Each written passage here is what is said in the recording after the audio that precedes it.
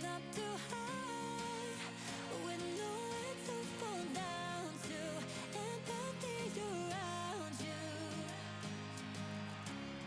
Standing looking back, you heard it all before now, losing what you didn't know you had. Fearing what you want is nearing, but you're really trying to get away from it.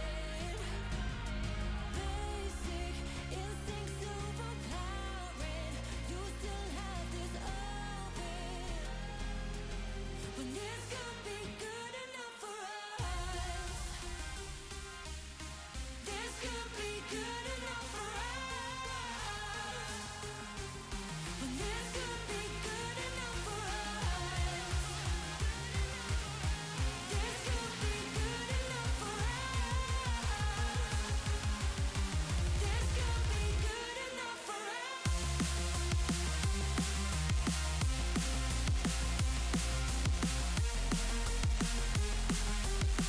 This could be good enough for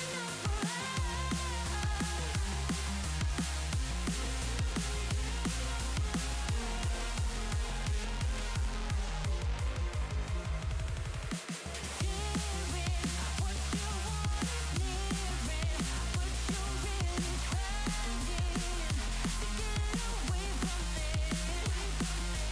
Basic instincts overpowering, you still have this open. When this could be good enough for us.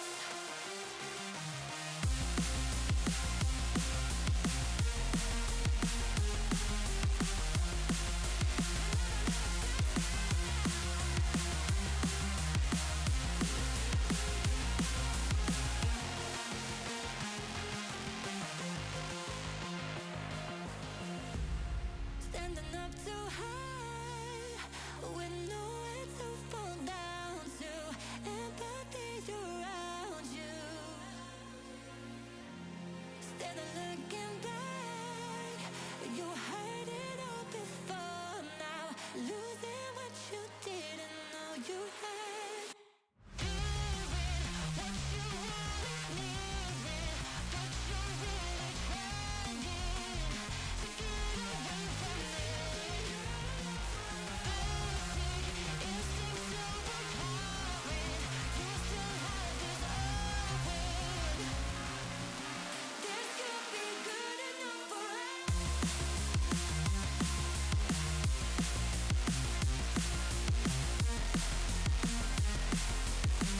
This could be good enough for us.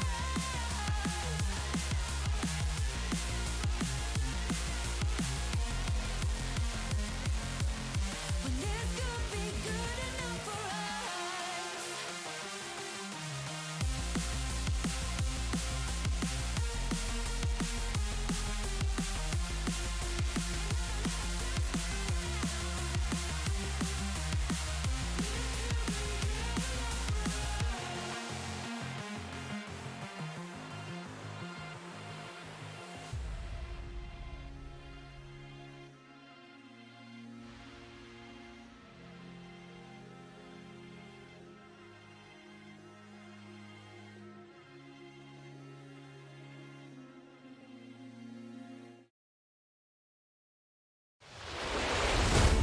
Wyatt Tinsley sends it to the outside. He can't get there. Kevin King is going to win the Barbizzel FTF Cup Series.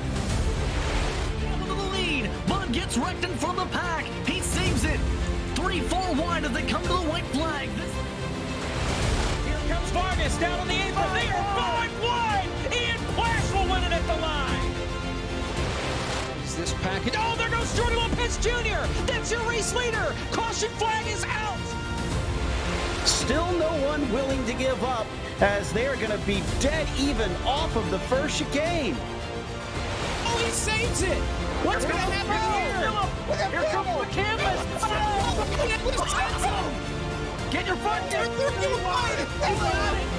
He's got it. He's got it. Right there. No. Canvas in.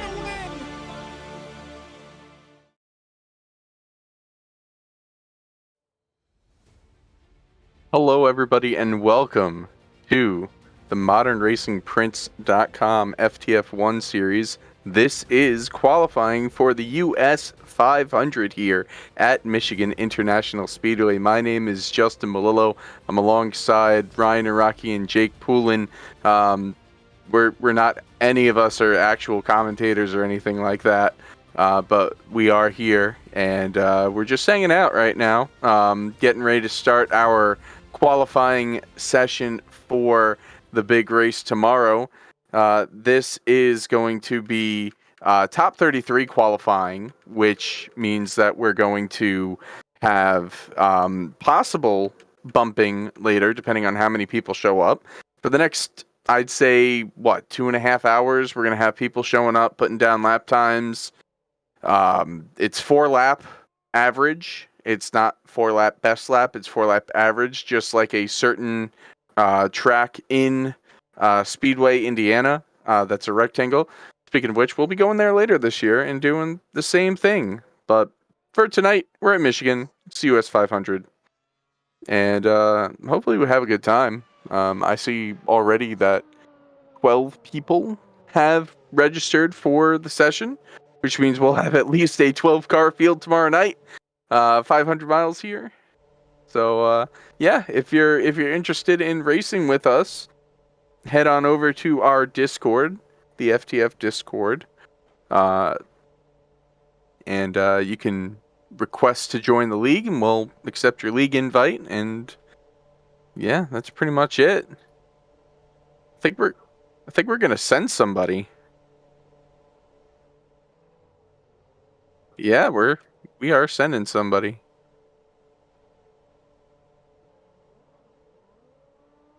Zach, oh, there we go. We're sending somebody. There we go. It is Matt Zwack. There he goes.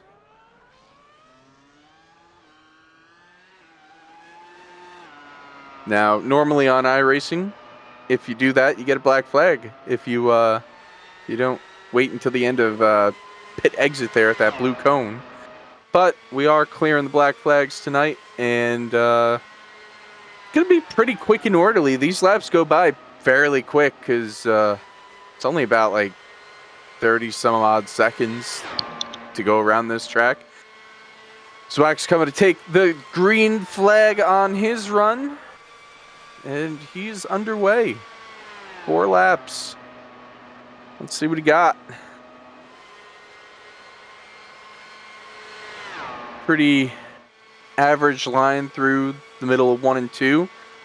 You don't want to be too high, but you also don't want to get below that seam because it could step out on you. Coming through 3 and 4. And his first lap on the board, which, mind you, this may not be the quickest lap. If, oh, well, that may prove me wrong. It was a 30.872. But those tires, when they get heat in them, they usually get a little bit more grip. So we may see that time get even faster as his run progresses.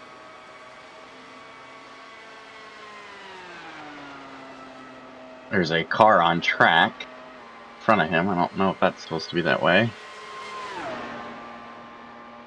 Shouldn't affect him though. Pretty far ahead of him, but Was Raul supposed to be going? Jake?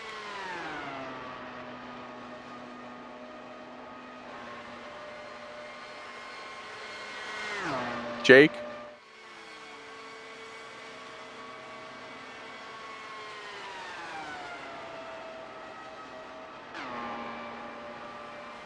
unfortunately he's still on track.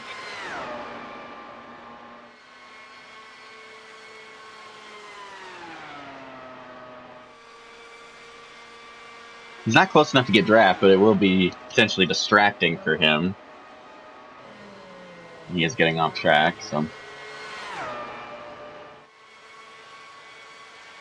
Well, that was an interesting situation there, but So I want to make note of Zwack's line here. He's running above the seam in 1 and 2 and below it in 3 and 4. Wonder if he's practiced that, and that was what he found to be the fastest. Oh, he took the grass hard. Oh, my. that could prove to be Well, I don't know what's going to prove to be, if anything, but he does put down 4 very solid laps. 30.838, his fastest time. And if Zach could be so kind as to share me the sheet so I could find out what his average was.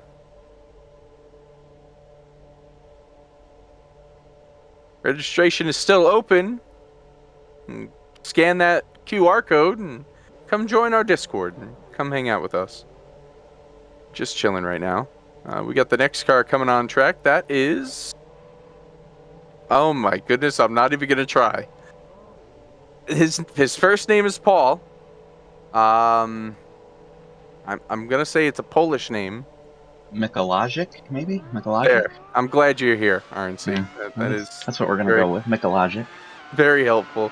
It looks like the overall, because we are doing this by time, not by or by speed rather than by time.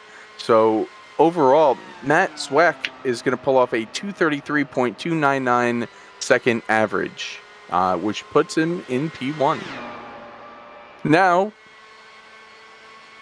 we got Paul on track. Where is the 76? 76 off track.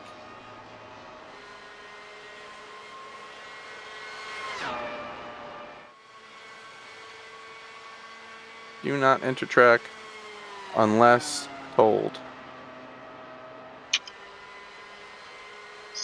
Field's a lot of non-FTF regulars, so not used to this type of process. It's unfortunate. Anyway, we got Paul with his first lap across the board. It is a 30.992, and it's faster than me. So I think I was running 31.0s.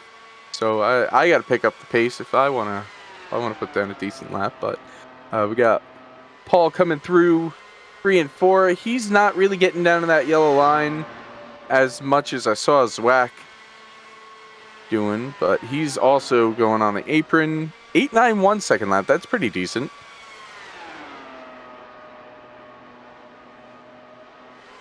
Oh, when you get into that Seaman too, it tends to jump out on you.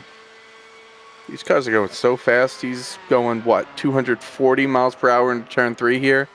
And then they're holding corner speeds still 225. It's incredibly fast. These Dallara IR01, yeah, he lost a lot of time there. A 9.76 was his third lap. And we saw that was Zwack's fastest lap. And he's loose again. Look, he's trying the opposite strategy as Zwack, going low in 1 and 2 and high in 3 and 4, and it's not working for him.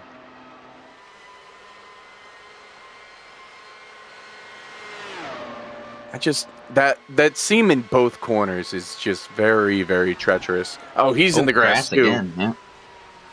30.926. That's going to average out to be a 232.662 mile per hour average lap time. That's going to put him, for now, safely in second. Who's next? 07. 07's next. All right. Is there a list of this order somewhere? I'm going top to bottom on numbers. Ah, okay. So I'll be next.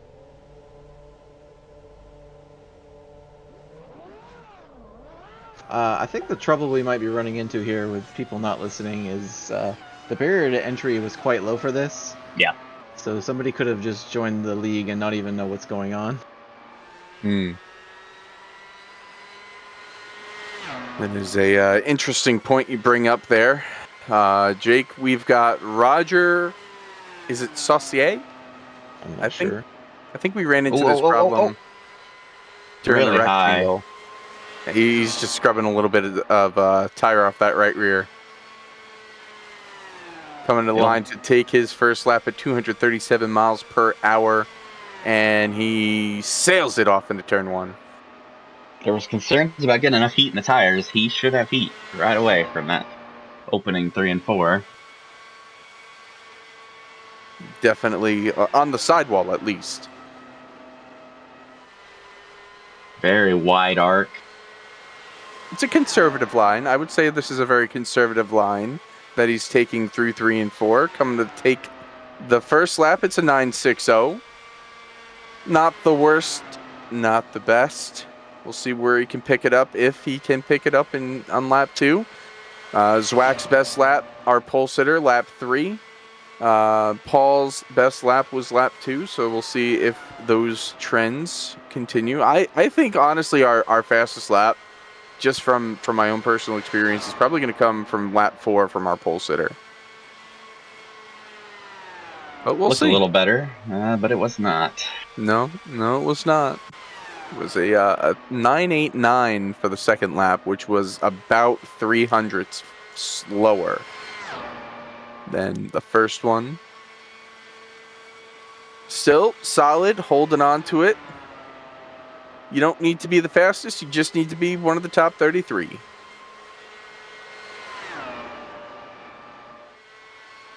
He's not tracking out as much as I probably would like, and again, it means a even slower third lap at a 9.95. I think he's losing a lot of speed by not letting it go up to the wall. There he does. There you go. I don't know that he had a choice there. He was loose, but he chased her up the track. One last time into turn 3 and 4. Little bit of a bobble in the center of the corner, but he's going to hold on. He's going to bring it down. We're going to see. Nope, he's not even going near that grass. Best lap for him. 30.926. Good luck.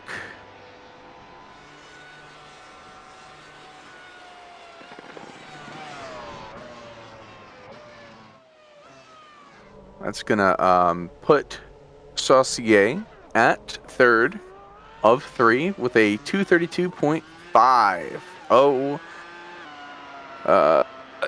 502 for the miles per hour there. Now we've got Ryan Araki on track, the voice, the other voice that you've been hearing, and my teammate.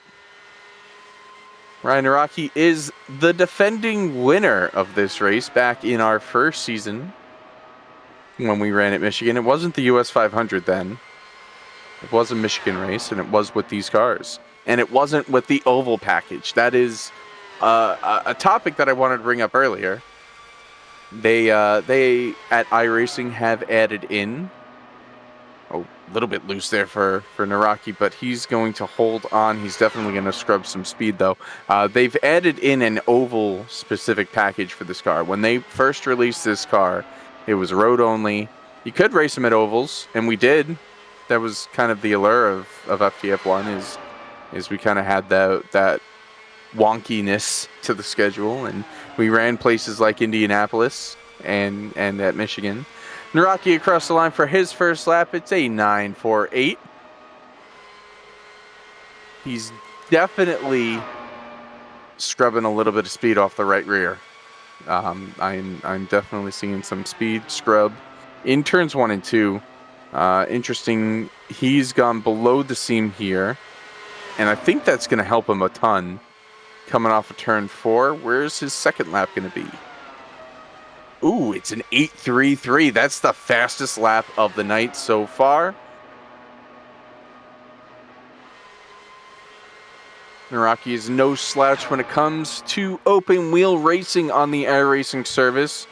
A particular open wheel event at a rectangle track that had been a little bit loose there in 3 and 4, that had been run for the last few years. Naraki's gotten a couple of opened and fixed wins in that.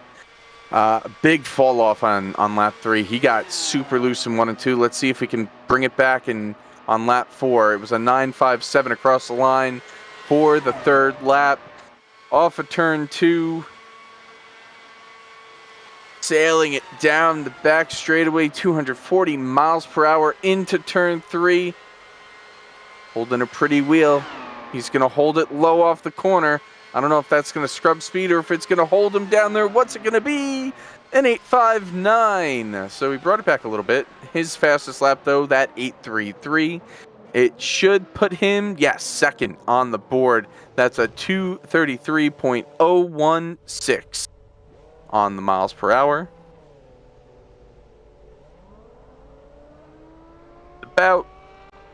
It's about 3/10, just under 3/10 behind Matthew Zwack, our current pole sitter. 4 times are on the board. We're getting our 5th driver up to queue. This is Josh Stoltz. All right. Good run, good run. So just lack of practice there. That first lap was particularly bad. That was probably most of the time that I gave up. What about that third lap? Yeah, the third lap wasn't great either, but the line that Zwack showed off was definitely the quicker lap. You just really, I wasn't trusting the car enough in turn 3. It will stick, even though I was tentative to believe that, because it scrubs a little bit, but you want to keep it down there. And then 1 and 2, aim for that first seam. If I went out again, I definitely would run faster, no question. Did have the fastest overall single lap so far, but I think that's going to get me in the show. So I think we're going to just stick with that, unless we have to go out again. Well, I guess I'll be seeing you on Overwatch later. Since if you're not going to put another time down, we got Josh Stoltz on the track. He's coming to the line to put his first lap time on the board. A little close to that grass, though, but a 8:83 is the time on the board in comparison to our pole sitter Zwack. So far, he ran an 8:72 on his first lap. So a little bit slower. I like running his line. That line. It looks good. Car looks comfortable too. The quote-unquote good line that we know of so far. 9:10 is second lap. It was a little bit of a fall off. I think that bottom line can work for you. If you just, Trouble! Oh gosh! Oh, Josh Stoltz had our is first fatality. out. You can't say that. Josh Stoltz is gonna have to try again later. That is a tough go. Let's see if we can get a replay up here.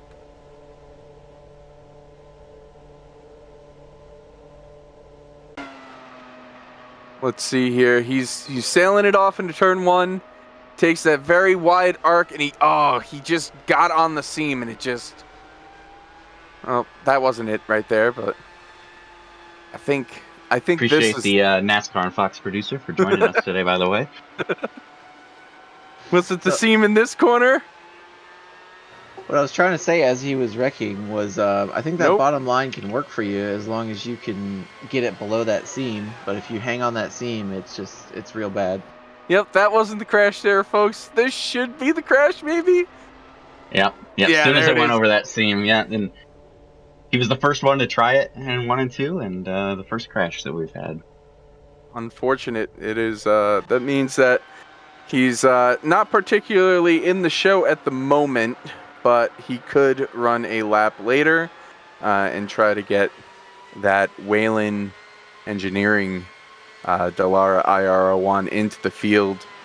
Now we got Nate Stewart on the track. Nate Stewart taking the green flag here, sailing it off into turn 1, steering clear of the seam. Nice exit off of turn 2. Kept that speed up very well. This could be a very quick first lap here, depending on how 3 and 4 go.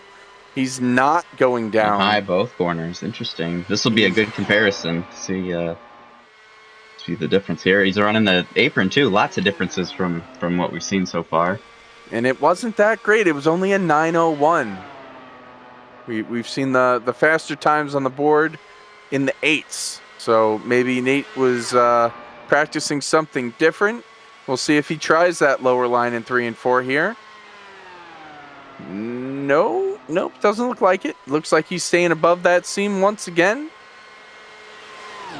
Tracking out a little bit, and then hanging it down as low as he can go It's an 8.91 for the second lap.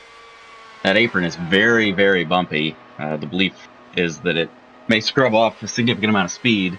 Oh! A lot of hand action there. He might have kissed the wall with that right rear off of turn 2. He didn't lift. He did not lift. He kept his foot in it, and it's not going to be the lap that he wants, but his lap is going to at least count, and his car is still going to be on one piece. It was the seam. He went over that seam. It's a 31-1. That is tough for Nate. This might be. He was mentioning that he needed to go out now. This might be his only attempt of the night, so he needs to finish this run, try to put it in the show. Well, if he gets at least one lap down, or one run down, he'll be able to come back during our knockout session later. So this is very imperative that he at least gets a time on the board, or rather a speed. He's coming to the line, finish up the run. It's going to be a 30.865, his fastest lap of the run. That's going to put him in third at a 232.716 mile per hour. Looking at this field, I think that gets him in. I think so for now too. Not really knowing. We do have a lot more people to go though that are currently in here. Spencer Ray is going to be the next driver on track.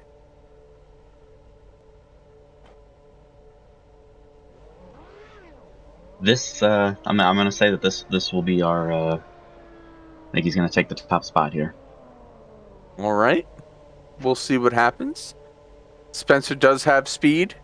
He races in our FTF Cup Series as well. And yeah, we've seen him have speed from time to time. We'll see what happens here with the open wheelers. He seems to be good at the more goofy stuff. This seems right down his alley. There definitely is a if there was like a goofy license, there are a couple people, myself included. I'll toot my own horn that goofy A license 7Ks for sure.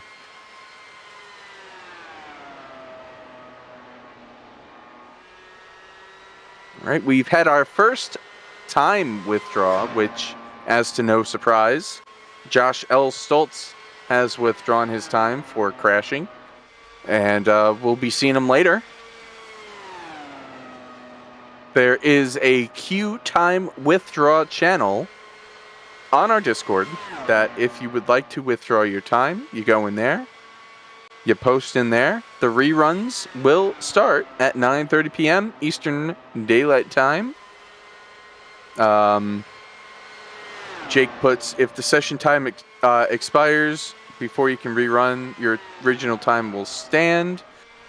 Basically, we want you to put in that you're withdrawing your time so that we can send you out in that order, so that we don't have complete craziness like we did at the Rectangle. Not saying that any type of craziness is bad. I personally enjoyed the Rectangle one, but this is its own breed of craziness, as we've got Spencer coming around to finish his second lap. First lap was a 9.33. Second lap is going to be a 9.16. Solid laps. Nothing too flashy. He's running the same line that his teammate ran, or attempted to run. We're running high in both and apron. So far, the speed just hasn't shown to be there with this line. I think you'll see the guys who are running for the pole.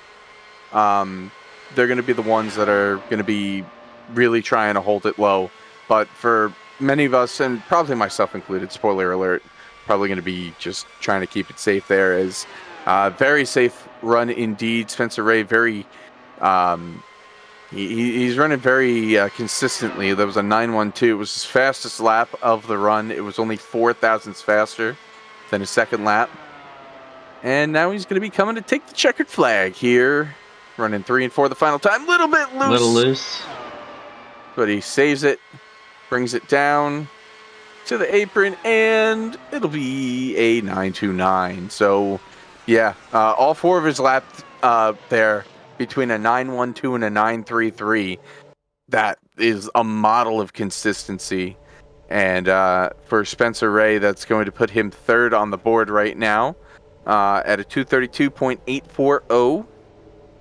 That is, let's see, it's about a tenth and a half, maybe a little bit more behind second place Ryan Araki. So not bad. It was consistent, and I think that's a pretty safe lap for now. We've got Corey Vervinkt on the track.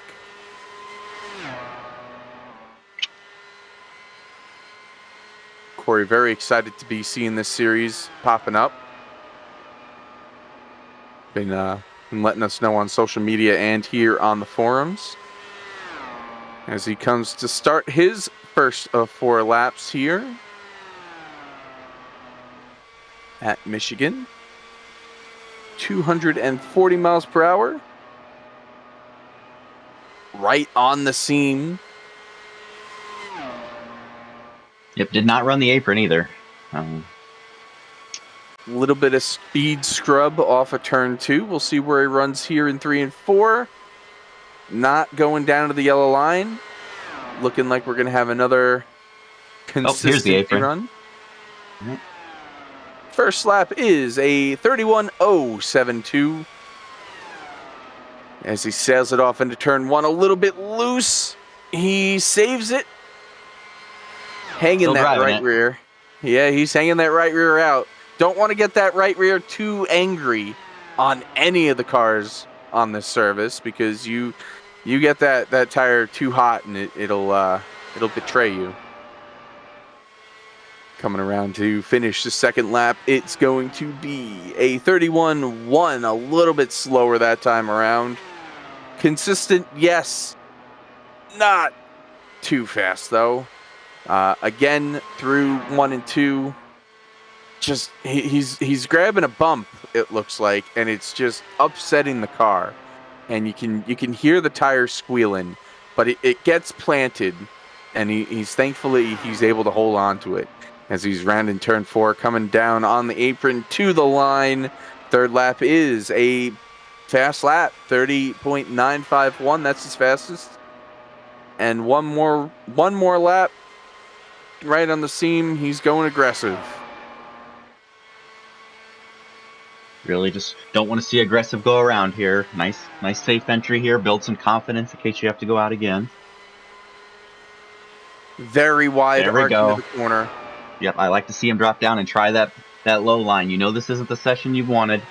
Learn some things for the next one. I really like that, if he should need it. It's a 30.997 for the final lap of the run. That's going to put him 7th on the board so far with a 232.023 combined average. So Zwack's still on top. Then it's Naraki, Spencer Ray in 3rd, Nate Stewart 4th, Paul Mikolajczyk in 5th. Roger Saucier 6th, and Corey Vervinkt in 7th. And we had the one withdraw so far of Josh Stoltz. This is a special session when there's 7 attempts, and my name is not even in the top 3 most difficult names. We've got Nicholas Pressey coming onto the track here. Interesting, he's taking the apron. Don't have to do that. You don't have to do that. Maybe it warms the tires up more, though. It could be. It could be.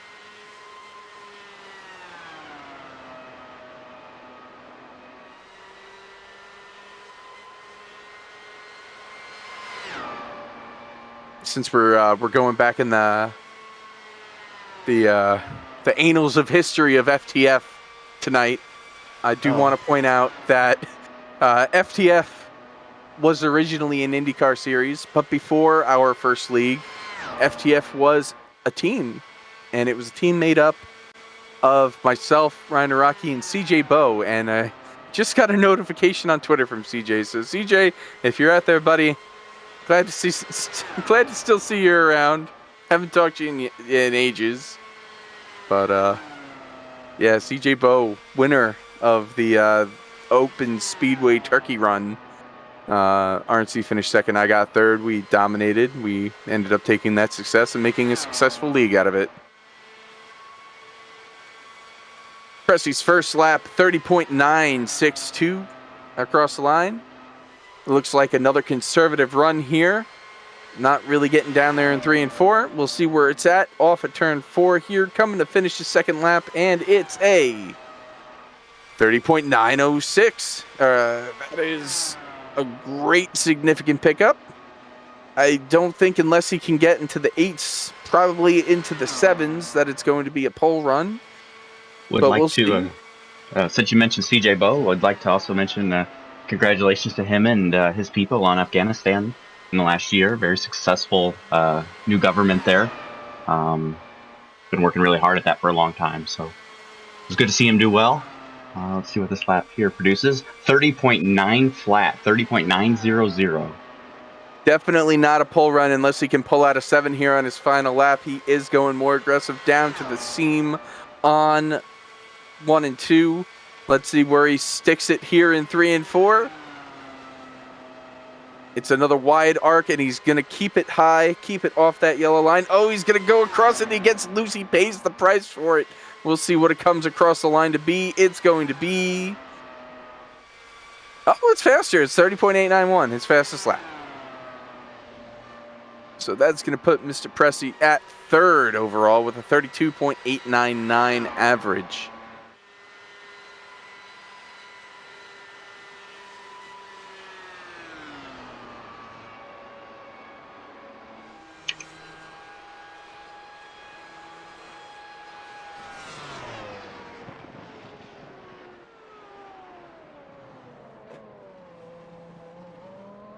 Getting another driver on track here. Oh, it's the 8 car from before. So let's take this opportunity. Let's interview somebody. Josh Stoltz, you got a copy? Hello. Hi there, bud. What happened? I biffed it. I was trying to run the line that I've been doing in practice. I've managed to run that exact line and pull off all 4 laps. First lap is very sketchy. Got it through that, and then I think I just hit the seam in the wrong spot. Pretty sure that's what happened. That seam is definitely going to be... I don't think you're going to be the only one that's going to go across it the wrong way tonight. But we will be seeing you later, right, in our knockout session? Yes. All right, good to know. Anybody you want to... Anything else you got to add to the conversation, bud? I'm slowly getting flashbacks to Rectangle 500. You were in that one? Where'd you finish? You finished 12th in that one, right? Yes, I was the third car lap down because no one outside the top 10 finished within the lead lap. Yeah, that was a very attrition heavy race, but glad to see you out here again, and appreciate you stopping by. Happy to be here. We'll see you later, bud. Thank you. That was Josh L. Stoltz, and we got our first lap on the board for Rafael Ruiz 5. It's a 31.151. He got a little bit of unintended practice earlier. A little bit high here in 3 and 4, a little bit loose as well, but we'll see where he can get across the line here for a second lap. It's going to be a faster lap, 31.064, so we're getting there. Building up the confidence, a little bit loose there across the seam through 1 and 2. Not really tracking out too much, so probably scrubbing a little bit of speed. We'll see if he can get into the 30-second bracket here. An interesting line for sure as he brings it across. That's his third lap on the board. That's a 30.965, so improvement. Let's see if he can top that on his fourth and final lap of the evening. through 1 and 2. 229 off of turn 2, building that speed up. He'll get to 240 before turn 3.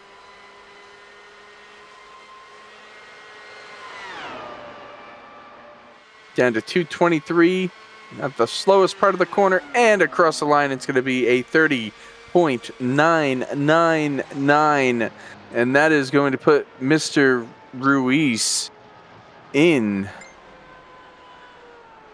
9th overall. That's going to be a 231.924 mile per hour average. That's going to put him last of all the times that have gone so far. But as of right now, just looking at the amount of people that we got in here, right now it's a lap, and a lap gets you into the show. But once we get over 33, that's when the bumping begins. Brian Sabelski on the track, getting on the track now.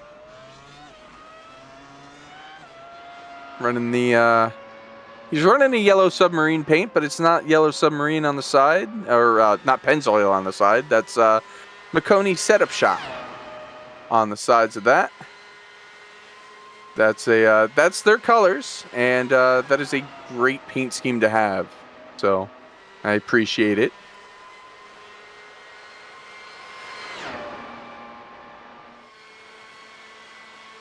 Did we? All right, yeah. Let's talk to Nicholas Pressey here. Nick, you got a pretty solid run on the board right now, running in 3rd. Tell us about your run. It's just like the Rectangle 500. Botched the first lap again. And I guess I just decided I had to make up for it the remaining 3 laps. All 3 laps that were subsequent were faster than the one that came before it. And it led to a nice recovery and a funny number on the timing sheet. We do appreciate funny numbers here as Brian Sabelski comes across the line for his first lap, 31.022. Nick, how much practice would you say that you put in for this upcoming event?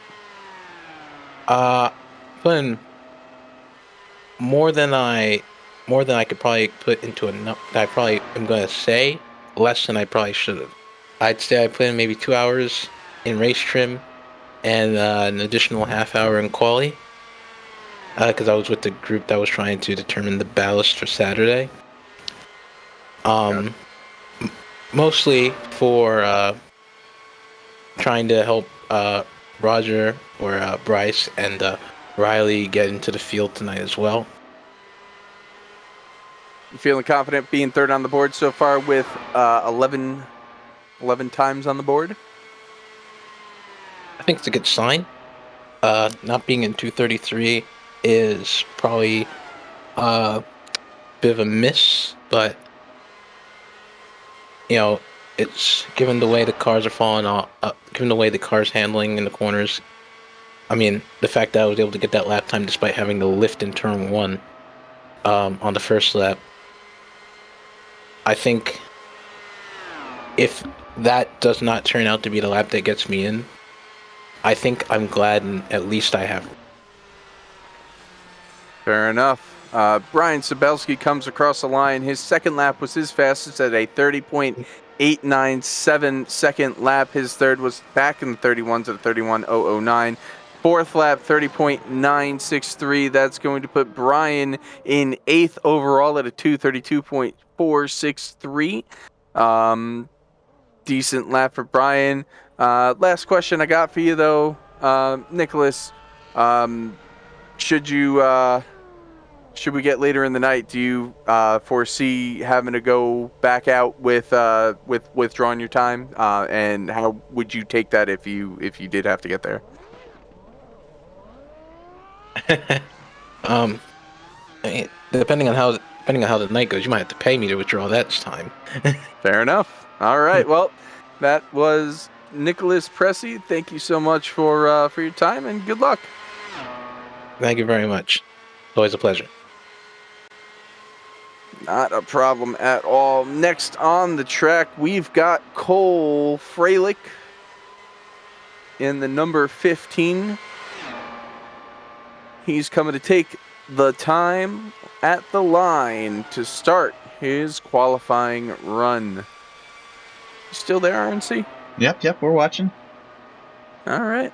Big fan of the no apron there. No apron on the first lap here. We've had a couple interesting runs in the interim, as we have Kevin McAdams joining in the booth. Hi, Kevin. Hello. Kevin, how's Talladega? I'm driving to Talladega. Wonderful. I'm not there yet. Excellent. Kevin, we're live on FTF.gg. A 30.887 lap 1. Better first lap than we've seen in a while. Yeah, that's pretty good. I would say it's going to be a possible top 3 run here if he can hold on to it. Car's looking a little bit loose there, but I think he's holding on. Tracking at a little bit off at turn 4. Coming down the apron, and it's a 9.30, so a little bit of fall off there.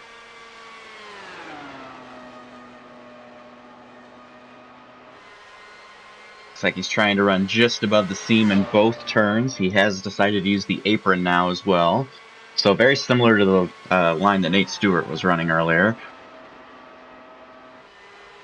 A little bit lower that time. Definitely playing with fire, running across that seam. Because of the, somewhat progressiveness of the banking. And a little faster, even with that jump out that had happened, the 915 there. Oh, he's going to try to extreme low on turn 1 and 2 there, and it's stuck. This will be interesting to see what this lap produces. That was definitely very, very ballsy there. Let's see what he's got here on the final lap. He's going down there again. It's sticking. This will be a very interesting lap. And I think we might have our fastest. This might be our fastest lap of the day, sorry to say. 896? Nope, I was not wrong. Our fastest lap, but his personal lap 1 was a little faster. But it was a solid run. I would definitely say that they got that consistency down over there on the meme team, or whatever they're calling themselves for FTF1. But that'll put him P3 right now, so provisional front row after 11 cars, or 12 if you want to count Stoltz. It was a 232.957 mile per hour average. Yeah, that's going to knock the guy that we just talked to, Nicholas Pressey, out of the top 3. And let's see who we got on the track now. Nobody.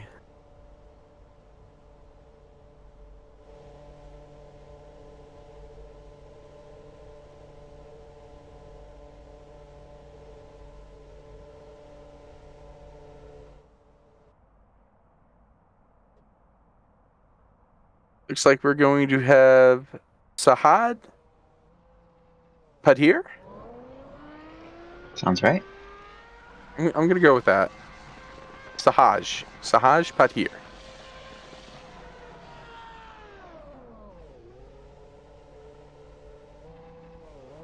Represents the West Club.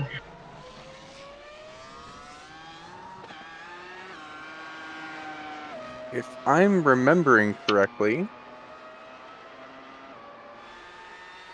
yes, Sahaj was part of our impromptu stack Dallara Dash on Monday night, and was the winner of that race, with Jake Poulin finishing second and Kenny Nall finishing in third. We had 15 people come out to the Dallara Dash race. It was 2:37 at the start-finish line to start the lap. Looking smooth, I would say. Looking very smooth so far. Coming down the back straightaway. Let's see what line they're going to take into 3. It's a high line. It's a very high line. Bringing it down a little bit, though. A little bit of track out. And no apron. Across the line, it's going to be a 30.945. Decent first lap. Ooh, he's going to try the low line there. It's stuck. And tracking out. I like the track out. I like when drivers bring it up as close as it's worth bringing out on this game, because you don't want to get too close to the wall. You get that wall arrow. Not going down though on 3 and 4, and let's see what kind of lap it's going to be for that one. It's a 9.38. 9.38 seconds, so that's a little bit faster. Living dangerously riding that seam.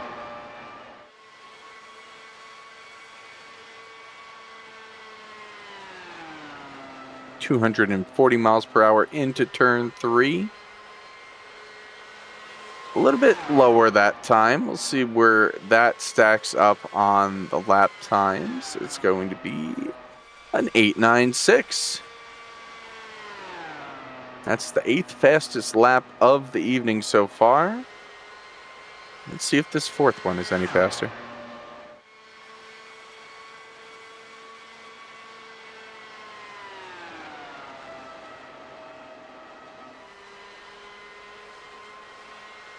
Little jump out there. Never lifted though. In the grass. Big into the grass. I think that cost a little bit of time there. It was a 9.09 across the line for the 4th and final lap. That's going to put Sahaj in 5th overall with a 232.844 mile per hour average. I think he'll take that. 5th out of 12 is not bad.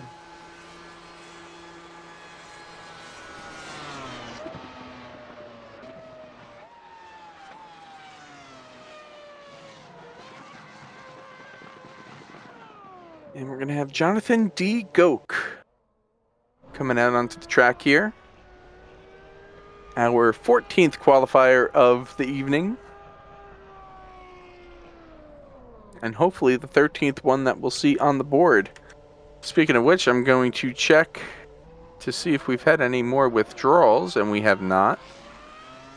So just Josh Stoltz right now will be returning at 9:30 for second lap or second attempt.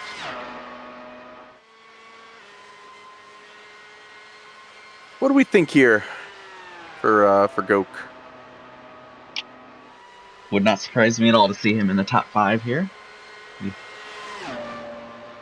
Well-known driver in FTF, runs FTF Series. If you're on FTF Cup Series, we automatically think you are fast. So, yeah, it's really tough to make those races. We know firsthand because we take all the provisionals. A little bit wide off of that corner, though, for the first one. I don't know if he's got all the heat in the tires that he wants. Definitely slid. We'll see where he puts it. Oh, it's loose, but he's going to hold on as he drifts up the track off of turn 4. I don't know about this one. Yeah, it was a 31.0 flat. Yeah, 31.018 for the first one. Let's see. He's not going to go as aggressive that time, and I think that's for the better. It was a solid, smooth line through 1 and 2 that time. Heading into turn 3, a little flash at 241, so he got a really good run there. Not taking it down to the apron, though. This lap looked much, much better. Most definitely. It might be an 8. Nope, 907. 907 there. Yeah, just needed to get that heat in the tires, and wouldn't mind seeing him trying that line that he tried on lap 1 now that he's got heat in the tires. Lap 1 is definitely the sketchiest lap. Conservative 1 and 2.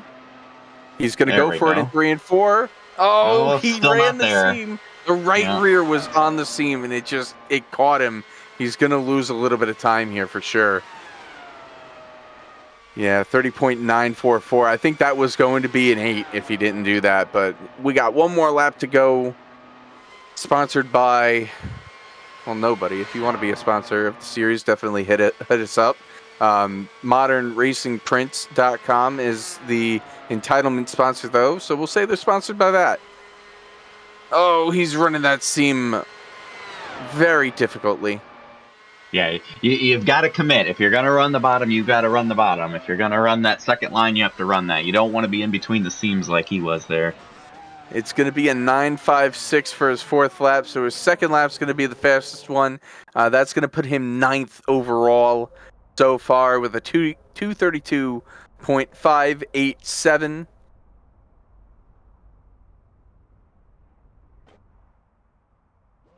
Who's he calling? It's Callie. Callie Bajan. Bajan? I'm going to say Bajan. Exciting to see a lot of new, fresh names here that have not run FTF before. Most definitely. It is really cool to see the support that we're getting that we have not seen in the FTF racing leagues to this point. A lot of new names up on the board. Definitely appreciate everybody's support. We got a lot of familiar names too. Just looking down the list of people still left to go. We got our series sponsor, Matthew Brewer. We got Jack Painter, Tyler J. Williams. We got Seth Eggert. We've got a face that, if you watch the rectangle, Bill Colley the second. We've got David T. Cabrera, not David Cabrera Ford, David T. Cabrera now. We've got Tommy Bordeaux, who runs in the Light Series. And we got Brandon Hawken in the server as well. And myself, I'll get out there at some point. But yeah, we got, just in the server alone, we got a lot of familiar names still left to go. But Callie is going to be our one of our newer participants here at the league. First lap for Callie is going to be a 31.180. Representing the UK club. We love our Brits. I particularly love the Brits. Speaking of which, definitely check out traction.gg for all your latest news on esports and gaming in the racing sphere. Really free off of 4 there. Yeah, I think they caught the seam there a little bit, but it was faster. It was a 31.027. See if Callie can pick it up here. Solid run through 1 and 2.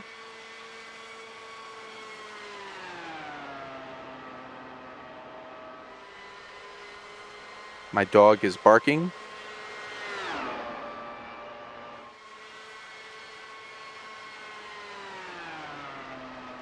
Through to lap 3, and we're in the 30-second bracket. It's a 30.914. That's a huge pickup. That's a solid lap. Solid lap. Through 1 and 2 for the final time. Off the corner, decent speed. 240 is about the speed that we're going to see. 241 flash, the 241 going into the corner. Running it consistent, though, above the seam. That's a safe way to go.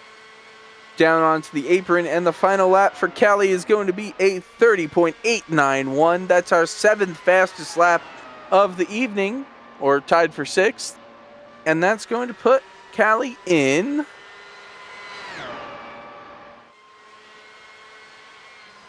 really in 12th with that? That was a really bad first lap then. You could see Callie's confidence gain every lap.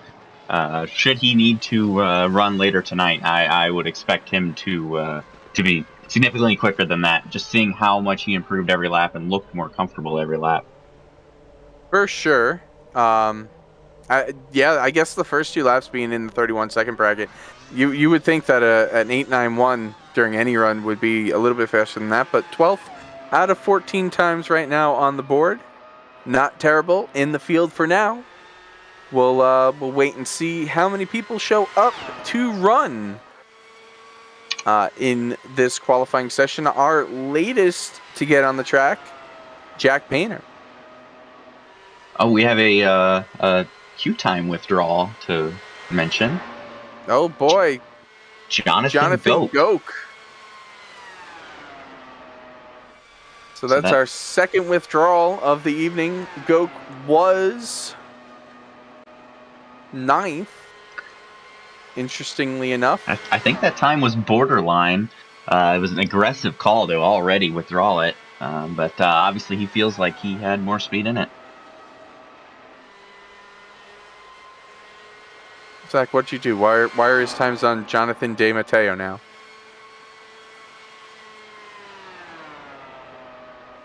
Jack Painter lap 1, a 30.958. Oh, I see what you did. I see what you did. Keeping it there, just in case.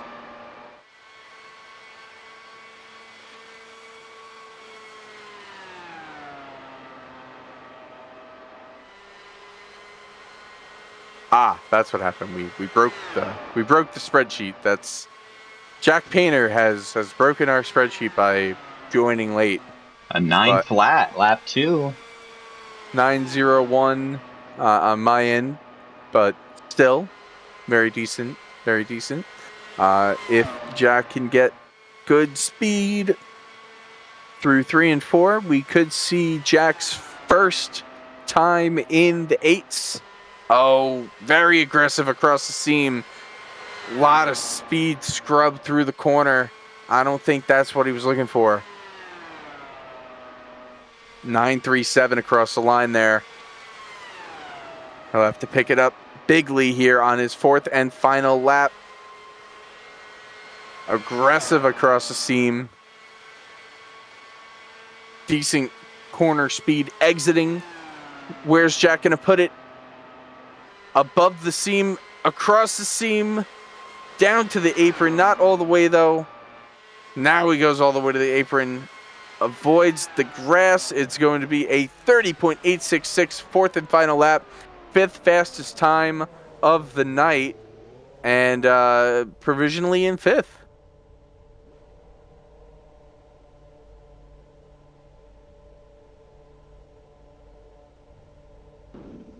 Yeah, Justin, I have a question. Yeah? How many cars are in the session right now? We've got at least 1, 2, 3, 4, 5, 6, 7, 8 that have not, 9 that have not taken a time. And we've got 16 people who have. So that'd be 25. 25 as of now, with, you know, the possibility of more people showing up closer to that. I mean, we still got an hour and a half for people to show up and put a lap time down. As Zach is attempting to fix the spreadsheet. Please give us a moment on that. Looks like it's getting back, though. Zwack's still on the pole position. And Ryan Araki on the outside pole for right... Or are we doing 3-wide start? If it's 3-wide start, it's Naraki in the middle, and then Cole Freilich right now on the outside in P3. We've got Tommy Bordeaux on the track. Tommy, one of our newer FTF drivers, signed up a couple weeks ago, has been running our light series every week. Pretty decent fellow. And let's see what Tommy's got on his first lap. Coming to the line, it's going to be a 31.149. Tommy representing the Carolina Club.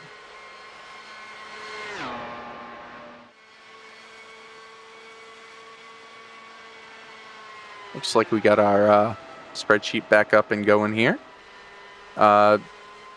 Mendoza. We have Joshua Mendoza in here. What's up, buddy? Hello, sorry. Give me 1 second. Let me change to the correct microphone, and hopefully I'll sound a little bit better. Mans wants to be brought in here. We bring him in. He's not ready. Anyway, Tommy Bordeaux on the board with his second lap, 30.979. Sorry about that. Now I'm on the right microphone. Yeah, we're seeing him go around this track here. Excited to be being one of the members to bring you the FTF1 Series for all of the oval races this season. Excited to see them on track for the first time. We see a 30.92 that last time by. Yep. Josh is one of our two for the oval side, together with Jacob Hitz. They'll be bringing you the call whenever we're at an oval. That's what I thought. That's oh, okay. Anyway, looking at our schedule, we also have Jake Sperry and Joey Atterbury, who will be bringing the call for most of the road course races. As Tommy brings it across the line, 30.948, his fourth and final lap. That's going to put Mr. Bordeaux in 13th overall so far.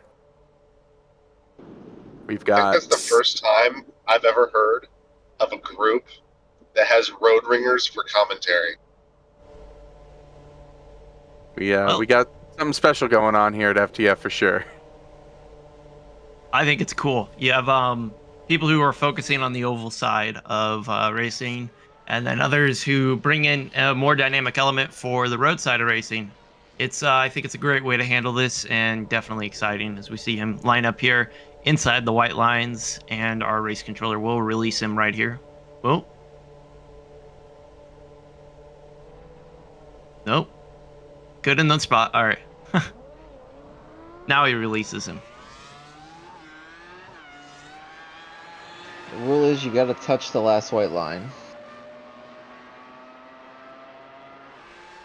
We should just give him a 5-second penalty. It'd be just like Formula 1.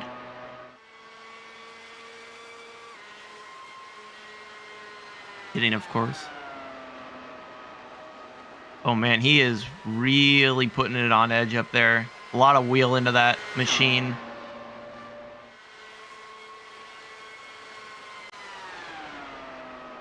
Tyler representing Australia. Aussie, Aussie, Aussie, oi, oi, oi. We'll say that if tire heat is something that you want to get on that first lap, running as high as you can definitely makes it easier. We'll see if it benefits him on the long run, but he was really close to the wall from what I saw. Kevin, you're driving. Focus on driving. I'm a man of many talents. Great first lap there. Yeah, excellent. Yeah. He was on edge throughout the entire lap. Got into the corner, was about 19,500 RPMs on the engine. It was a good indication of what it's like to go into turn number 1 right there. His first lap was a 30.894. Second lap, he's on the seam through 3 and 4. Tracks it out pretty well, though. I don't know if this is going to be any faster than that as it comes across the line. It's a little bit slower, 9.54. That first lap was the second fastest first lap of the night. Only Zwack's first lap was faster. Oh man, he almost lost it through there. Josh, what we've been noticing all night tonight is that seam in both corners between, well, not the apron, but the very first seam. That line can hurt if you don't run over it correctly at the wrong spots. There are bumps there, and you could definitely lose a lot of time, like we saw Tyler J. Williams just lose. It was a 31.127 on his third lap. That is not what you want to see. No, I don't know if you guys have done it on board yet, but these camera views do not give you a perspective of what it's like to be inside that cockpit. He is struggling for grip. There is every corner, it just looks like he's sliding. He is doing counter steer left, right, and center. It is absolutely terrifying to be on board. It's a 937. Yeah. Decent pickup. Yeah, that is terrifying. It's going to put Tyler in 13th overall. Out of 17 people to put down a time, 18 drivers so far. As we know, Josh Stoltz has had crashed during his run. We are still keeping, I believe, Jonathan Goch's time on for now, just in case we don't have to get there for the withdrawal.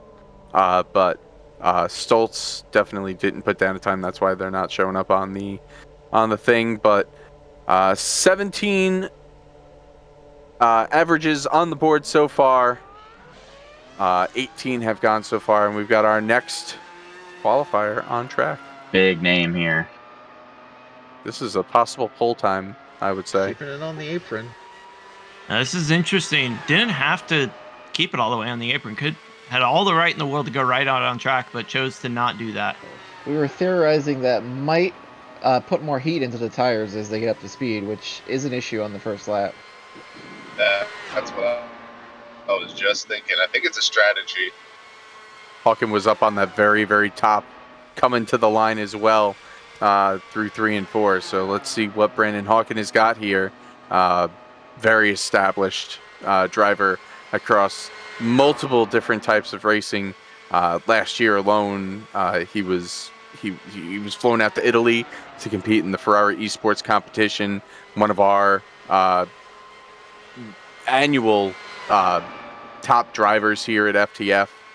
Competes. I think he was in the Logitech thing, the Logitech Esports competition. 8.62 Huge on first his lap. first lap. That's incredible. I think we got a possible pole run coming here.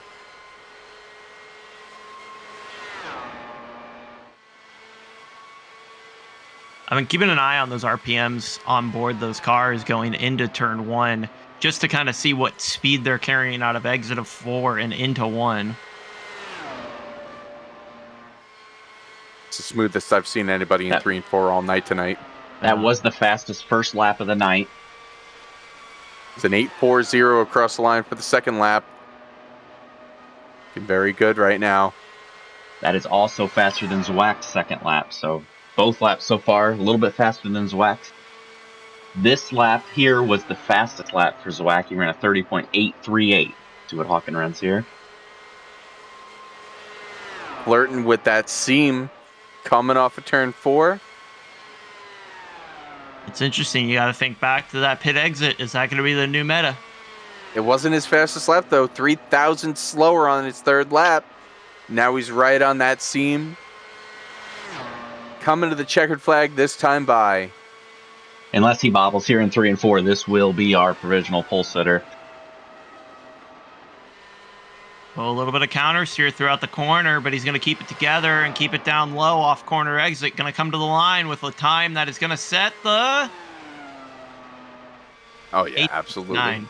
Yeah, that's pole. 233.361 miles per hour average.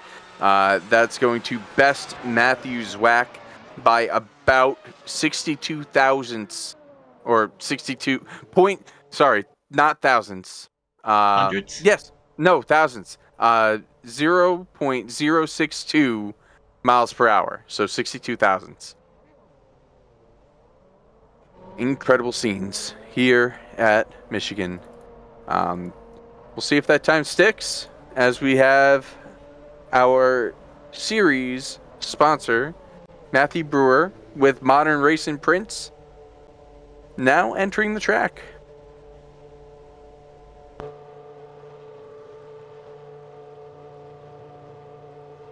See right here, he's going to go off the line in 4th gear, try to avoid any wheel spin.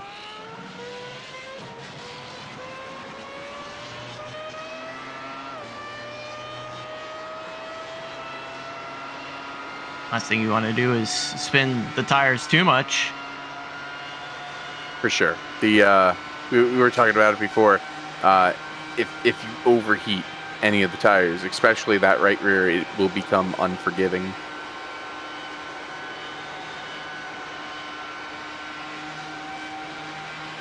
Everybody who's in here, though, and got to witness the excellence that was Brandon Hawken, now knows what the line is, though, and we'll see if anybody puts it to good measure here. Matthew was part of our impromptu race stack Dallara Dash on Monday night, final race at Michigan in the open servers. He qualified second that night. This is a completely different setup, though. Solid first lap, though, a 9.52. Yeah, you can just kind of get an idea of how his car is handling here with this onboard shot. Awesome work here by Zach getting this for us in the middle of the broadcast. See, going through 3 and 4, I've noticed a lot of drivers on their 3rd and 4th lap really struggle for grip. We'll see how he can handle that coming through on the 3rd time. The 9.32 on his 2nd lap. Sailing it off into turn 1. Not really trying to flirt with that seam, which is respectable. You definitely want to be able to get a time on the board, and if you crash it, it's a no good. Yeah, it's definitely not good at all. Car seems to be rotating just fine. I mean, he's looking like he's out on a Sunday drive right now as he crosses the line the third time with a 9.22. Man, he really likes that 9 insert number here and then 2 at the end. This is a very consistent run, and it's a very consistent line. Little bit of a bobble through 1 and 2 there, though. He catches it, gets off the corner. Solid speed down the straightaway. It's going to be 240 into turn 3.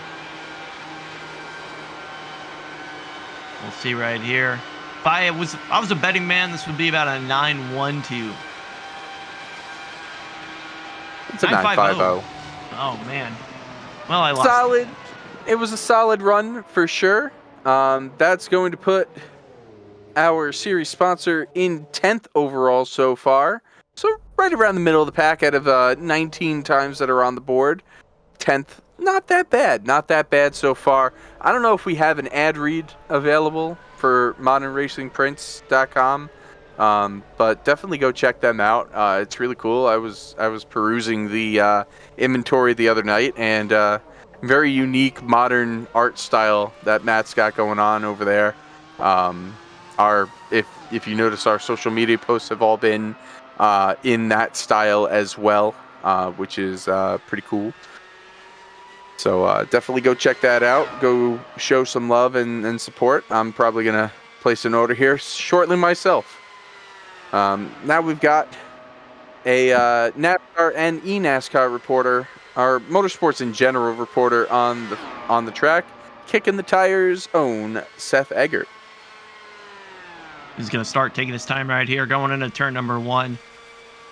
Just looks like a Sunday drive so far.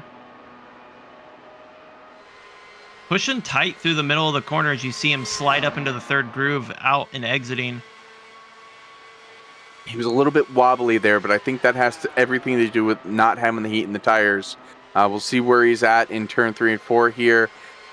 Running middle of the pack. I would say this is a solid lap, though.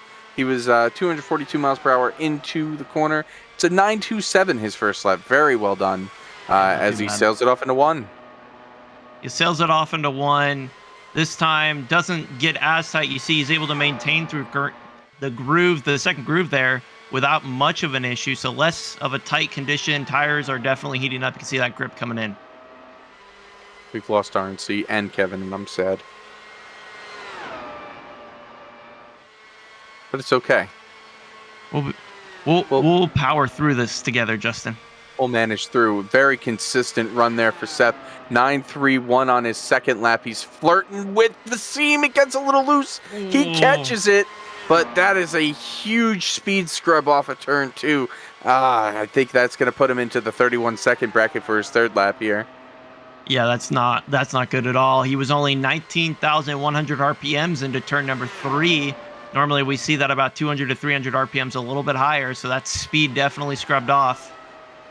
Yeah, 31.033.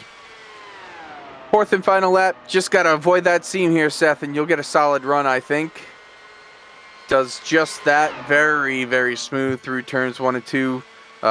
You learn from your mistakes sometimes, It's, Seth is very hardworking, very busy man, and probably didn't put as much practice in as he would have liked to, but he's always been very good in these open wheelers, and Seth's going to come across the line with his fastest lap of the evening. Again, consistency key, 30.926. That's going to put Mr. Eggert in 12th overall out of 20 times on the board, his average being a 232.602 mile per hour run.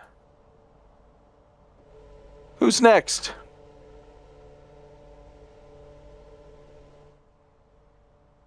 Looks like we're going to get the 08 machine. That'll be DL Lemon. Hope I'm pronouncing that appropriately. I was looking through the vertical ticker, and I'm already terrified for the season about mispronouncing names. Oh, we've definitely... Yeah, he's probably going to be asked to reset there. Yep. So... there it is. The call from Jake Poulin. Lemon, D.L.Lemon is the name. They are brand new to FTF competition. They were asking earlier, how does this work? Jake. Their sound's not working currently, so a little difficulty communicating. Right. We do implore everybody to take a look at our rules for the competition before getting into the server, and we want y'all to be here, but we also want you all to know what you got to do before you get out there. That looks proper, and DL is going to go. There they go. There we go. Got it working the second time, no issues. He's going to bring it up to speed nice and slow here. He's actually really under throttling this right now and sticking to the bottom of the apron. Doesn't want to speed up those tires too fast. Going to put a little bit of wear, as little as possible, and sticks all the way on the apron, exiting the track. That's an interesting strategy, and I would have said that that was probably something I would have done if we were doing the that rectangle track, because you don't want to overheat those tires, and that first lap is always crucial to what your fourth lap is going to do. But it's a little bit different here. DL wasn't as fast across the line as one would think, only at 234 miles per hour. We've normally seen people at the line at 237, 238. So I don't think this is going to be the run that DL was hoping for, but we'll see what happens here as they go into turn 3 right on the seam. That is dangerous. He was chasing it down into the first groove through turns 1 and 2 as well. Also looks very dangerous. I'm a bit concerned that he doesn't quite know where the limit might be from the other drivers and might risk a little too far, but we'll see what he's able to pull off here. I'll say that second time through 1 and 2 was a lot more consistent, a lot more smooth. First lap being at 31.171. Definitely avoiding the seams this time, though. Looks like the better way to go. We should see a decent lap here across the line. Yeah, 31.019. Still not in the 30-second bracket. So it's definitely not a pole run, but we'll see what DL has. Curious to see if they'll opt to abandon the time and try to run again, especially with the new knowledge that they have of how the seams will interact with their vehicle. Well, as we see him go around, is he going to keep it together? He does. Saved it. Keep your foot in it. Oh, we're going to abandon the time. That's it for DL Lemon. No time put down for that number 08. That means that they'll have to withdraw and put down something starting at 9:30 when we go in the second round.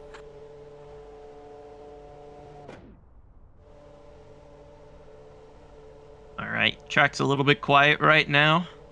See who gets chosen next.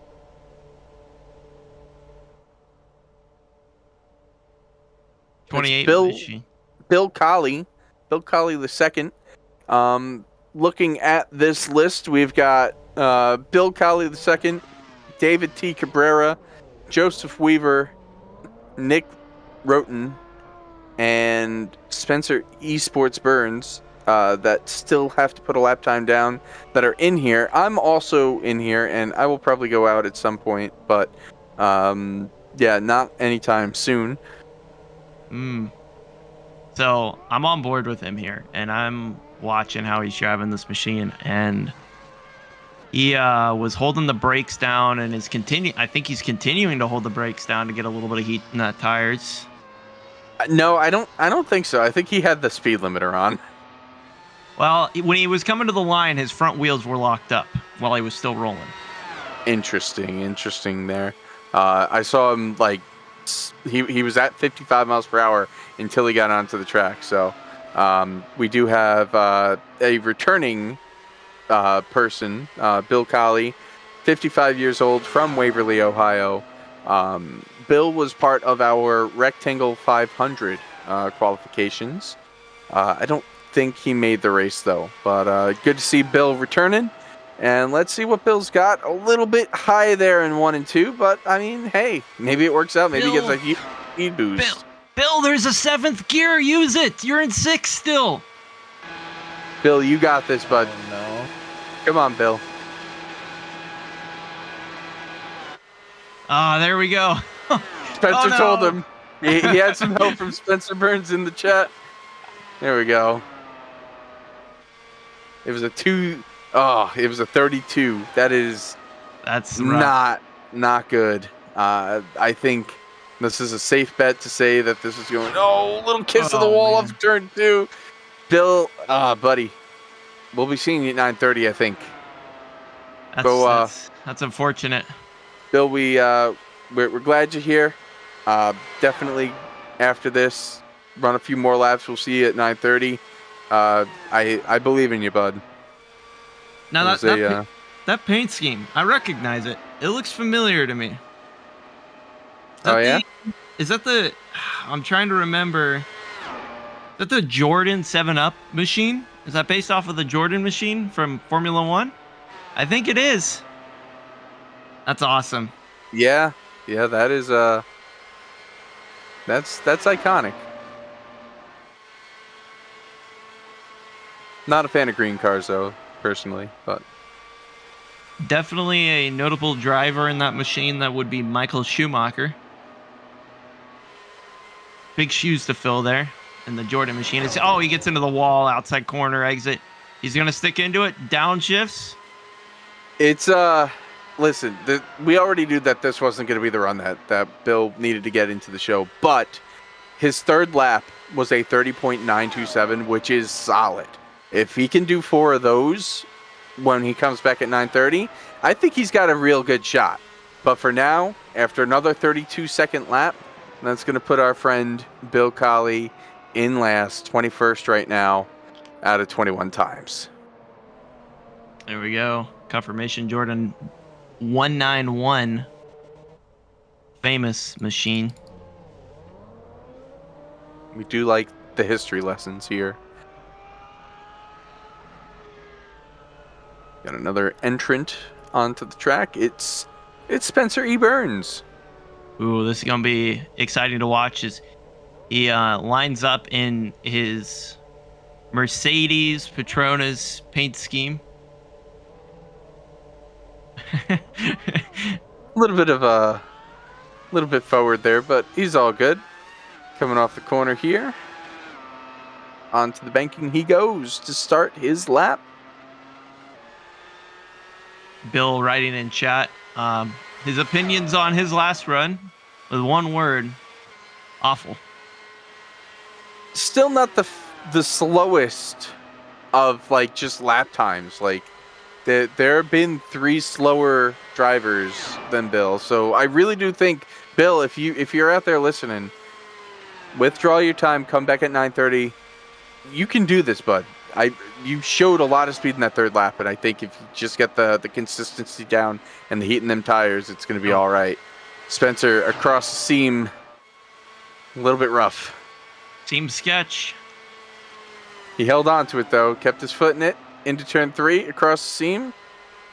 There you go. He's going to slide across the seam again, exiting the corner. That's playing with fire, but he's all right. Across the line for his first time. 8.75. Wow. Fantastic first lap. We'll see what he's got here on his second. Not chasing it down as far. Puts his left front on the seam. Gets a little bit of looseness. Yeah, he hooked that left front right across the seam. It made him turn a little bit too much. Had to catch it. A little bit of heat on that right rear. Playing with the fire here again. But it looks like it's paying off for him. What's it going to be this second time? Crossing that seems like tickling the dragon's tail. 39.0. Little bit of a drop off. 25 thousandths from his fast lap. This time he doesn't hook that seam. Tracks it out. Very good pace through the center of the corner. That's going to bode to be very well going into the corner. Didn't get to 241, but... Oh, man. This is all sorts of weird 3 and 4. He did not like that corner right there. I wish we had an onboard shot because I was watching him on the far chase. He was sawing that wheel left and right going across that seam. It was a 942 on his 3rd lap.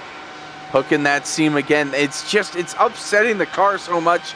That seam, we're going to be talking about it so much all night tonight. Yeah, absolutely we are. As we see, he's going to go down there again.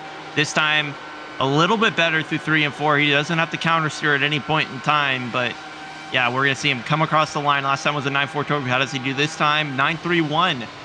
His first lap out was as fast as... Not many are having their first lap be their fastest, but Spencer did this time. It's going to put him provisionally in 5th overall, which is not bad. I would say that's a pretty solid lap with the amount of entries that we've had so far. We've got 22 times up on the board, and we've had 2 other drivers attempt, so 24 altogether so far.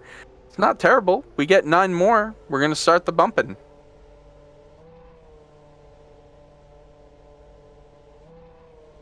The wheeling machine of David Cabrera here is going to get launched off the line. Is it wheeling or whaling? Wheeling. Hopefully he's wheeling it here. Yeah. Gonna need a solid run here. I believe that is... I believe that's Stoltz's teammate. They're running the same car. So I'm gonna be led to believe that that's a teammate paint scheme there. You know, I could just go check the channel and see the constructor signups and... Yeah, absolutely. You could do that, but you could also just wing it. Well, if their liveries match, then they're a team. That's how it works. There we go. Right from race control himself, Jake Poulin, master of all rules. Oh man, that was close off corner exit. Oh my goodness. You know, I was saying that the seam is like tickling the dragon's tail, and it's a famous term that's pretty applicable here, I think. You can play with it, you can mess with it, but it could really end your day really quickly. And I'm curious to see how that's going to matter through the races. His first lap was a 39.56. I can confirm it is the Whalen Engineering Cadillac team that is based out of Denver, North Carolina. And driver 1 is Josh Stoltz and driver 2 is David Cabrera. So yes, they have the same paint scheme, and sure enough, they are teammates. And comes across the second time to 9.23. Pretty consistent time so far if he can hang on to it and avoid that seam and avoid calamity like his teammate. Oh, no, maybe. Oh, wow. Okay. He chased it. He hit the seam. It must have been a little bit of a commentator's curse there, because he hit the seam like exactly when I said not to do it. And he missed the wall. He didn't kiss it. He didn't even get too close to it. Yeah, I feel like we're going to have a couple of those clips of just me making random noises as people hit the seam. Because it seems 975. Seems every time they hit the seam, it's just going to want to wreck the car. But, man, so much downforce. It's keeps it together easily. Or maybe not easily. I shouldn't commentate on that. Coming across for the final time, David Cabrera is going to put down a 30.933. That makes his second lap the fastest of the run, which was a 9.23, and it's going to slot him in 13th overall so far at 23 times on the board. Hey, 10 more people get on the board, and we're going to have a full field. 11 more people get on the board. We're going to start doing some bumping. Ooh. Bumping. Bumping session starts at 11 p.m. Eastern Time, if needed.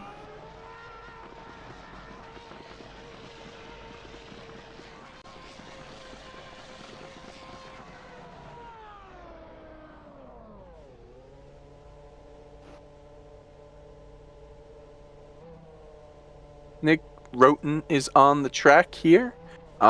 Nick actually joined us through the rectangle, and from there he's turned that into a full-time FTF Cup Series, Bar Visuals FTF Cup Series ride for this season, and now he returns with the Open Wheelers to see what he can do in the first race of the ModernRacingPrints.com FTF1 Series.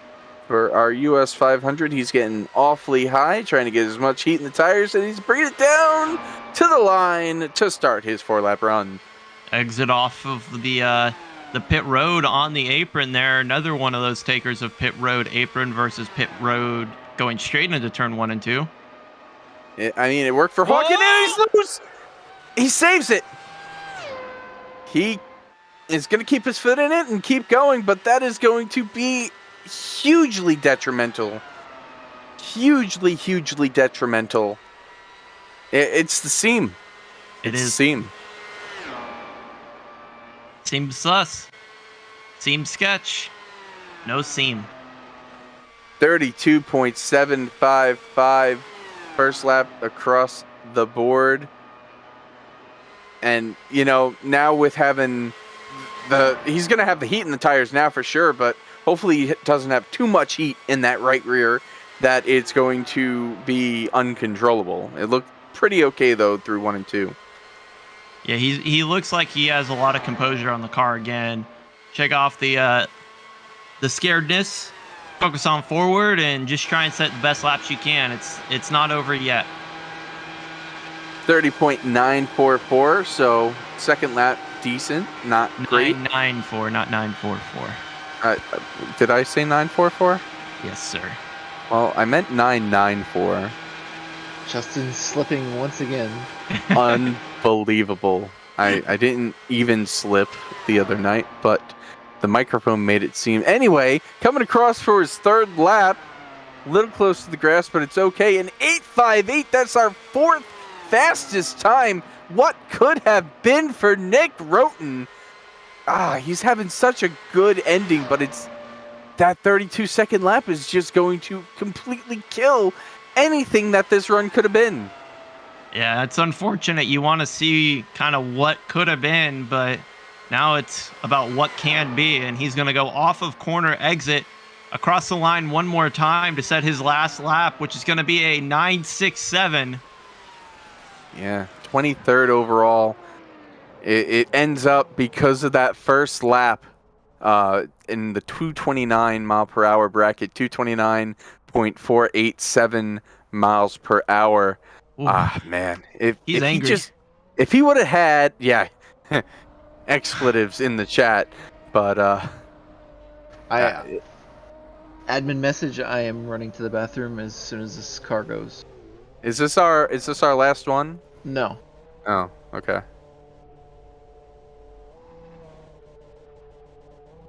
If this guy wrecks it, I'll go while Jake's gone.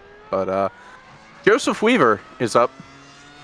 Joseph Weaver is running the number 32 tonight.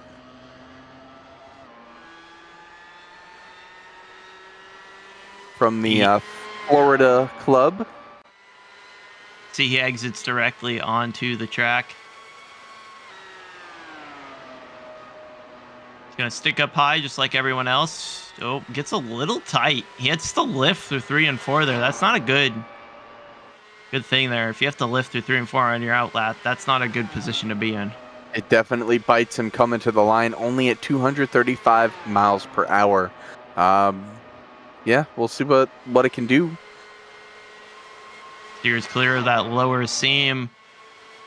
Just about getting that heat in the tire on the first lap, I think. I know, a lot of us are not the most skilled people, and we saw Spencer Burns go out there and run his fast lap on his first lap, but a lot of us are going to be trying to run that fast lap on our fourth lap, I think. I think the pole run's probably going to come from that, as Weaver's first lap on the board, 31.049. He just nicked that lower seam with his left front. That might help a little bit of turn. Wasn't too much like we saw with Spencer Burns. And we do have breaking news in the withdraw channel. Our third withdraw of the night. Nick Roten has withdrawn his time, and rightfully so, for his unfortunate first lap save. Oh, we're gonna have another save. No! Oh, that's it for Joseph Weaver. That is the end of his run after a 9.89 second lap. That is tough. Oh man. And I guess that means I'm going out. If we get a replay of the of that, I'm curious to see just how aggressive he got on the seam. I think an onboard would be great. We see him go into turn number 1 right here. We see him go into turn number 1 right here. All right, I'm gonna go.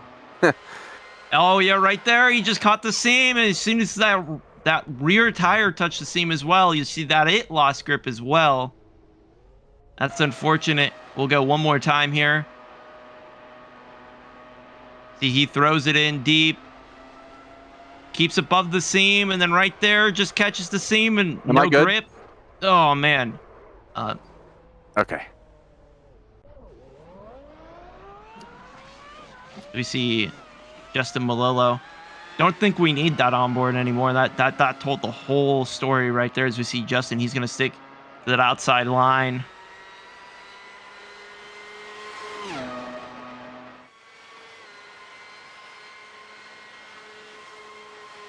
He's going to shake the car back and forth a little bit to get a little bit of heat into the tires. Interesting strategy right there. A little bit of showsmanship. All right, let's see what I got. Crosses the line for the first time. Goes into turn number 1 and 2.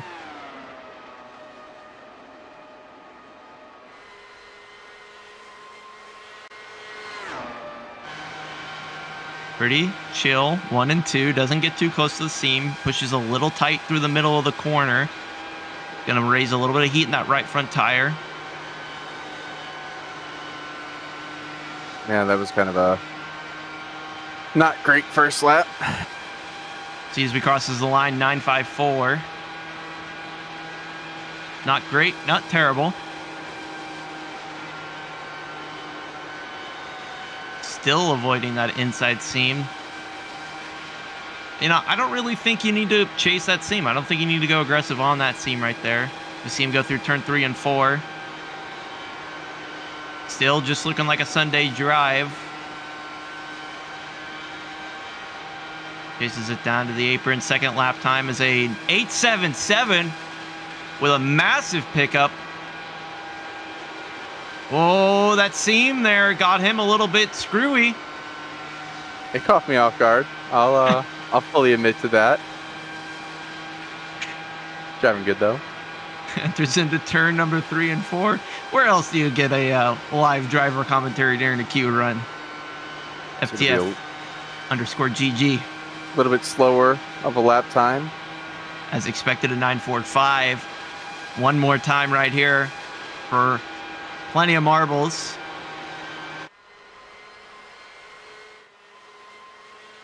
A lot less sketch, no issue.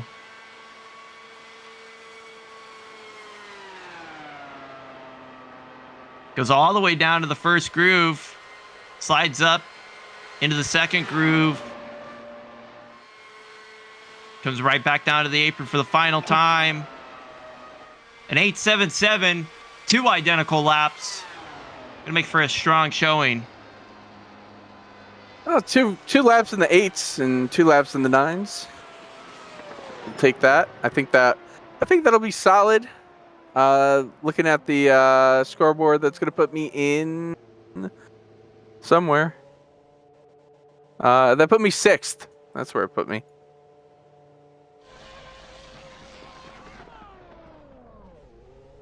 I'll take that. Be requested to reset his car. So, Justin, how was that run? It was not great, but it was okay. Thank you, Justin. Back to you, Josh. Justin, how was that run? I mean, it was what it was, right? Like, I lost it a little bit. I'm mad about that third lap because I definitely know I could have done better if I hadn't gone across that other seam. I wasn't expecting it on that other seam to shoot out on me, and I definitely chased it for the rest of the lap, but thankfully we kept it going straight, and I think that's solid enough. I think that's solid enough where I'm not going to have to worry about putting another lap on the board. You've earned your You're right to criticize other people's laps now, Justin. Now that you've gone out there and done a lap. Definitely. We'll be crap talking the rest of these guys now. There you go. What kind of line was that, Robert Lowry? Just kidding. Oh man. Robert P. Lowry on the track. He's bringing it up to speed. 242 before sailing it off into turn 1. Solid lap so far. I think that was really good. Yeah, I think that was a really strong turns 1 and 2. Didn't look like he was chasing. Didn't look like he was any sort of fumbling. Through 3 and 4, similar story. Keeps it nice and tidy through the second groove. Going to come down the front stretch for his first lap time of a 8.98. 8.98. Anytime you start in the 8s is going to be a good time. Fantastic first lap so far. We'll see if he can pick up. I'm sure he can. Going into the second lap down the back straightaway. Robert Lowry is actually one of the... Oh, no! Oh, I jinxed him. Saved it. He saved it, but man, that's gonna... He's just going to abort. As I was saying, Robert Lowry has been one of the dedicated members for the IR01 ever since it came out. He's been supporting the series, even those years where it was pretty grim. Unfortunate to see there. Definitely, it was another case of the seams. He's gonna have to return around 9:30 and he's already withdrawn. Which, wow, that was quick. You know, I'm not gonna lie. 17th fastest individual lap time of the session thus far. Only 1 lap too. That's incredible. Yeah. The only one of the faster first laps out there that I could see is really Spencer and probably Hawken. I think Zwack was in the 9s on his first lap. No, Zwack was an 8.72 on his first lap. Either way, it had potential. It had potential, and unfortunate to see. But we'll be probably seeing him later, as we've got our next entrant entering the track, our 30th person to attempt tonight. Ryan Pandicio has entered the building. He is going to get up to speed, go straight out onto the track, not an apron taker, a track taker. As much as I think the apron probably is the way to get the most heat in your tires, I don't trust myself to go down there and try and get heat in the tires. That's why I went right on the track. I'm curious to see just if that's going to get you too much heat in the tires. If by lap 4, is that almost a detriment, or is it going to be a beneficial thing as we see him get through turns 1 and 2 right on the edge? He doesn't have to counter steer, but he was a little bit on the edge there. He's riding that seam. It's getting squirrely. Hands are moving left and right. He saves it through turns 3 and 4, but a huge amount of time scrub. It's going to be a 31.058 for his first lap across the line. Let's see if he can improve. Oh, gets a little bit of loose through turns 1 and 2. Keeps it together. He's going to slide up into the third groove. Scrubbed speed off more than just cause any major issue. That's not good. Yeah, he is definitely fighting that thing. I don't know if he knows about the seams or not, but he keeps running right to them every time in the corner, and it just upsets the car every single time. Again, chasing it up the track in 3 and 4. It's a slower lap time, 31.067. 31, no surprise there. I think he's honestly driving too much. I think he needs to let the car drive itself, stick to that center groove, and you'll have a fast lap time. Justin, you did a great job with that, keeping it in the center groove or in that second groove without overdriving the car. You don't want to put too much wheel into it is what I learned. The more your hands are moving, the slower you're going to be. That was a decent 3 and 4, though. He's going to pick up here. Yeah, huge pickup there. That's our 4th fastest lap so far of the night from Ryan Pandicio, a 30.854 as he enters his final lap here. Solid through 1 and 2. Yeah, right through that second groove. It's almost like he's listening stop chasing it down the track here. He's going to go down to the bottom in 3 and 4, try and keep it on the bottom through there. He does a good job of it, slides up into that second groove, keeps it nice and tidy off of corner exit for the last time by. He's Brandon Hawkins' teammate, and he learned a huge amount. Fastest lap of the night, 30.808. Oh, what could have been if he didn't have those 2 bobbles on the first 2 laps.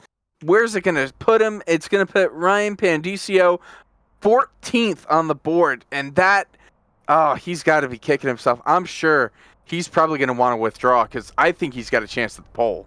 I absolutely do. Honestly, I think if he tried to stop chasing it so hard in turns 1 and 2 and just kind of kept it in that second groove, that fastest lap, I mean, we saw it. He didn't do anything special through 1 and 2. He just kept it through that second groove, and then that 3 and 4, he was able to keep it on that bottom groove nice and tidy. That's so close, but so much to learn right there. We'll see what he does. Definitely. It's definitely one of those moments what could have been.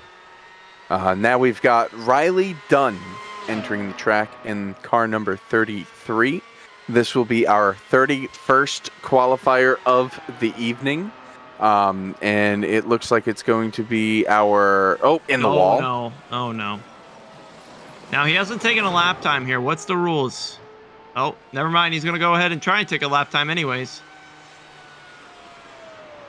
Oh, no. He's already taken the green flag at this point.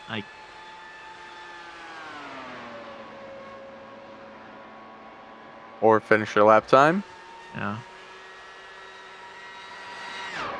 Unfortunately, I don't know if he has a meatball flag right now. That car is definitely not going to be driving appropriately as he is stuck at the 220 bracket time. Yeah, that right front suspension, the wheel's supposed to be at, I would say, 90 degrees to the track. He's got a lot of camber in that thing right now, looking like it's all on the inside of the tire. That's the contact patch. 34.280 across the line. This is definitely not going to be what Riley was hoping for, but I think just getting on the board at this point is going to be beneficial, as we do have 26 times on the board. This is going to be 27th on the board. He'll at least be ahead of the people that had to not finish, that withdrew their times already. Well, 32.243. I don't know. This makes me nervous. I don't like this position at all. Well, I mean, definitely withdraw. Definitely come back at 9:30 and try to set another lap time down, but. Just getting on the board, because I mean, who do we got left right now that's in this session? We've got Blake Reynolds. He's gonna be fast. That's it. That's all I see is just Blake Reynolds right now. So after we get Blake Reynolds on the track, I mean that puts us at what, 32 out of a possible 33. So we'll have a little bit of town time if we don't get that 33rd. Or if we just get over 33, I mean, just finishing a lap at this point gets you in the field. Yeah, his fastest lap was that last lap of 32.199. I'm sure as we got Blake Reynolds, he's going to be coming up. 27th out of 27 at a 220.068, which is incredible that he was able to keep that thing going 220 miles per hour still with a broken right front. Blake Reynolds and his Alfa Romeo gets lined up.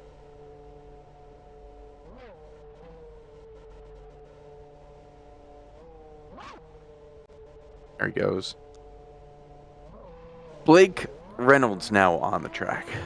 Our 32nd participant of the evening. Blake is a former eNASCAR Coca-Cola iRacing Series driver. He made the championship 4 in that series in 2019. He has been a longtime FTF competitor, having competed in a couple of our championship fours as well. Multi-time winner here in the Bar Visuals FTF Cup Series, a perennial favorite no matter what he drives. I'm sure we're looking at somebody who can definitely put down a pole time. Yeah, he did something interesting there. He chose to arc it a lot later, entering the corner than a lot of other drivers have, given an opportunity to just put less wheel into it. It's a little tight through 3 and 4 here, shifts up into the 4th groove. One thing I noticed with his speed through turns 1 and 2 is that he held an incredible amount of speed. It's a 9.73 though, his first time around. We'll see what he can do here if he can pick it up. I'm sure he can. Solid through 1 and 2. Yeah, I think everything is going to sign to pretty much every single lap potentially getting quicker for Blake. He is such a consistent driver. He's going to be able to stick it through turn 1, gets the seam, doesn't slide up as much. He's going to keep it a little bit tighter this time off of corner exit for his second lap time of a 30.891. Big pickup right there. That puts him tied for 12th on the fastest laps of the evening. Right now, probably not tracking to be inside the top 10 unless he can pick it up a little bit more here.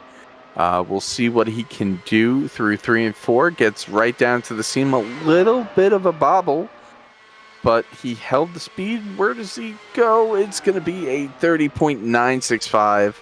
Definitely not the pace that we would expect from Reynolds. One more lap to go. Yeah, we'll see what he's able to do here. Currently, his best time is tied with 4 other drivers. At 8.91 seems to be a very common lap time for best lap times as we see him go through 3 and 4 one final time. Keeps it through that second groove, no problem. He'll come down right here for a last time of an 8.85. That was his fastest lap of the run. Blake Reynolds is going to slot in at 11th so far out of 28 times on the board. And we do have more breaking news. We've had 2 more withdrawals in the last minute. Tommy Bordeaux has withdrawn. Tommy was sitting in 22nd. And we've also had Riley Dunn withdraw, which was expected, our current 28th place runner. That is going to do it, I think, for a little bit. We've had I'm gonna go. Okay. I'll make it 33. We're gonna get 33. Jake Poulin, our fearless leader, Jake Poulin is going to put his lap time on the board here, and that'll give us a full field at the minimum for tomorrow night's US 500. One more person comes in, though. We're going to start the bumping. Oh. He chose to reset. He was instructed by himself to reset the car. Good admin, being a good admin. There you go. You're good. Yep. Ooh. Kicks out the rear end. Oh, he's got that weave going on. That's going to slide the tires a little bit. What that's going to do is just build up a heat a little bit more.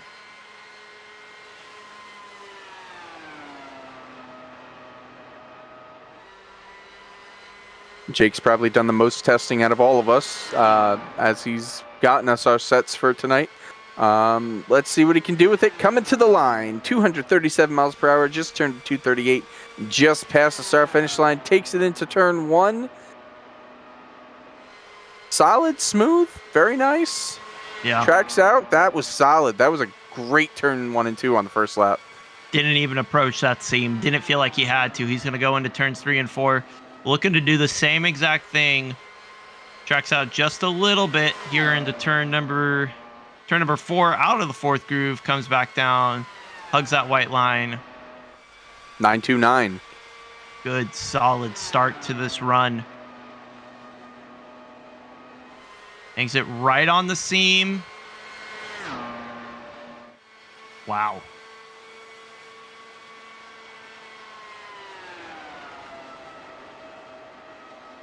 240 into turns 3 and 4. Smooth. That's just, it's textbook through the corners. He is not losing time. He is very consistent. 908 his second lap through. It's not a pole run by any means, but it is a solid run for sure. And yeah, again, just solid through 1 and 2 again.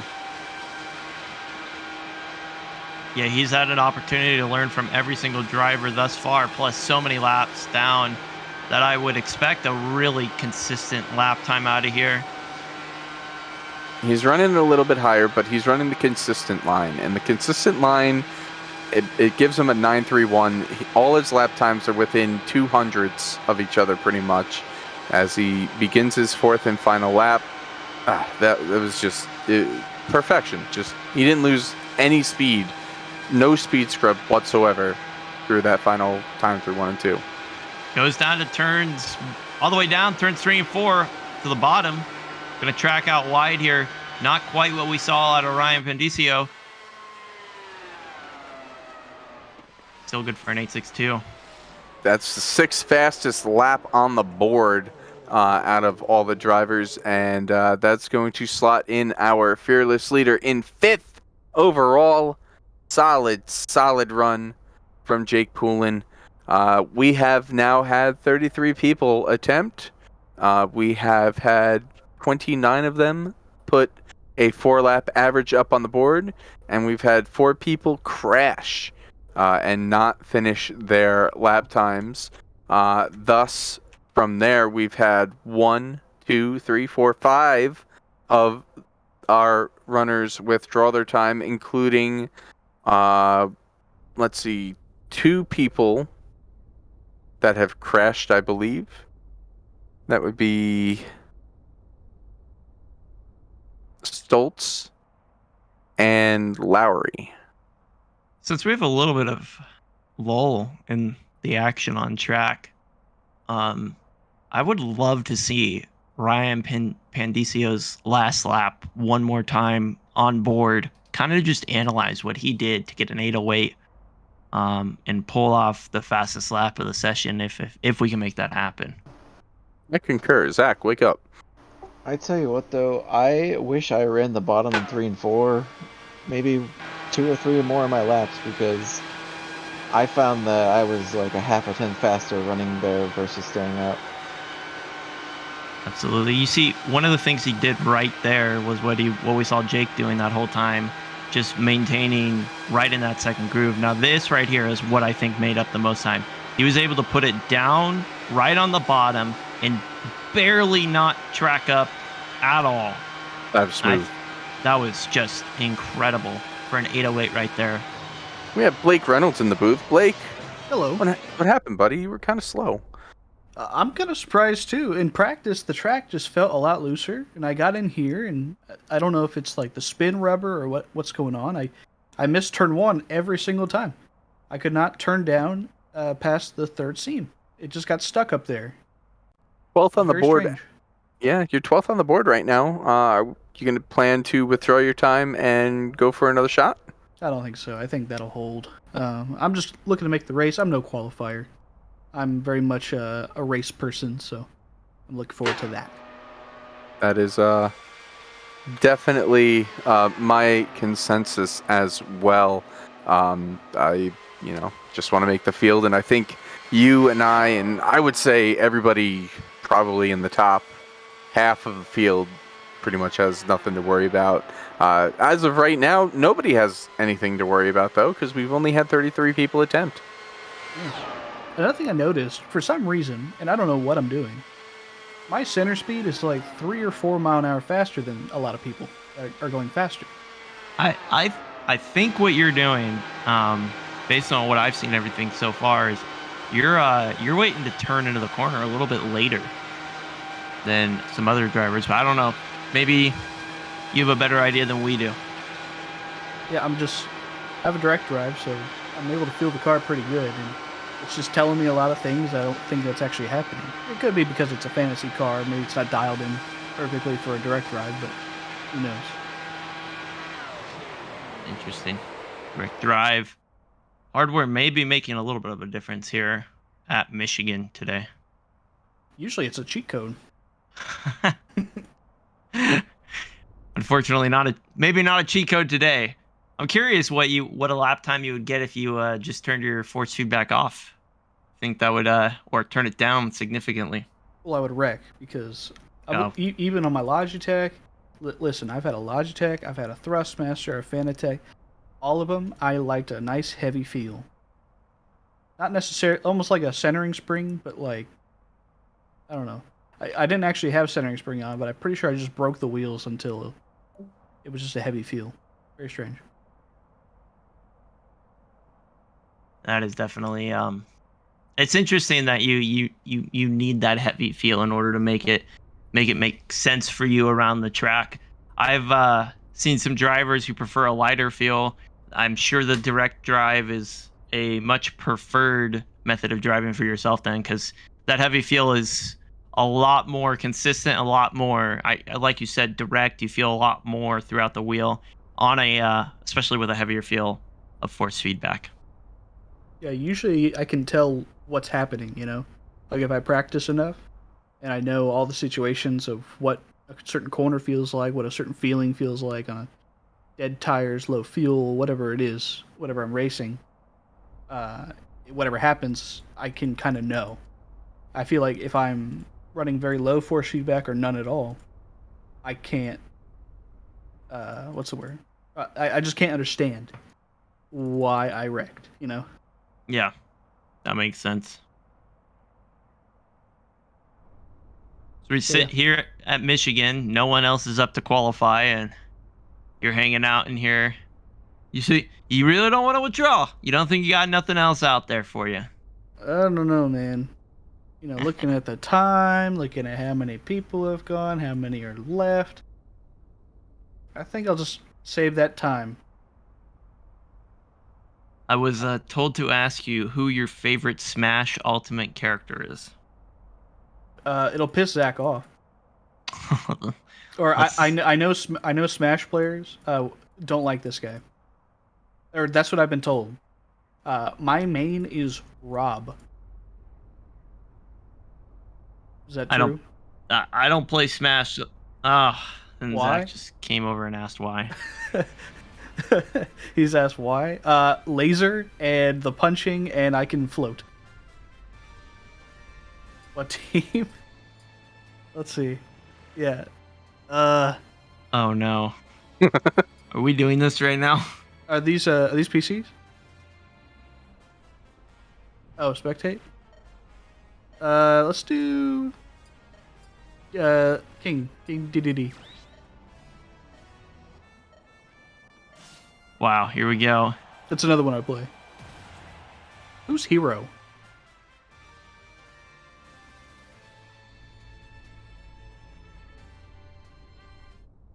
Oh, anime game. This is really happening right now. Didn't this happen during Daytona? Are you playing? Or are you just spectating? Apparently, Zach is just spectating right now, not playing. I've watched a couple Smash tournaments myself. Let's see if I can commentate this. Jigglypuff, he went down. He's up. EDD's gone.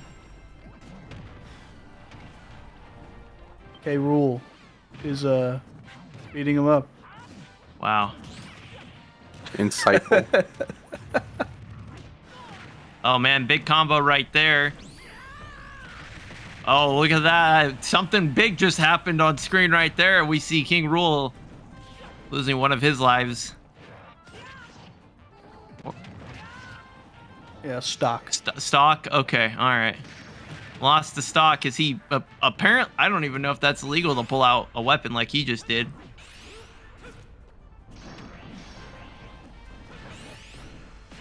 This hero's doing pretty good. What is going on right now? What is going on right now? Oh my god! What in the world is going on? That's K-Rool My friends call him K. Rule, or is it King Rule? What is it, Zach? King K. Rule. Wow. That's a long name.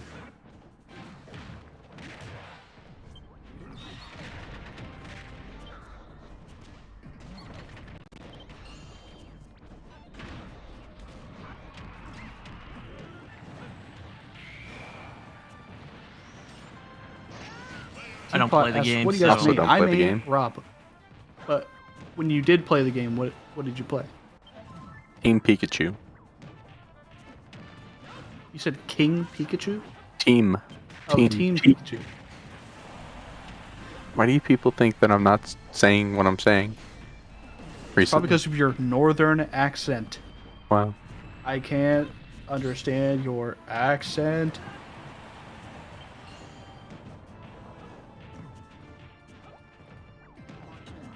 Question for y'all. Do I have a Texas accent?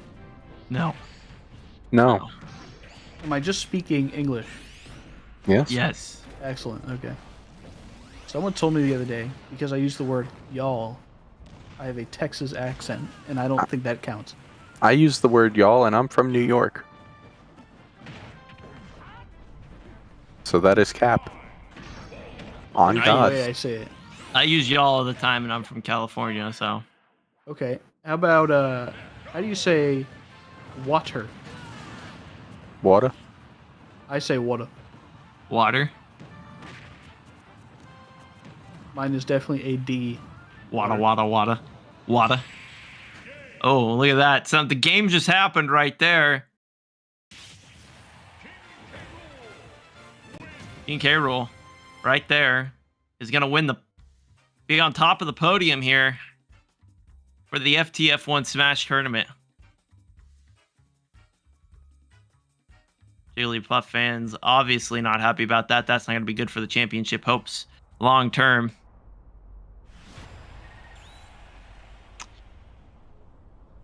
I know of one Jigglypuff player that not happy to see that. Ludwig. It's his main.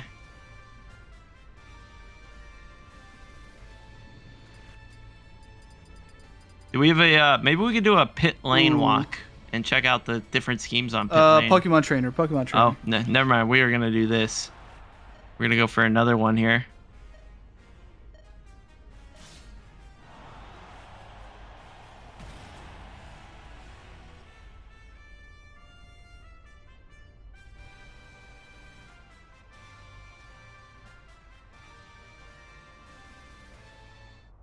Oh, somebody connected.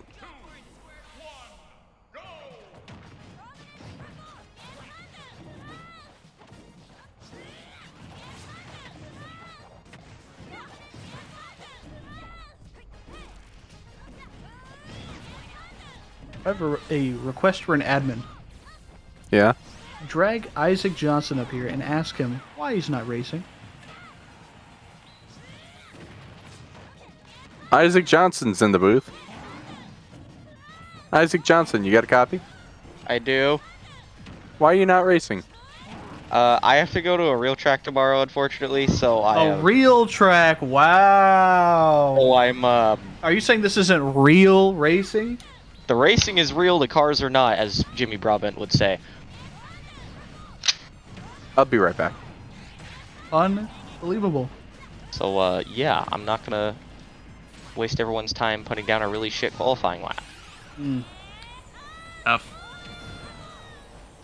Oh, yeah. Watch your language. Okay. I will not waste everyone's time putting down a really poopy lap. On track? Who's on track? Why are they on track? Nobody's what are they doing on track. Zach Zach- is spreading. Zach has said someone was on track. Started their engine? Jeffrey Brewer is sitting in the second pit stall with a lit engine. Look at him go. Looks like he's ready to rip. He does look ready to rip. If only Jake Poulin were here.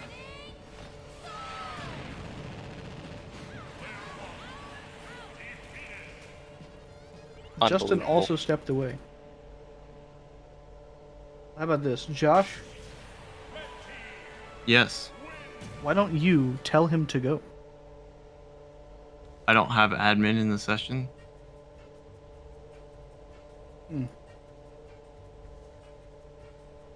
Someone just scream at him really loudly to go.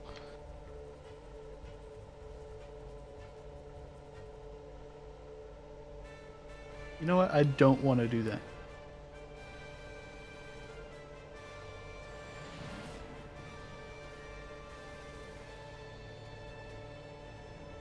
I'm going to die. Paul This is not gonna be Mikolajczyk has asked me via Discord DM to run Spec Cup. Do I dare?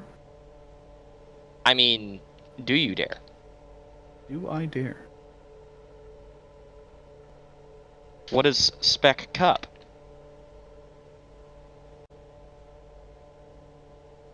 Oh, you guys are gonna make me want to run this. Oh, there's only 2 people there.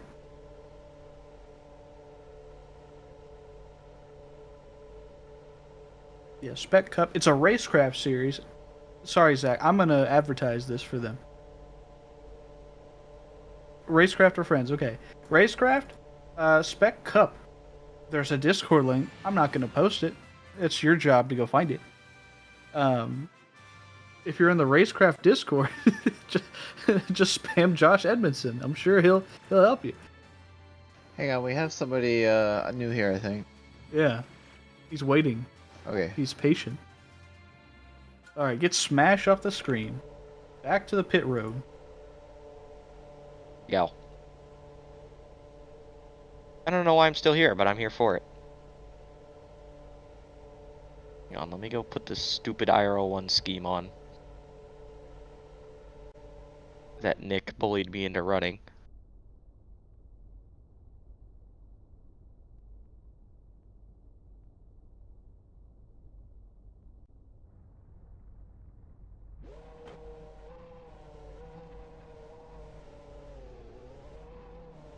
Anyone else here watch IMSA? I am a fan of IMSA. I do love me some IMSA. You should probably commentate this lap. Only the commentators. Jeffrey Brewer exits out of pit lane onto the apron. An apron taker here. We've seen different strategies exiting pit lane as he chooses to go onto the track from pit lane. Still stuck in 6th gear. Finally gets it up to 7th gear. Not going to run the top side like a lot of other drivers. Chooses to run through the middle of the track. 3rd groove up right now. Not going to help his exit speed as we see him cross the line. His line speed is 236. His entry speed into the corner is only 241. And he's going to push a little bit tight through turn number 1, slide up to the outside of turn number 2. The cold tires are ruthless on this first lap. Especially on those seams. Watch out, Jeffrey. This is definitely a sketch situation. Don't want to go for those seams on cold tires. Yeah, you can definitely make up the time, though. 31.095. Pristine grip, if done correctly. Yeah, that's not good right there. He chases it again to that first groove. We haven't seen any fast lap times really come out of chasing into the first groove in 1 and 2. 31.095 was his first lap time. He's going to go and stick to the 2nd, 3rd groove through 3 and 4.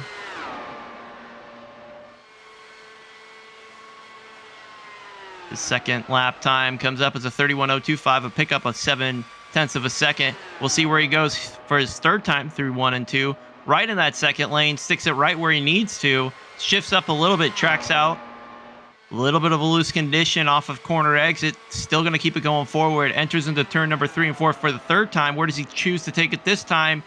Middle of the 2nd and 3rd groove. Riding over the seam, not letting his tires touch it. Well, solid. Yeah, that was a solid 3 and 4. Massive pickup to a 9.64. Going in the right direction each lap.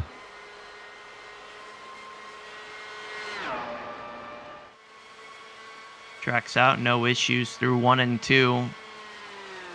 Is it going to be a pole run? But definitely going to be a consistent run as long as he doesn't wreck it here. Riding that second and third groove. We'll see what he gets for the final time if he's able to pick up for a fourth time in a row. And he does not. 9.73, just 9/1000ths of a second slower. And he's going to lose it here off of his out lap, or his in lap, and just bring it back down.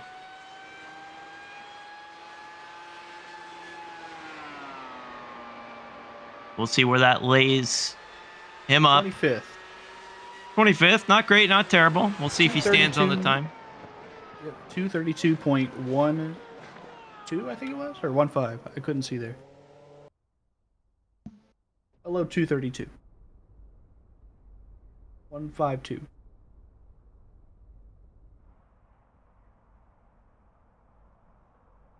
One thing I do want to point out here is I did say that people could still show up for their first time run during reruns, so everyone is not safe.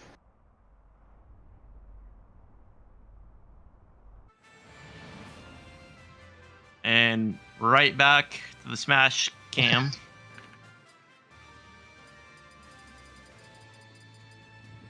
Let's go with Kirby. I have some breaking news here. My teammate Liam Sheen is awaiting his subscription to renew. Unbelievable. It is lapsed, and he paid for it, and it's not renewing.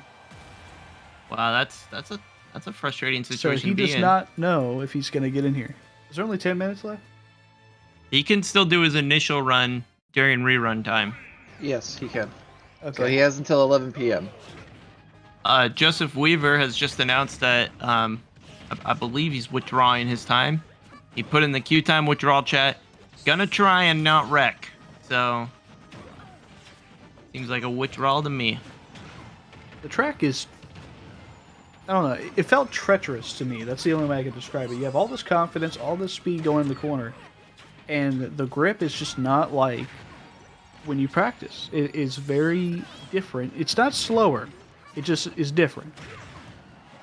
If you nail it, you can do it. You can put down a good lap, as we've seen Pandicio and Hawken on, very similar track conditions. Sorry, Pandicio he only put down that one fast lap, but it was nuts.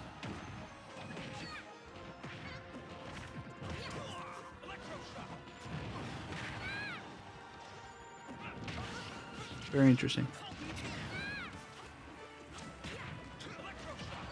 This is your purview of commentary, Blake, here as we watch a 2v2 here on the world's greatest floating stage. Yeah, the Pokemon... What's the stage called? Pokemon Stadium. That's it, okay.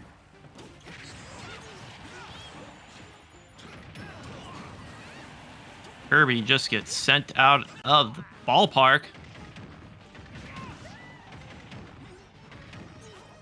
Another one of my mains, because I'm a massive troll at this game, Wii Fit Trainer. Wii Fit Trainer is one of mine. I don't think I've ever played Smash Bros. It's very fun. I have not played it either.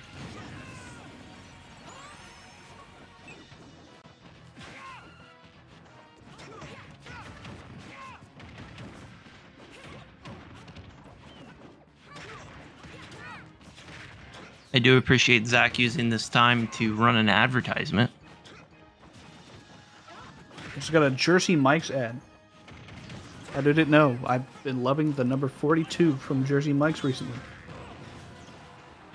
Am I not in FTF1? I'm trying to look for it on the league page and it's not pulling up. I might be stupid. Probably not. I might be stupid.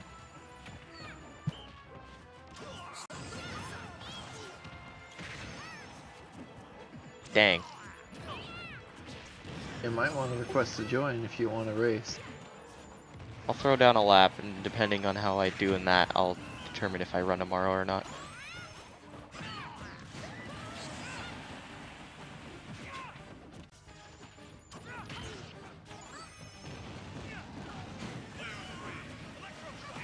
Hey, once we get back from commercial, I've got a topic. And it may or may not have been last night. Another FTF GG show, or broadcast, series, owned by me, SimCar. And we had our Grand Am series last night. It was quite the show, a lot of attrition. Ran at Long Beach. I did not make it to the end of the feature race.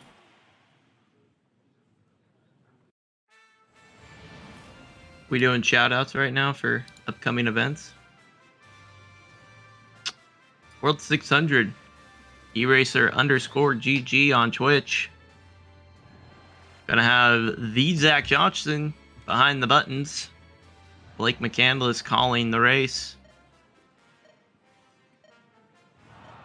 A lot of exciting qualifying action occurring Tuesday. If you find qualifying entertaining to watch, and by qualifying I mean the qualifying, not the smash that you see on screen right now, we'll have plenty of that come Tuesday, followed by a 600-mile race at Charlotte with the Gen 4 Cup cars. Is the qualifying with the Gen 4 Cup car? It is. Okay. Qualifying, racing, you name it. World 600 eracer_GG. Oh, also, can be some news from the eracer camp. Does it have to do with thermite? I don't know, Blake. I think you might want to tune in to find out, though. Does it have to do with a powdered substance? What? Inside of a canister? There's a lot of things you could be insinuating. With a wick?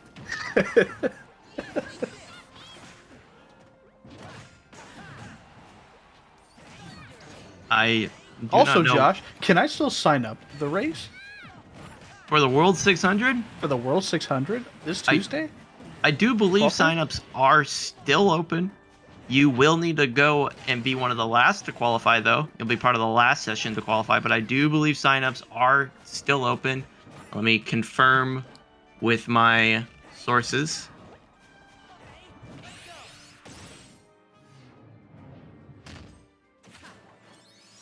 Let me just mosey on over.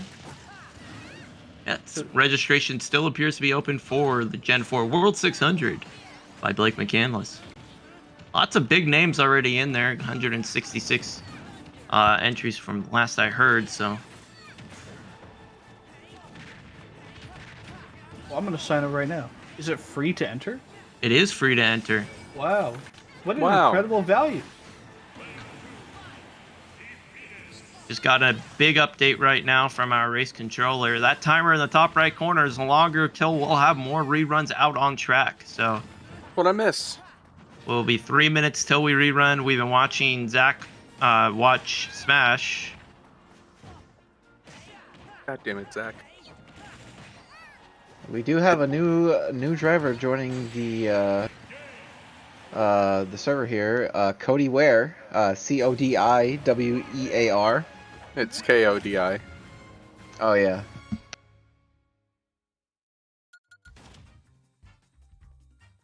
Not that Cody Ware. So we'll let them go before we get to reruns here. And Justin, we did have Jeffrey Brewer, who went out and set some lap times. I believe he is 25th overall. 25th is in the show right now. So everybody who wrecked it pretty much needs to get in there. Now, we also know that Liam Sheen is going to be attempting to make a lap time. He is dealing with iRacing taking too long to process his renewal. Oh, that's great. Now, Jake, if a person decides to take his first run, his or her first run, during rerun periods, will they have an opportunity to rerun, or will that count as basically their rerun opportunity? They can if there's time, but if they run out of time, then they won't be able to.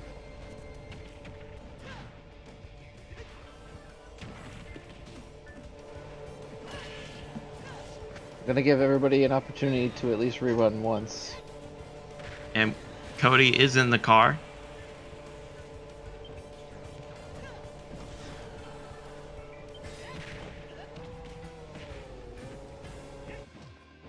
Oh, we got 3 withdrawals all in the last 2 minutes. Tyler Williams, a big one here now.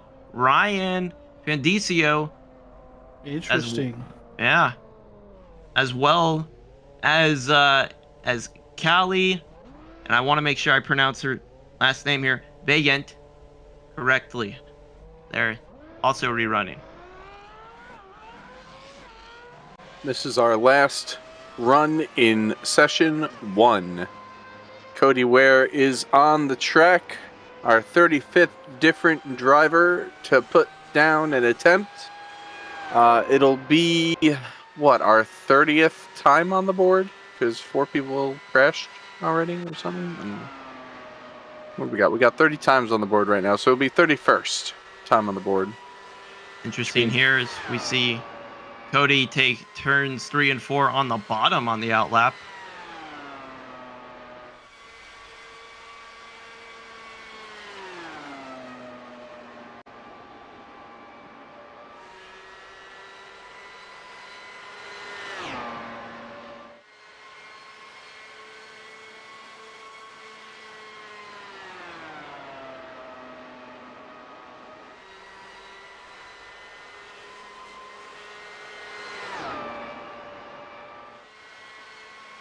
Very smooth. At the line, Cody, she put down a 31.592, which is not great. A little bit loose there in turns 1 and 2, but she held on and continues down the back straightaway. Held it very low in 1 and 2 right there. I think there's grip. I just don't know if it's fast. I think high in 3 and 4 here.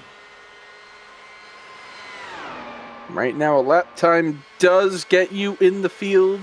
It will be probably looking at about 30th, maybe 29th, if Cody can bring it to the end. A little bit loose there again. That seam, you got to watch out for that seam. I've been saying it all night. She was able to hook it there pretty decently, and I think this is going to be her fastest lap of the night. Big twitch. Big twitch. Big save.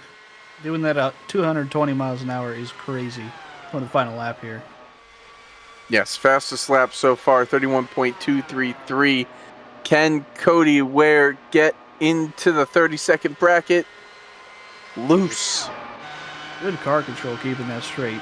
This lap, this run, should have been over several times by now, but good car control there.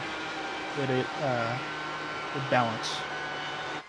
You know, if you can choose a lane to stick with it, you're going to be quick, but I think when you're in the middle of the corner, drifting between 2 of the lanes with a 31.238 as the final time on the board. And Liam Sheen has joined the session, so Liam appears to have exited his pit.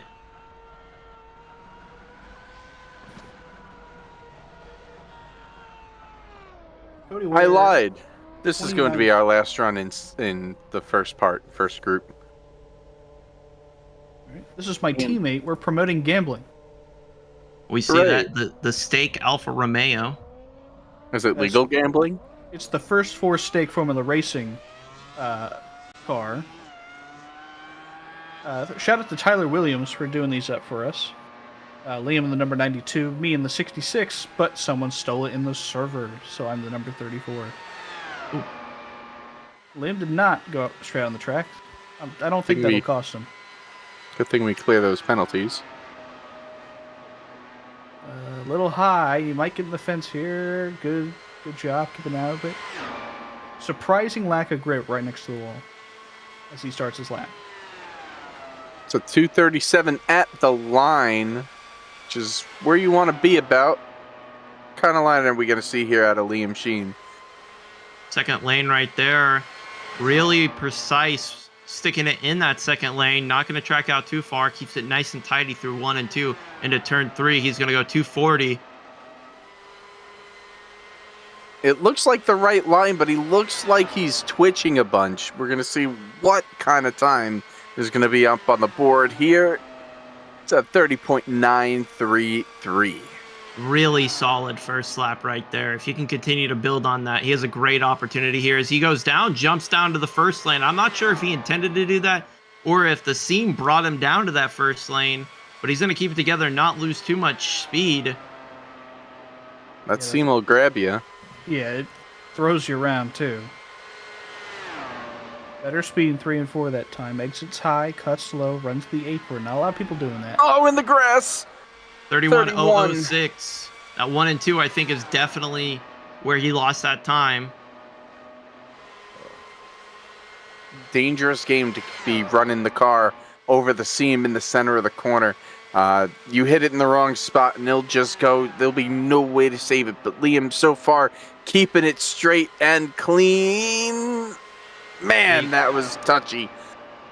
You really got to find a line and stick with it. Can't be jumping across seams through the corners. That's just going to slow you down with another lap time. Identical. Yeah, that's identical. 31.006.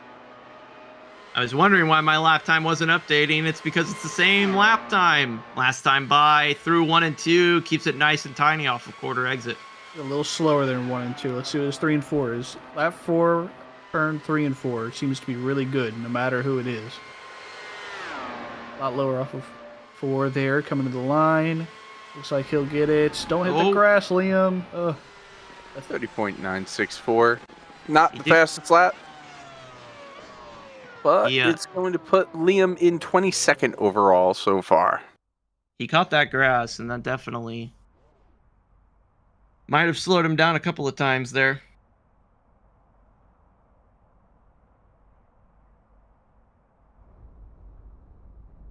Liam's first lap was his fastest lap. All right, before Josh starts here, appreciate y'all letting me in the booth. Thankful that you're here. Yeah, I'm going to head back to my team channel, maybe recoup with my teammate if he's in here. Alrighty, well, good luck to you, sir. Hope everyone who does a rerun has the result they're looking for. And that was Blake Reynolds. Stoltz goes right out on track, goes to the top side. 5th gear. 6th gear. Gonna bring it back down, track it to the middle. Turn 2. Where does he go to 7th? Right past the caution light. Stoltz was one of our earliest qualifiers from earlier in the night. Unfortunately, backed it into the wall on his 2nd lap. Or 3rd lap, rather. This is our first rerun of the night, and so far, so good for that Whalen Engineering Cadillac. Delara IR01. Runs through the 2nd seam, slightly on that top seam on the 2nd lane here. Gonna carry it down to the apron. We'll see what first lap time he gets. A 30.948, solid start to the run as we see going to turn number 1, just under 242. He's playing with fire again, being on that seam. 948 in comparison to his first attempt. It was an 883 the first time by, so definitely a lot more on the table for this car. Does he know not to run the seam? He's making me freak out, man.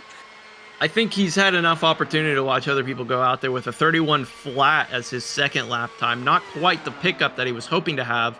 As he goes right down to the bottom, he's going to choose to run the bottom, slide up into the 2nd groove for his 3rd lap time. He knows he needs to make up time now. He's going to go out there, and I think he's going to try and put everything on the table for these last 2 laps. But again, that seam, it grabbed him as he was coming back across it, and there was a speed scrub. Again there, at a turn 4. The speed gets scrubbed when that left front connects, and it's a 932, the fastest of his runs so far, but still. There it he's is. gonna lose it again. That seam. Josh, get off the seam. That's another DNF for the Whalen team. That's unfortunate. We knew he was not happy with those first 2 laps. You could see him start getting more and more aggressive. He is I can imagine nothing but absolutely flustered with what we just saw there. As we see our next competitor lined up, ready to go. Jonathan Goke in the 18 machine, STP. We saw Goke put a full 4-lap average down already. The 4-lap average for Goke had him 19th overall out of 32 times on the board. He must think that he's got more of the tank that could maybe run for the pole. His first lap, the first time that he ran, was in 31, so let's see if he's got anything better this time around. Yeah, we can get a analysis after his qualifying here. He's in the interview waiting room. I figured we could talk to him for a little bit. So we'll see him go. Gets a little bit loose through 1 and 2. You can see his car shifting around. Right rear was hanging out there a little bit in the middle of turn 1, but kept it under control, running a much smoother line, it looks like, through 3 and 4. Not a lot of speed scrub. I think he's going to be happier with this first lap in this run. And sure enough, it's a 30.930, which would have been his second fastest lap in his other runs. So far, so good for the number 18 car. His first lap time last time was a 31.018. Now a 30.930 as he sticks to the second lane. Gonna slide up just a little bit, but keep it nice and tidy off corner exit. Crosses the line here for the second time. It's gonna be a 9.21. Great pickup right there. Still, that's his second fastest lap again. Marked that last lap, 3rd fastest. A great set of laps here as he exits off of turn number 2. Right, like it was in the first run that he had. His second lap was his fastest at a 9.07. It was a 9.21, which is a little bit of a drop off that time. But, he just grabs that seam. There's a little bit of a speed loss on the exit of turn 4. Let's see if that's going to affect him. No, picked up a little bit. That's his second fastest lap again of the night. It's a 9.12, his fastest lap of the run. 1 more to go. It's solid. It's looking solid for Jonathan Goke here. Yeah, he's going to have a great run here. It turns 1 and 2, no problem. Let's see what he can do in 3 and 4. Is he going to be able to make up much time here? We've seen him set his second fastest lap every time and improve each and every single time. Doesn't hit the seam, goes down to the apron. This time across the line, Jonathan Goke gets a 30.923, a slight drop off. Not quite the improvement he was hoping for the 4th and final time, but a significant improvement over his first time by. It's an improvement nonetheless. It puts him in the top 10 for right now. I think that solidly, safely puts him into the field for tomorrow night's US 500, sponsored by ModernRacingPrints.com. It was a 232.848 mile per hour average. Significant improvement that time around. Now we're going to have Nick Roten back on track. He as well running for a second time. He didn't wreck it in his first attempt, but he had a whale of a save. It cost him though, because he ran one of the fastest laps in the night in an 8.58, which was his 3rd lap, but because of that 32-second first lap, it just absolutely destroyed his run. We see Nick Roten go out on track here. Jonathan Goke, how are you feeling about that Q run right there?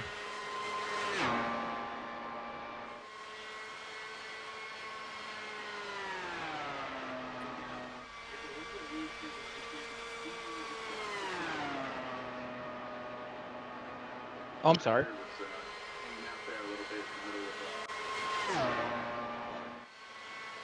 Jonathan, how did you feel about your Q run there? I still think I have more. Like, I think I got too loose in turn 1 and heated them up. Like, I can run 88s all four, but I think that'll be solid. I'll probably just let it ride. Well, there you go. At least it's a pickup over your first time by. You almost improved every single lap, keeping it in the low 9s. We see Nick Rotten here. He's going to 9.62 that last time by.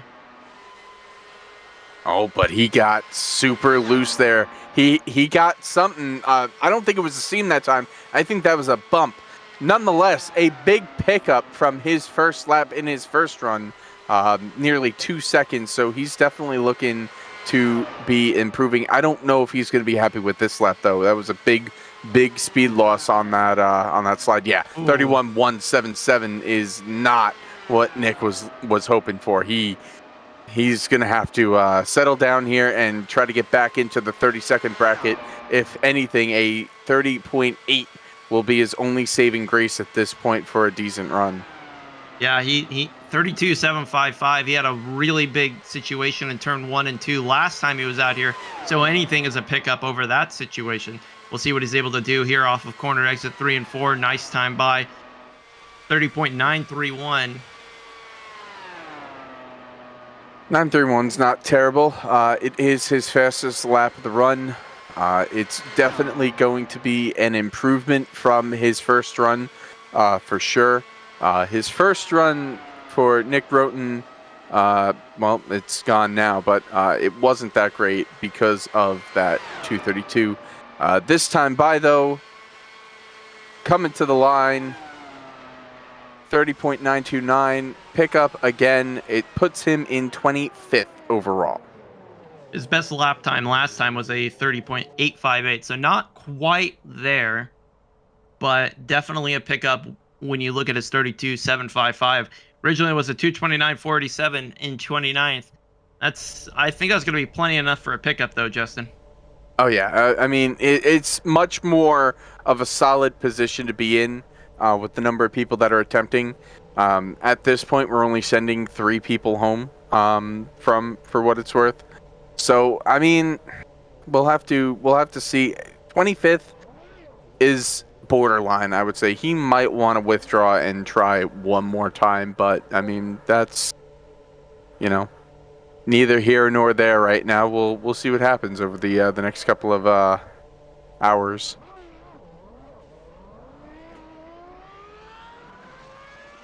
This will be a first-time run for Isaac Johnson. Didn't he just say, 20 minutes ago he couldn't run this weekend? Well, he's here. He's on track. All right. Cool. Well, we'll see if his run was worth the FCC violation that he said that it would be. Keeps it high in 3 and 4, and he's already looking like a little fish bob going up and down with his wheel. A lot of speed scrub. He's only 236 at the line to take the green flag on his first run. I gotta imagine if. Oh no! Yeah, no! I was gonna say if he's just getting in here and he wasn't planning at all on running, he's probably got 0 practice and had no idea how that kart was gonna react. And sure enough, the slide of a lifetime through 1 and 2. He's recovered okay, but I mean, this lap's going to be what? Probably a 33, 34 second lap. Yeah, it's definitely going to be about a 34. Wow, yeah. Sorry. 34.502 on that first lap. So nothing doing there for Isaac Johnson. This is likely going to put him the slowest, maybe second to slowest. But we'll see what he can do here. If, he could still go out there, hot lap, see if he could get one of our top times of the night, which still held by Ryan Pandicio at 30.808. Second lap time by 31.137. So yeah, he's not doing too good. Fastest lap time will be deleted as Ryan Pandicio will be doing a rerun.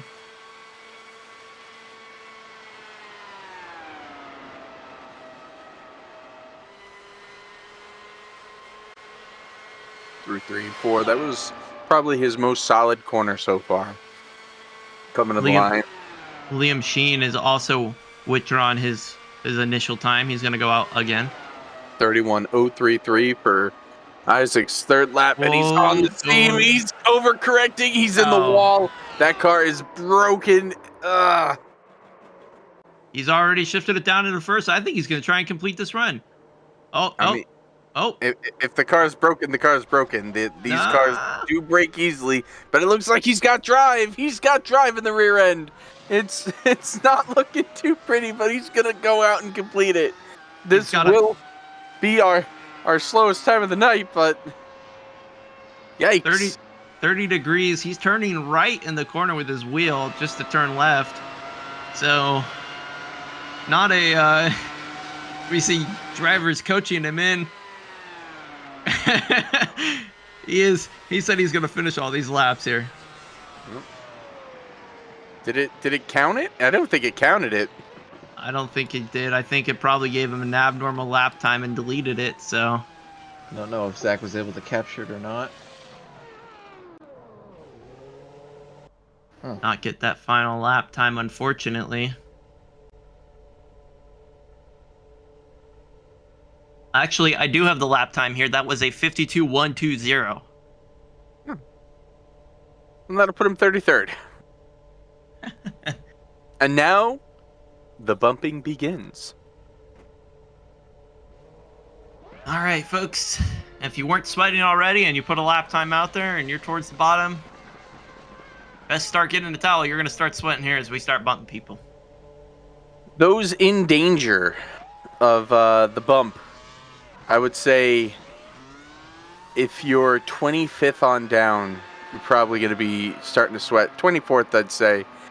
We got Tommy Bordeaux in 24th, Nick Roten 25th. We've got Callie Bygent in 26th. Then we got Jay Brewer. Who's that? That is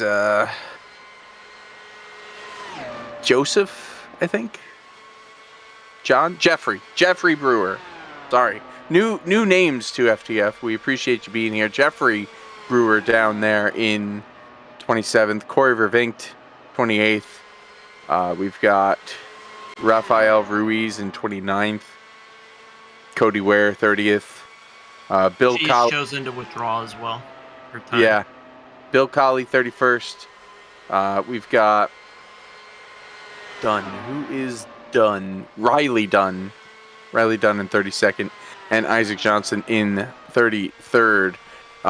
Those would be probably the times that I would be worried about.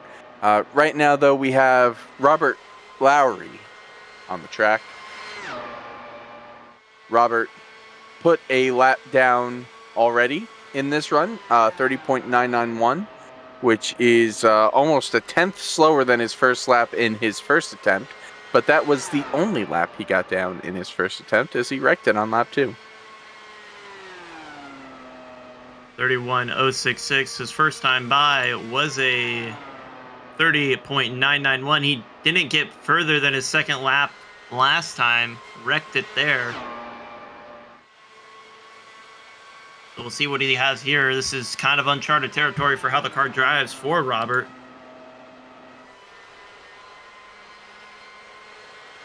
I think now that he's got the heat in the tires, as long as he avoids seams, he'll be all right. Again, pretty experienced in these Dallara IRO1s. 31.039 across the line for his third lap. Sticking on the seam really makes me nervous there, even if it's the second seam. Just too much can happen to your car that's outside of your control. I think it's all right. I think he's going to be all right. I think he's going to pull it across the line here, bring it back into the 30-second bracket. Across the line, Robert Lowry, 30.924, fastest lap of his attempt. It's going to put him 24th overall with a 232.333 mile per hour average. So, again, right on that kind of pseudo bubble that I kind of said. But it does bump down Tommy Bordeaux, and it does bump out Isaac Johnson. So right now, on the bubble, Riley Dunn. Well, the one that just got knocked out, Tommy Bordeaux, he's going to jump right back in, try and set a lap time here. Now, Jake, when you get an opportunity, how many times are people allowed to withdraw and rerun? They can withdraw and rerun as many times as they want, pending time. However, I will give everybody an opportunity to rerun at least once, so we may go over time for that. But once everybody that wants to gets one run in, then people can run a second time if they choose to. All right, well, there you go. Sure to clear his black flag there before he gets to the line. I got you. There we go. Tommy Bordeaux, as soon as he crosses the line here, he's going to be withdrawn on his time. So he was 25th. Now that's out the window. So right now we're back down to 33 times. Let's see if he can improve from the 25th starting spot. His first lap in his first run was a 31.149. He picked it up significantly after that. Let's see though, a little bit of a bobble on the seam of 3 and 4. He's not gonna like that. Let's see what it is across the line for his first lap. Yeah, 31.108. It's a very similar run to what he had going on his first time out. Yeah, he's going to stick it through turns 1 and 2 at that second groove. Not going to slide up too far. Keeps it going straight, going down the back straight away. 238, 239, 240. Keeps it at 240. All the way down, rides that inside seam, slides up, going to get a little bit tight, pushes out to the third seam, carries that speed through the corner, a little bit of scrub, 30.947 for his second lap. It's an improvement. He's improved both of his laps so far. His second lap in his first run was a 30.979, this time 947. So he's picked up both lap times. This is looking to put him in a better spot if he can keep it up and continue the momentum. Now, his third lap was his fastest in his first run. This time by, his third lap is his fastest of the night, a 30.911 with 1 lap to go. So far, so good for Tommy Bordeaux. Yeah, this is a great pickup so far. Fastest lap of the night for him with a 911, as you said. Turns 1 and 2, no big deal. Made it through there just fine. For the final time through turn 3 and 4, he's going to ride that bottom seam, slide up through the second seam, go up to the third seam. Comes down the front straightaway for a lap time of a 30.905, a pickup every single lap for Tommy Bordeaux. That was pretty key to his pickup there. He's going to move from 25th up to 21st, a 232.502 mile per hour 4-lap average. I think he's sitting pretty good right now. I mean, considering how many people have withdrawn, I'd say he's sitting pretty good right now. I think you got to look now to whoever's in 25th, which is Lowry. I would say that would be the bubble that would be racing to at the current. But we'll have to see what happens. Riley Dunn, who is technically on the bubble in 33rd of 34 times, back on the track. We'll see if Riley can actually get some times on the board, because his first run was with broken car. Yeah, 34.288, 32.243, 32.240, and a 32.199. I think that's all plenty of open space for him to improve. Just needs to not break the car here in turn 1 and 2. So far, so good. Didn't break it coming out of 4 like he did his first run. Going into turn 1 at 240 miles per hour, staying away from the seams, right in between them. Little bit of slide up off the corner, maybe a little kiss off that wall, but I think no speed lost and no damage taken as he barrels into turn 3. Really keeps it consistent through turns 3 and 4, man. I can talk tonight. Comes down to the apron, first lap time. Big pickup, 31.027. That's going to be a great pickup as far as comparative to his last lap time, but not quite where he wants to be in contention for a higher position. Gonna need to continue to pick up time as he goes up real close to the wall off of turn number 2 again. Yeah, it's gonna have to be a little bit faster, I think, if he's gonna want to make the show. 31s are not probably going to make the show.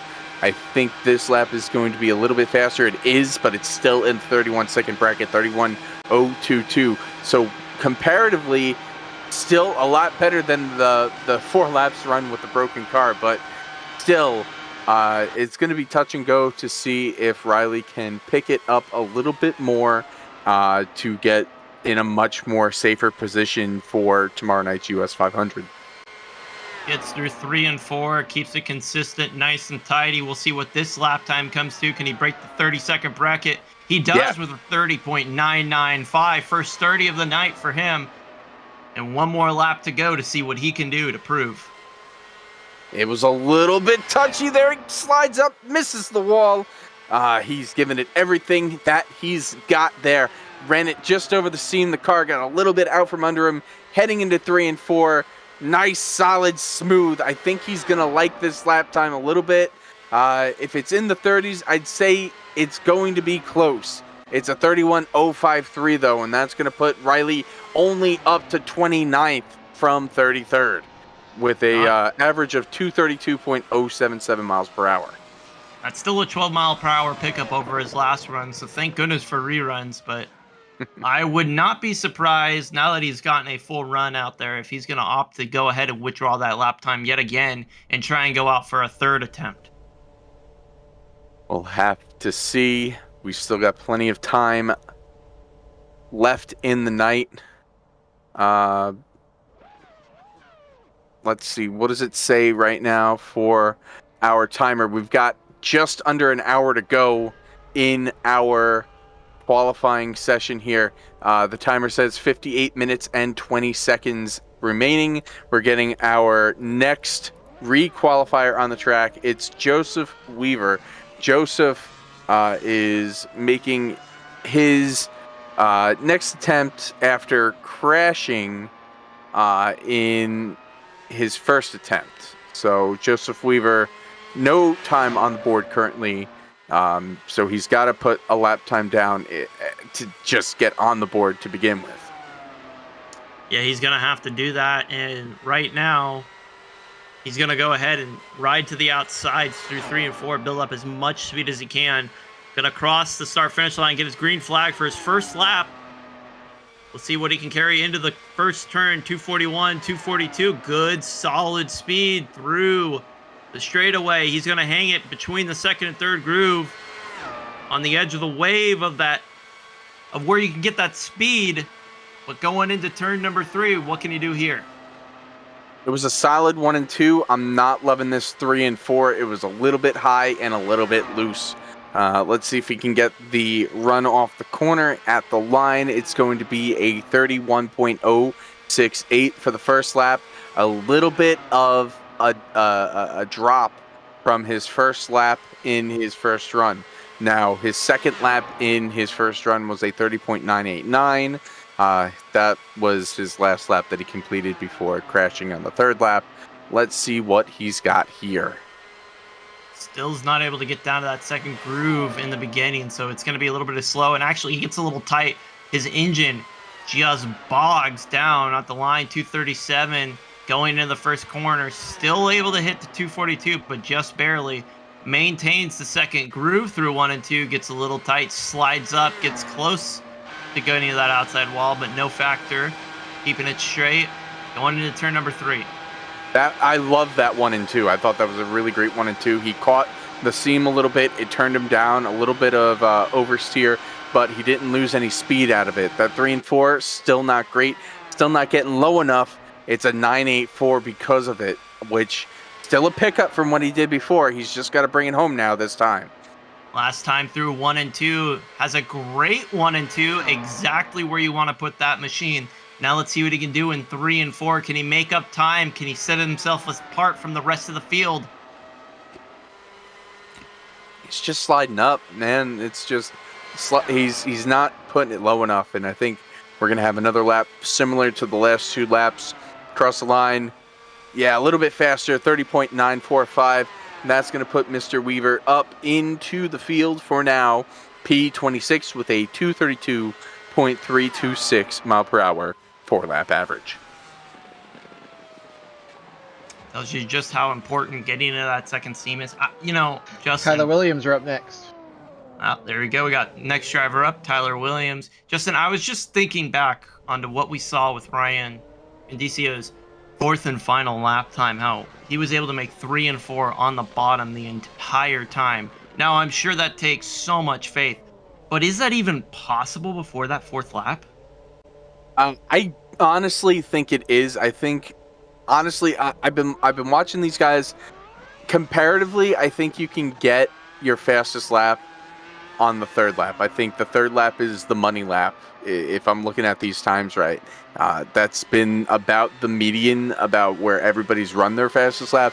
Granted, yes, Pandicio's lap came on that last lap, but I think you got the most left in your tires, and you got, the fuel level is very low, and I think you got enough heat in them where you could really make that third lap your you-know-what and put the fastest lap on the board. But that may end up screwing him for the fourth lap, or anybody for the fourth lap. So it really is dependent on how you want to run it. Like when I ran my lap, I gave up the third lap to get a really good second lap and a decent fourth lap. And that, that's put me up to where I'm at right now. So, it's... Well, it's. I guess it really comes down to the eye of the beholder. There you go. As we see him go through turns 3 and 4 for the first time, his first lap time down is a 9.22. Very strong start. Yeah, it's a great start, but it's not what he had before. So when Tyler ran his first run, which he's giving up, a little bit into the wall. Yeah, a little bit touchy there. He gave up a decent run where his first lap was a 30.894. This time a 9.22. It's only about a 300th difference, but he might be kicking himself here if this lap isn't good, and it's not. It's a 31.019. I'm already sensing if he was able to give up, if he wanted to give up that last one, he's going to probably give up this one again. That wasn't a bad 1 and 2, though. I think... So his bad lap in his first run was this lap. It was a 31.127. It's looking much better this time. I think he's going to get back into the 30-second bracket, and if he can just hold it strong through, 9.44 there, which is pretty decent. So I'd say through 3 laps, his average is actually about the same, maybe a little bit worse for wear. But he is really giving it his all. We'll see as he goes through here for the final times. Through 3 and 4. Able to stick it in that second groove. Slides up in the middle. And is going to shift up to the third groove by the end of the corner. Comes down to the apron for the final time. Crosses the start-finish line to set a 30.946. 2 thousandths of a second slower than his third lap. It's going to put him 20th on the board, which I think that was about where he was at before. So it is what it is. I think he lost a little bit. No, he did gain a little bit. He was 24th before. So Justin.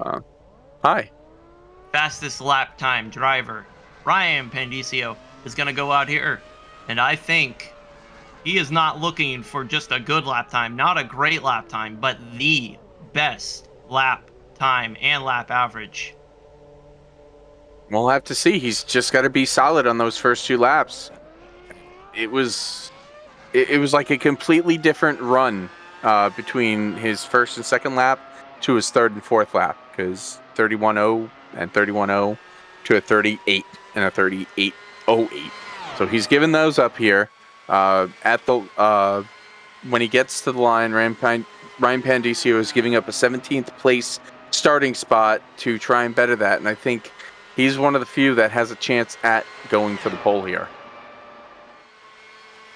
Out of turns number 3 and 4 across the start-finish line for potentially the fastest run of the night. We'll see if Ryan is going to claim that title. He gets through turns 1 and 2 incredibly well, manages to stick it into that second groove like a slot car off of turn number 2 into turn number 3. That was looking a little bit better, but he is sliding. He caught the seam with his right rear in turn 3, slid him up the track as he caught it. It's probably going to be better. Yeah, a 30.895 opening lap. This could be the potential of a pole run, Josh. I'm feeling it. Like a slot car again through 1 and 2. He has that car hooked up. He has it sorted. Exits turn number 2. Going so fast into turn number 3. 240 miles per hour. He goes for the bottom groove yet again. Slides up into the second groove. Loses it a little bit, but keeps the throttle in it. Off of turn number 4. Going down to the apron across the start-finish line for a 30.895. Yeah, that was identical. 895 both laps. That's much better than the 31s that he ran the first time. He had some speed loss out of turn 4. I saw that right rear just catch the seam. He fell down. He lost a couple miles per hour. He's the only one, though, that is really sticking it down there in 3 and 4 that much and able to hold it. So he slid up there off of turn 4 again at the line. 30.938, so he's losing. He's lost time.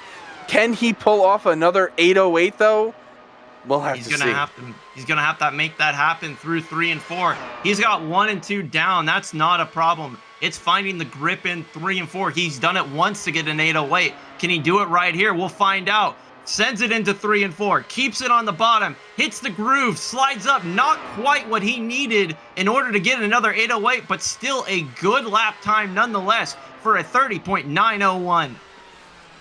The 901 is going to put him 5th overall, which is a much improved time, but I can't imagine if he would have been able to run that 808 again. I think we would have been talking about a new pole sitter, but still solid lap from Ryan Pendicio. He's solidly in the field. He's got nothing to worry about, and he's going to have a top starting spot tomorrow night in the US 500. Yes, he is. That's a I'm very curious to see if he's going to withdraw. Jake Poulin withdrawing. Looks like I'm trying to figure out who that is. Corey, the Stig is withdrawing. That's Corey Vervinkt, who is currently down in, let's see, the sort puts Corey in 31st. So right now, the only 2 drivers that have times on the board, Bill Colley II and Isaac Johnson, those are the only 2 people that are out. On the bubble, Cody Ware, 229.45 mile per hour. 4-lap average. We got Ruiz in 32nd, Vervinkt in 31st. Dunn, who already ran a second attempt, was able to get up from 33rd to 29th, has since been bumped back down to 30th. Again, I think with the amount of people that we got going here in this last hour, you got to look at everybody now. I'd say... Man, I want to say that Larry's looking a lot better now with the things that have perspired since, but you never know. I'd still say 24th is good, 25th not so good. We see Cody Ware go down the front stretch for the very first time. We'll see what she is able to pull off. Sliding up all the way to the top. Oh no, that's not what you want to see. That's so this is tough. She gave up her lap time, which was in the field, 33rd in the field. She gave that up, and now she's probably going to have a worse run this time, which could end up putting whoever's 34th back into the field, which is crazy. I think she'll go for another option here with a 31.858 first time by, second time by through 1 and 2. She sends it around, hits the outside wall, does not set a lap time here. I think that's going to be a very easy decision for her to make. Well, I mean, she has no decision. She gave up her lap time to do that, and now she has no lap time. So she's going to have to hope that there's enough time for her to try to get a third run in, to withdraw again and get a third run in. But I'm looking down this list. Cody just withdrew, so let's see. I think I think we might be into the third runs here, maybe. I'm trying to look down the list because we're going through the withdrawals. We still have Bill. We have Jeffrey Bill Brewer. Colley. Here comes Bill Colley. So one thing I want to point out, Callie, Liam Sheen, and Corey have all withdrew their times, but are not here. So they're gonna have no time if they don't show up and run a lap because they entered the queue and they withdrew their time. So.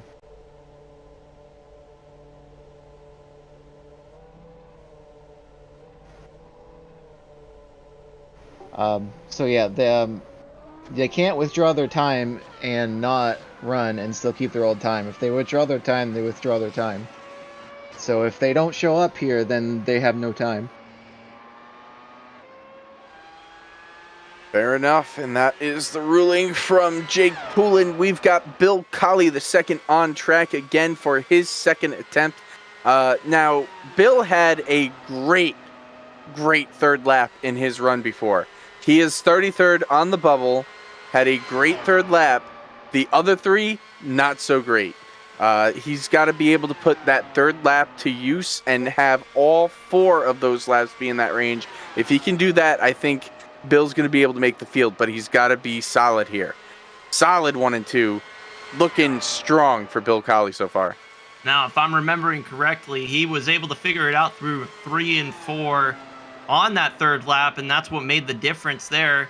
He doesn't want to be shifting lanes left, right, and I think that's what he was doing last time, is he's choosing a very specific lane and sticking to it. That's a great time through 3 and 4. Let's see what that does. 31.017, good start.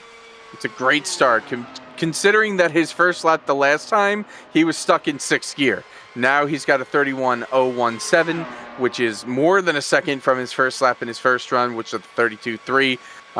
If he can pick it up here again, it's going to be another great pickup. He's riding that seam, though. That seam is scary. Little bit of loss, but he's all right. He was able to get it off the corner. He might have a decent lap here. Yes, 30.947. That's what I'm talking about, Bill. Let's go. Bill sets a fast lap time his second time around. Third time around, 3 and 4. This is when he was able to figure it out last time. With that, can he improve on his third lap time again as we see him go through 1 and 2 just clean? 3 and 4. He enters from the third lane, goes to the second lane, keeps it in the second lane, off of corner exit, maintains that nice and tidy through 3 and 4. Where does he end up? 30.953. One more time through 1 and 2. What did I say before? If he could do it, he could do it. And he did it. So far, so good. A little bit tight off of turn 2, but I think that's all right. As long as he can bring it back around, he stays in the 30-second bracket. I think we're going to have Bill Colley II racing tomorrow night in the US 500. Last time through 3 and 4. Here he comes, stays off that seam, off of turn 4, at the line. I think he's going to do it. I think he's going to do it, Josh. In the Jordan 121 Inspired Machine, Bill sets a 30.971. I think that might just be good enough to make 23rd. Let's go, Bill. Let's go. Bill Colley II puts it 23rd on the board. I think he can safely say he's going to be racing tomorrow night. Man, that got me pumped up. This is awesome. I mean, sometimes people say qualifying can be boring, but when you have people putting everything out there 4 laps in a row, making no mistakes or making a mistake and trying to make up for it, it makes for an absolutely entertaining time. As we see, Callie Bajent is going to go and set another lap time here. Now, Callie is down in the standings in 29th. So she's giving up 29th starting spot at the current to go back and put another lap time down. So currently in, as long as she can get an improvement, if it's a little bit, if it's not as good as she was, I mean, she could give the 33rd starting spot right back to Isaac Johnson. So we'll have to see what happens here. Giving up a good lap time and could be missing the show because of it. Let's see. 235, 236 at the line. Not great. If she can improve from a 31.18, I think she'll be on the right track. Turns 1 and 2 looked absolutely beautiful. Goes through there, exits the corner, just finds 3 and 4. What can she get through here? She maintains the second lane, shifts up into the third lane. Not scrubbing too much speed, aims straight for the apron, wants to go down there to make up as little time as she can. 31.114 first lap time, second time through 1 and 2.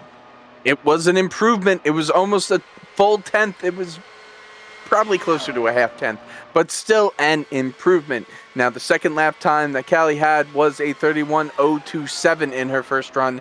If she can get a little bit better, she goes down to that bottom lane, drifts up a little bit, catches the car. I think this is going to be all right. I think this might get her first lap in the 30s for this run. Yes. 30.949 is her second lap. She goes into turns 1 and 2. Aims straight for that second groove. Goes down to the first groove. Dangerous territory, but makes it work. Off of corner exit 229. Great situation. Goes down into turn 3 at a whopping 240 miles per hour. There was a little bit of oversteer over the seam. She was able to catch it, though. A little bit of slide off the corner at turn 4. Coming down again. It could be another improvement. No improvement that lap. In fact, she went in the opposite direction. 31.024 for the final time, though. Callie Bijan into turn 1, off of turn 2, at 228 miles per hour. Yeah, she was not able to keep it through on that second lane like she had the previous times. Not where she wanted to be. Let's see, through 3 and 4, she's stuck in that third groove. Callie Vagent is going to come off of the exit of turn number 4 down the front stretch. What is she able to get? A 31.025. I still think that's a pickup. It's going to be close because her fourth lap on her first run was in the 8s. It is a loss. She has lost time. She is now down to 31st. Oof. Man, that's tough. If Derek Cat is listening in the chat, I have just accepted your league invite.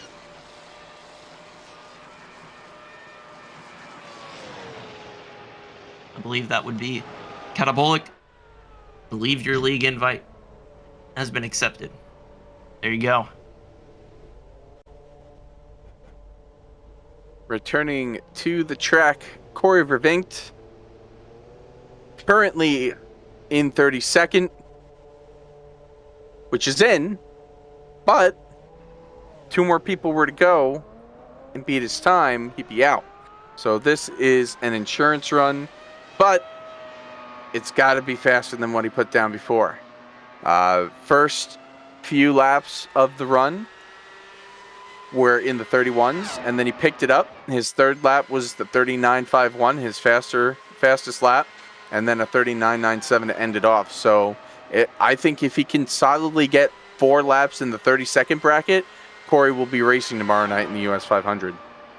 Corey in the Aston Farton, making a joke there with the name. I like it. Goes down into turn number 1. Full gas ahead. Let's see what Corey can make happen through 1 and 2. He keeps it right on that seam. That's going to shoot him up a little bit off of corner exit, but not far into the wall. He's going to keep it off of that going into turn number 3 at 240 miles per hour. It was a little floaty. I didn't like the floatiness. He's a little bit floaty again in 3 and 4. Not really able to get it down. I think it's not going to be the lap time that he was hoping for. Still probably going to be in the 31s. No, 30.990. He's on the right track. That is on the right track. That's his second fastest lap of the night so far. Down into the corner. Floating again over that. He's up the corner. Keeps it off the wall. This is going to be tight. It's a real sketch situation when you go over that seam into 3 and 4. He's going to stick to the third lane. I'm noticing he's going into the corners a little bit later than other drivers. Wondering if that's having that effect off of corner exit in turns 1 and 2.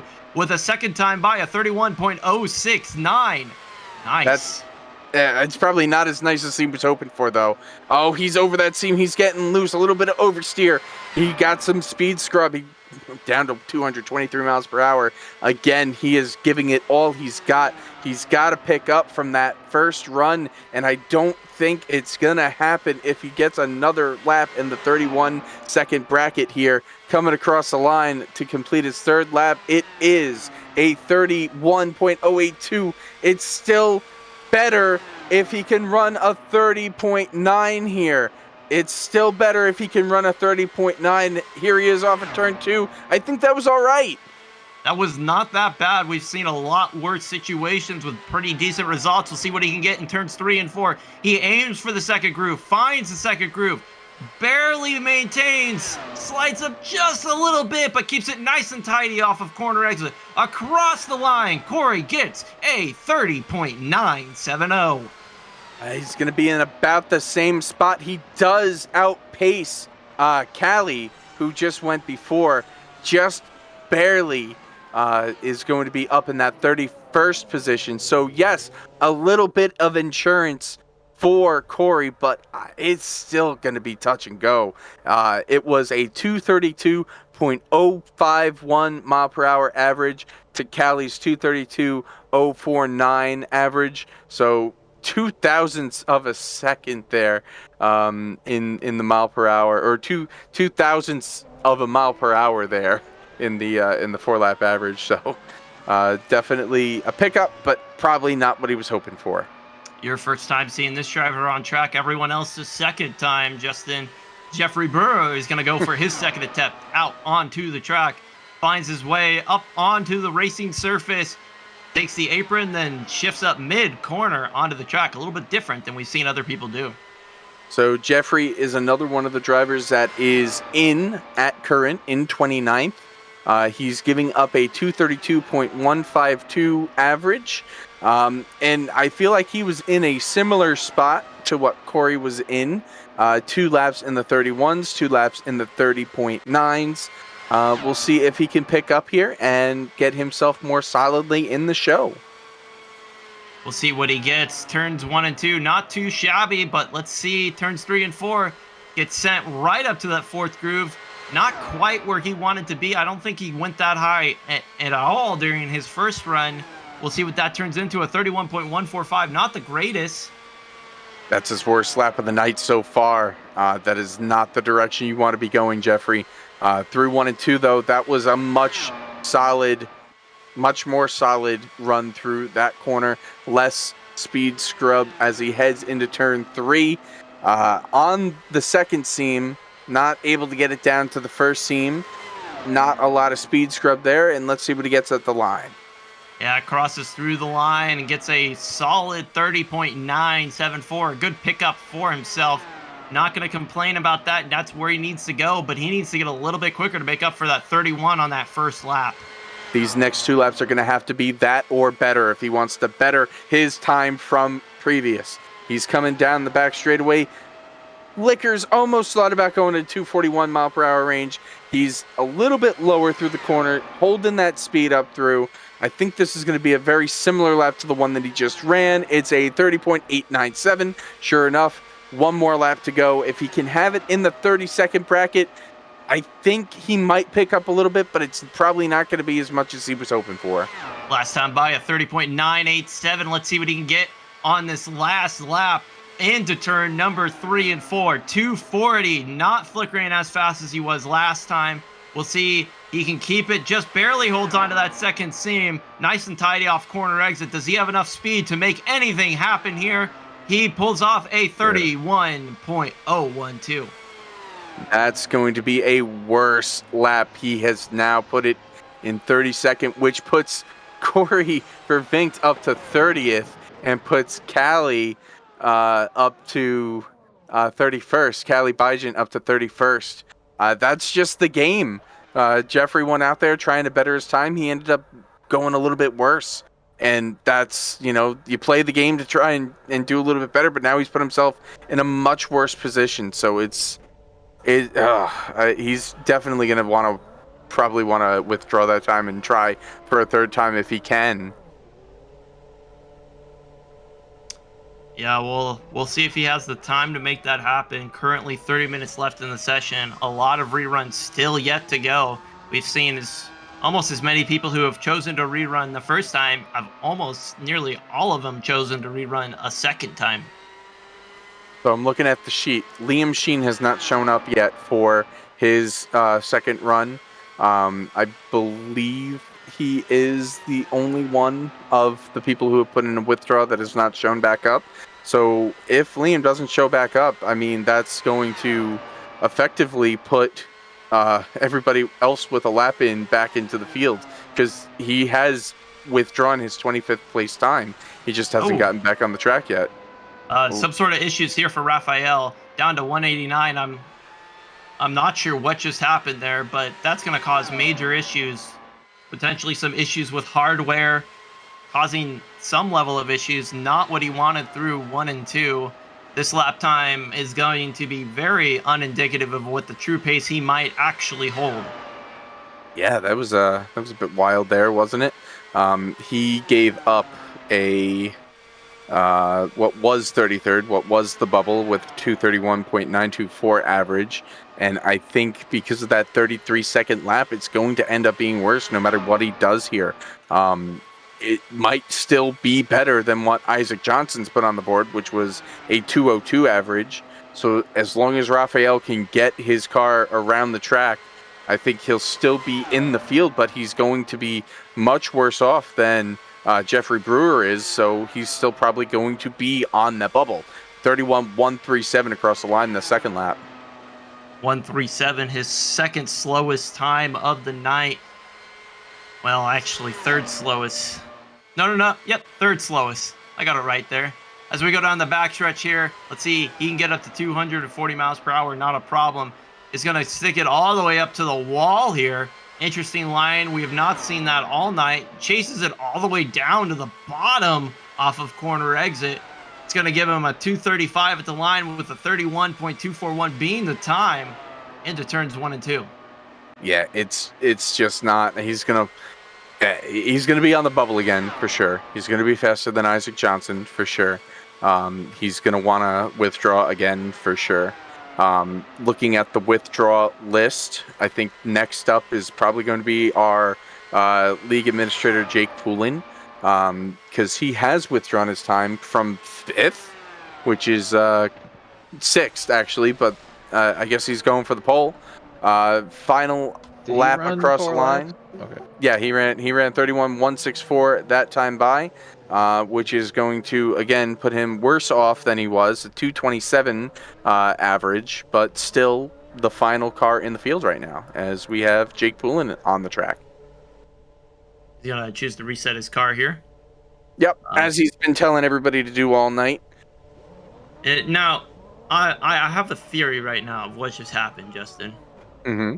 So, Raphael knew he was having issues with his car for one reason or another, and decided rather than just aborting the run, he knew it was already over going into through 1 and 2 the first time. He decided he was going to just start experimenting, see what was out there. Each lap, each corner did something different to try and find some sort of speed. I don't know, but that's what comes to mind for me. Well, I mean, it's a great theory and a great thing to do and try and think of, but I mean, I'm looking at that timer. There is only 26 minutes and 50 seconds left to go in this qualifying session. I don't know if that's going to be enough time for him to get back out there and get a third run in. For now, it's good. For now, he's still got a shot, as Jake Poulin is on his first lap of his new run. A little bit of grabby grab for the seam, but keeping his foot in it so far. Looks pretty decent. Yeah, it's solid 3 and 4 there. A little bit of a chase out off of corner exit. Jake Poulin comes down first time by 237 at the line for a 30.975. First lap down, 1 and 2. Where can he go? What can he make happen? Like a slot car, slots into that second lane, slides up out of that slot, up into the 4th groove. Perfect track out, down the backstretch, 238, 239, 240. 240 into turns 3 and 4 onto the bottom lane. That was a perfect 3 and 4. He gave up his first lap. I think he was talking about it before. If he could get down there, look at that, 8:44 on the board. That's his fastest lap of the night. It's the 5th fastest of the night, and I think he gave up that first lap to try and go for it on the 3rd and 4th and 2nd laps. I said it in reverse order, but I think he was planning this all along, and it might work out. Yeah, as we see him go down into 3 and 4 again for the 3rd time, not able to stick it just like he did lap 2. He's going to slide up, scrub some speed off. We'll see what that's worth as he goes across the line with a 30.891, 5/100ths of a second slower than his 2nd lap time. Still in the 8s, though, and that's where he needs to be. He only had 1 8 lap in his first run. It was his final lap. This is his final lap here. Is he going to be able to pull off a run like Ryan Pandisio was able to do in his run? It's a little slidey off the corner, but he was able to hold the speed up. Where is it going to be across the line? Jake Poulin, is it a pole run? No, it's a 9:04. That puts Poulin up into 4th. It's a better run, but it's not a pole.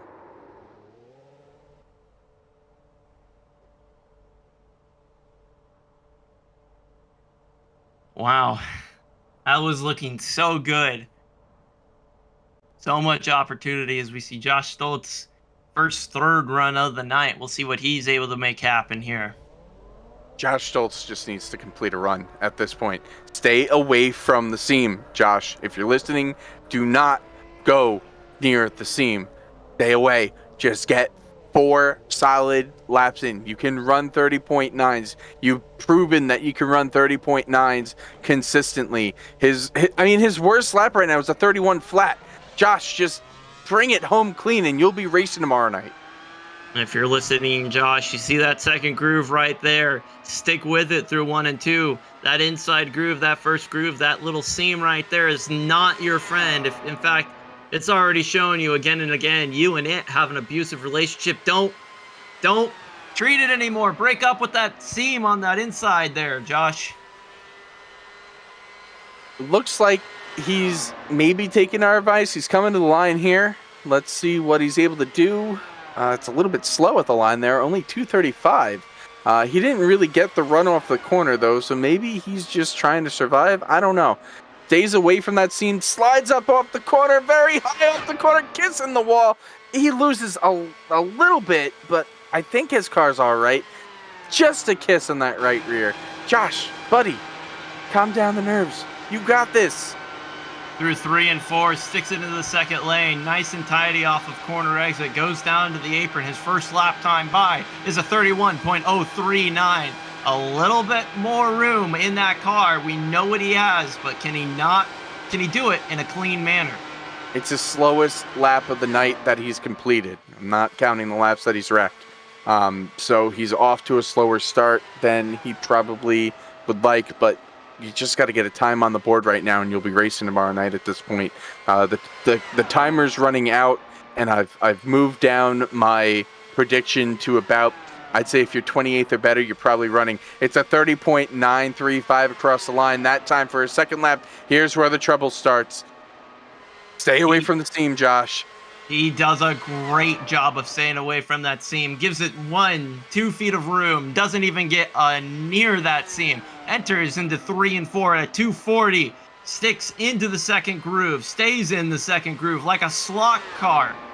Maintains that groove. Goes down to the apron. Has a great run. I think this is one of his better laps. A 9:43, right where he needs to be. Josh, can you repeat it one more time? Oh, God. He's going for it, and I'm nervous. He sticks it, though. It was a good corner. That was a great 1 and 2. He's probably looking at a very fast lap here if he can hold it through 3 and 4. He goes into the corner. He just bounces up off the seam, but he's going to make it. Josh Stoltz is going to put a lap time down, and he's going to get a 4-lap average, and it's going to put him in the show. 21st. Josh, I don't think you need to rerun. I think that's as best as you got. You got lap times in. You're on the show. Do not withdraw. Do not withdraw. You're in. We don't have enough time to get 12 people in. There's no way. In 20 minutes, not happening.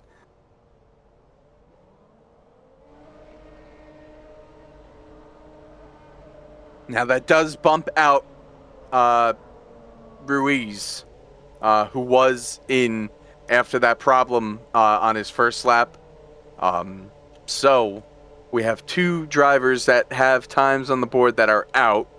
That's Isaac Johnson and Ruiz. Now with who do we got back on the track here? It is Derek Catt is on the track, and he is putting his first lap down. Now he's not giving up anything to put this down, so this is a fresh time on the board. So it's not going to move anybody up if he's not able to complete it. I believe this is the our newest member of FTF1, signed up in the middle of reruns, I think. So going out there, setting his first lap. He'll have, I believe, the first opportunity to go out and rerun because this is his initial run. Across the line a little bit slower than he probably would have liked, 235 miles per hour. Going into turn one, looking at the seam, scared of the seam, sliding up the track. Don't hit the wall. In the wall. Derek Catt. Keep going, Derek. Meatball. I think he's all right. He doesn't have a meatball. Now, it's he's got to beat the time. That's 33rd right now, and that is, I believe, Callie. No, it is Jeffrey. Jeffrey Brewer is 33rd right now. I don't know if a 32-1 is going to be good enough in any 4-lap average to get him above that, because looking at Jeffrey's times, all his times were 30s or 31. So yeah, it's probably not going to be enough to get him into the show at this point. And I don't think we're going to have enough time for him to get out again. But I mean, thank you for showing up, Derek, when you go back and listen to this. You still got the bumping session. Oh, right. Everyone's going to get another chance to rerun that is 31st on back after this session ends. That's true. That is true. Second time by for Derek was a 31.252. A lot more figured out that second lap. Let's see if he's able to learn here. He's going to get an opportunity to run again. That's not in question at the moment. But what can he learn here? This is almost a training session for him now. 31.325. Going into the turns 1 and 2 for the final time. He chases it down into the first groove. Almost loses it, but keeps it nice and together. Man, we don't see a lot of people choose to go to the first groove, but Derek, smart move. I think that's the move you need to make before you go into the bump session to figure out if you can even run down there. I guess if you're gonna already know that you're gonna have to run again, try out the seam, see how it is for you. But I can pretty much assure everybody the seam is not your friend. Do not run towards the seam. Derek comes across the line. Final lap, a 31.496. That's going to slot Derek in at 34th position so far. So I'm gonna run it back a little bit more because I think I've been saying it wrong this whole time. It's not 33rd, that's the bubble. It's 30th, that's the bubble. So we're looking at Riley Dunn right now on the bubble because the top 30 times are going to get locked in, and then we're going to have that final session.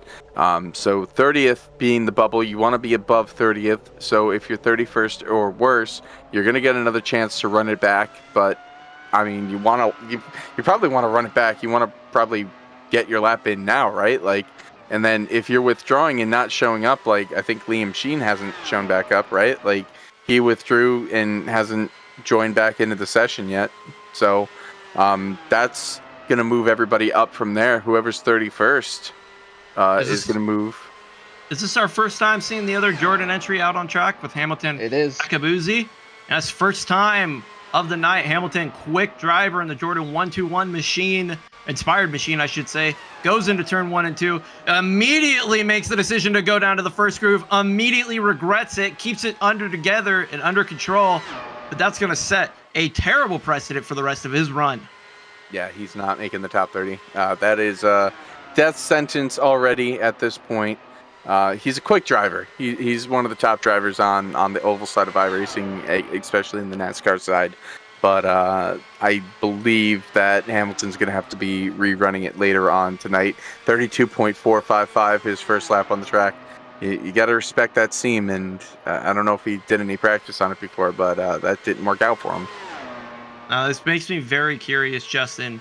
That seam is making me dangerous for the race tomorrow, making me feel dangerous for the race tomorrow. It's so enticing to try and make passes down there. Do you think that is going to potentially lead to a big one on a restart? I mean, it definitely could.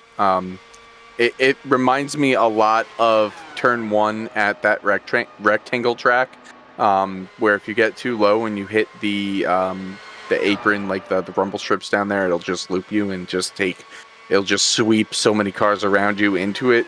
It kind of reminds me of that a little bit, just more sweeping at that moment.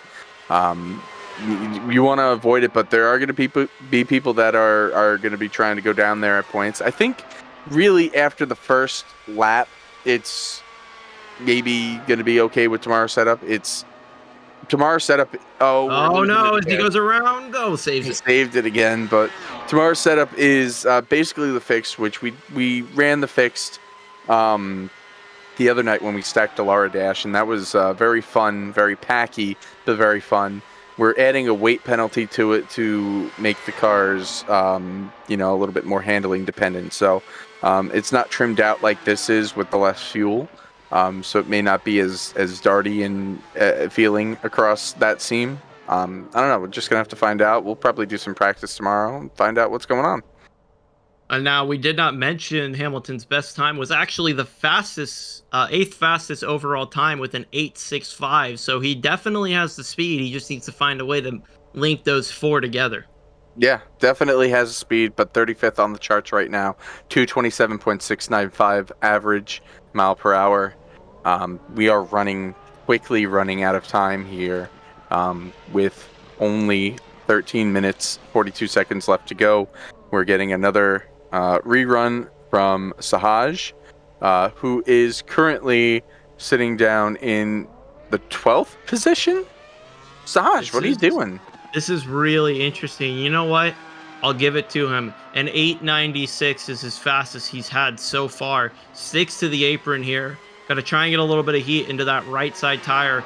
Not a bad decision. I think this is a push for a better starting position, not necessarily just for an improvement. I think he wants to be out of the... Ooh. As we see him disappear off of track. Uh-oh. We will see if he's able to come back in. Yeah, he's back. There he is. Hopefully he got his lap going. Very fast driver. As I mentioned previously, won the stacked Lara Dash that we ran on Monday night. It's just so interesting that he's opting to give up a secured spot in the field as he runs over the seam. I mean, if he wrecks it here, he's out, and that's going to move everybody behind him up. So I didn't count that lap. Do we have a... Let me check to see if I was able to get that lap time in. First lap. Yeah, I don't believe I can count that. That's a 27.79 according to my time. So we're gonna have to have him rerun. Yeah.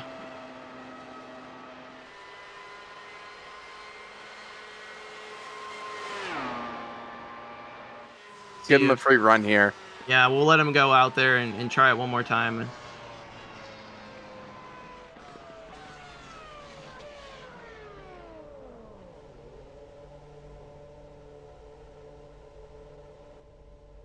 He came back in. His second sector there looked like it was a 15.5, which is right in line with where you kind of want to be for a really quick run. It was just a really quick time all around. Sahaj is one of our newer drivers here at FTF. Hopefully they can get their internet situation figured out, but again, very, very interesting call to forego the previous lap that locked him in. No doubt about it, 12th place was locked in. Yeah. This is our last first rerun, so Everyone else that is requesting a rerun is going to be their second time out, time permitting. Yeah, I mean, I don't know how many I think we might be able to get 3 or 4 out there. We got 10 minutes left, and Sahaj having to rerun here is, if you're that third or fourth or even a fifth person in line, that's going to be terrifying to you. That might have been the difference between you being able to start your time versus you not being able to go out there before the timer expired, as we see him exit off of turn number 4, this time with a full intact internet connection across the line at 237 miles per hour. Yeah, and then went to 238 really quick. I think he got a really good run off that corner through turns 1 and 2, maintaining the speed very well. Little close to that wall there, a little bit of speed scrub off of turn 2, but solid speed right now. 240 into turn 3, running a little bit higher than probably he would like, but maybe he could be giving up that first lap for the second, third, and fourth. 15.5 through the first sector, 31.006 overall time. That's not great. No, that's not good at all. That's actually really detrimental for his overall performance there. He needs to pick it up right now in order to make up for that. Yeah, Sahaj goes from being locked in to now possibly fighting for a top 30 spot. These times are so close. These speeds are so close, and anyone in a 31's got to be sweating bullets right now. If you had a 31 through the time, 30.926, a big pickup for the second lap, which is decent lap for him. Was faster than his second lap before, but I mean that 006 in the 31-second bracket's gonna hurt. It absolutely is gonna hurt. Third fastest time he ran all night that last lap. Let's see what he can do here. Has an 8.96, was his last time on his third lap. Let's see what he gets this time. He gets a 30.958. Not able to repeat the pickup that he had on his third lap last time. Going into the 1 and 2 for the last time. Barely able to stay through the second groove. Gets it right back down. Not drifting up like he has the previous times. I see a lot of potential here for this to be a quick lap. Yes, but I don't think it's going to get him out of the 232s. I think it's going to be he's losing it. Oh no, from the field. Oh. Sahaj. Oh no. His sector time, his first sector time was a 15.4. That was the exact same sector time he did on his fastest lap. Now he's gone from the 12th place position. That moves back in. It's crazy how this works. Corey Vervinkt is back on the 30th place bubble right now. Wow. Crazy.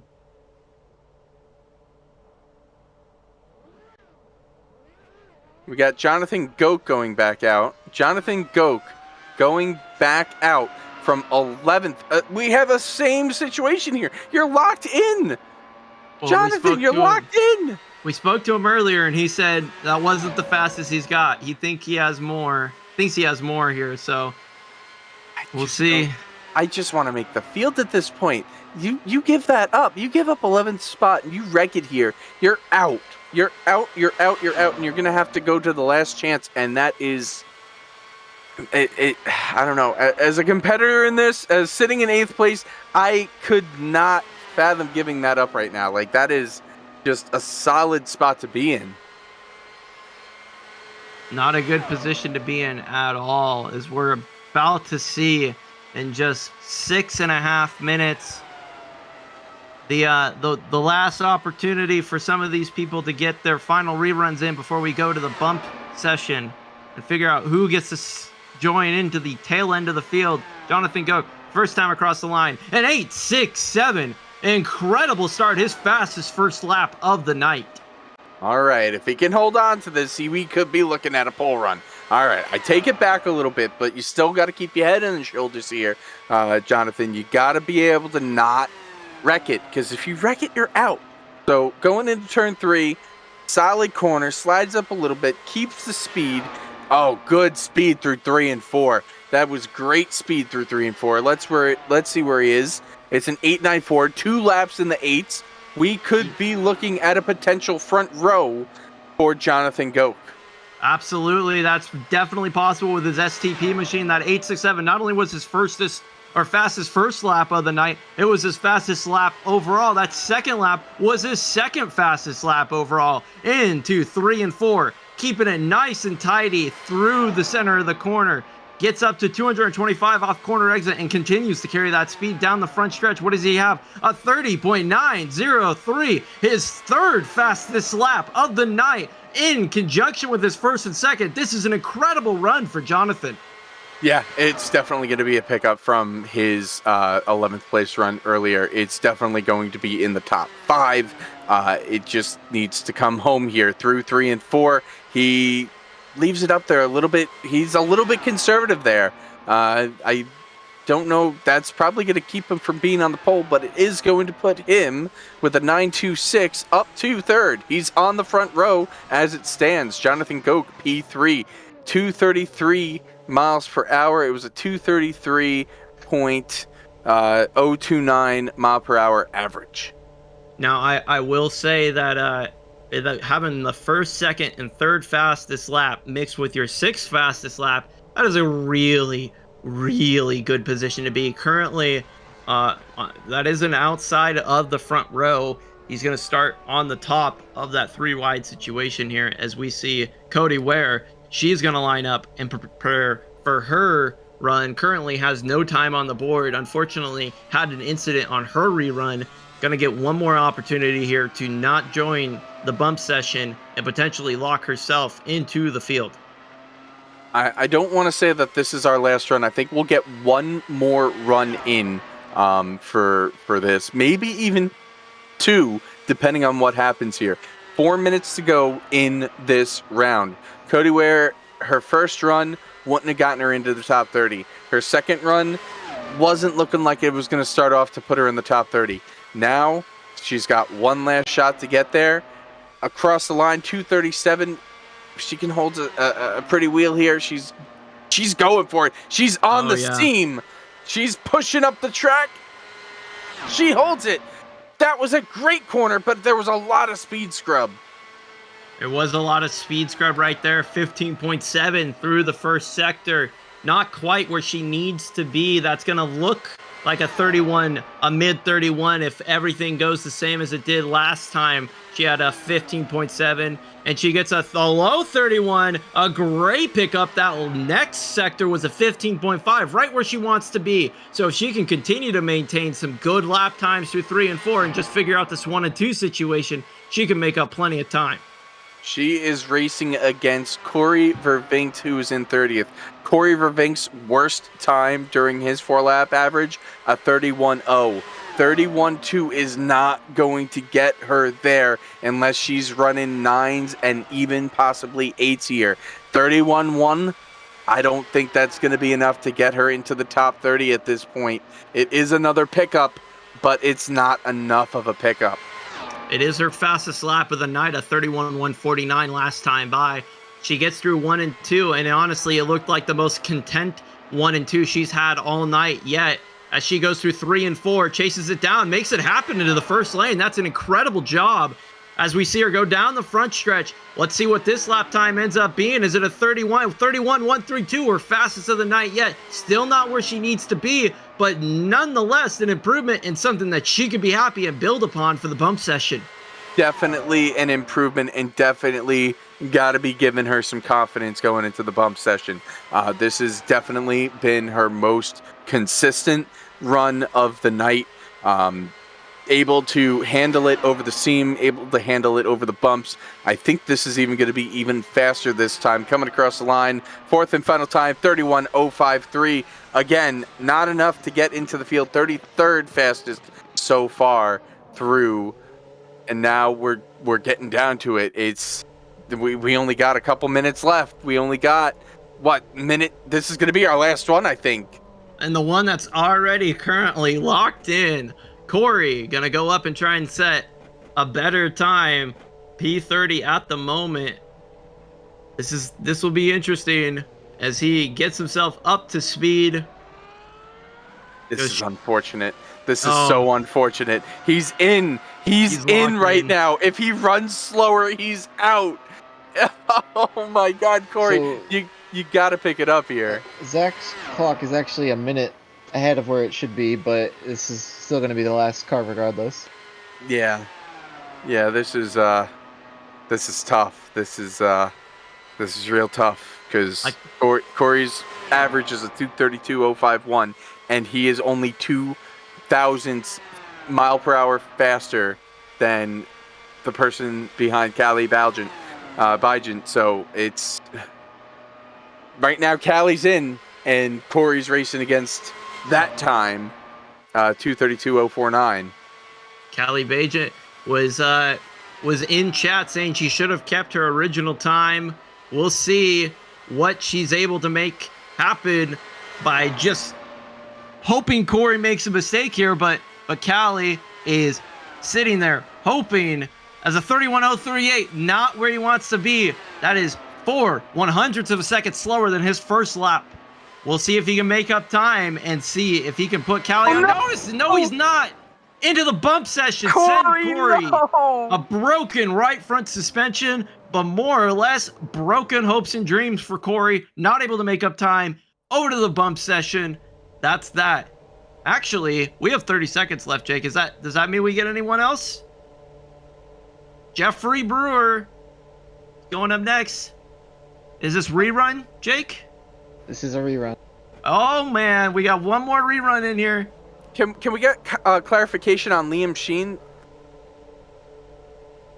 Liam Sheen will have his time withdrawn because he, you can't get in the queue to rerun and not rerun and still keep your time. So his time is gone.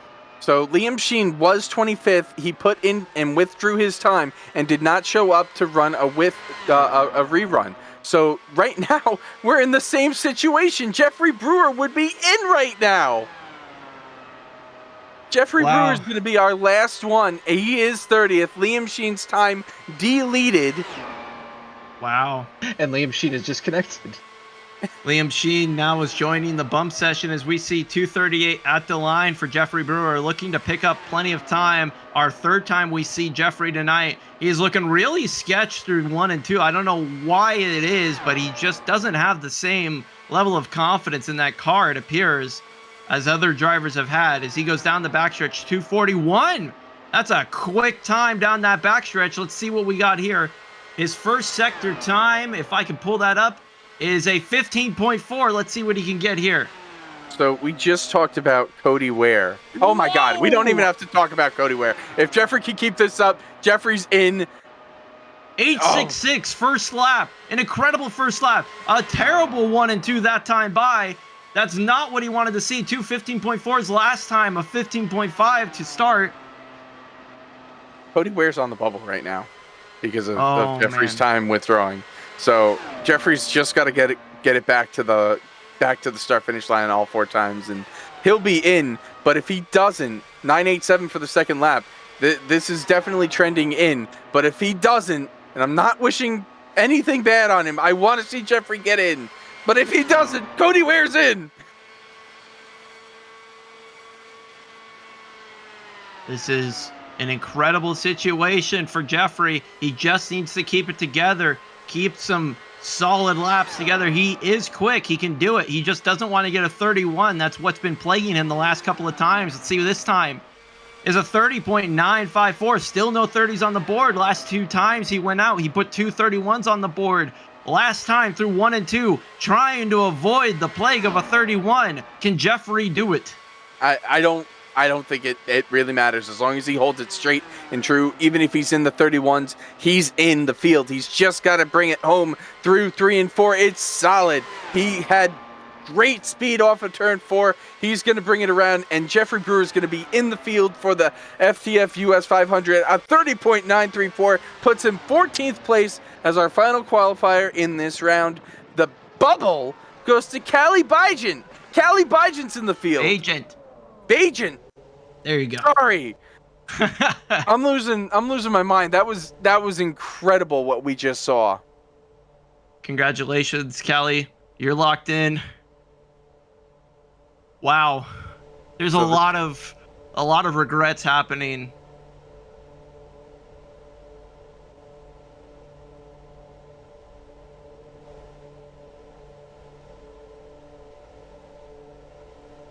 So how many drivers are we sending home here? Who are the ones that have no time right now? No times from looks like DL Lemon. Let's see, Ruiz, no. Corey Vervinkt. So let's see, we gotta add. I think I'm gonna send Liam first because he was the first to not be Yeah, here. Liam Sheen. Because we have 39 people who attempted tonight. So it'd be Liam Sheen, Corey Vervinkt, DL Lemon.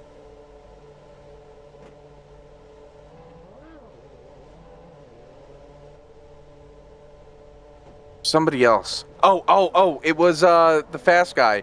Hamilton? Sahaj Sahaj. Patir. By the way, Jake, we had another league applicant. I don't know if it's too late for them to join in on the bump session.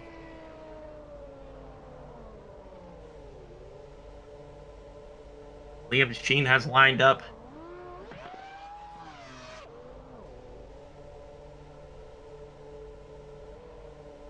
So, Jake, just explain really quick. Do these times, these 3 times that are in right now, Cody Ware, Derek Cat, and Hamilton Akabuzi, are those times, like, they're not giving up their times, right? Right. There's this session. The times are not withdrawn. Everyone just gets one chance to improve their lap.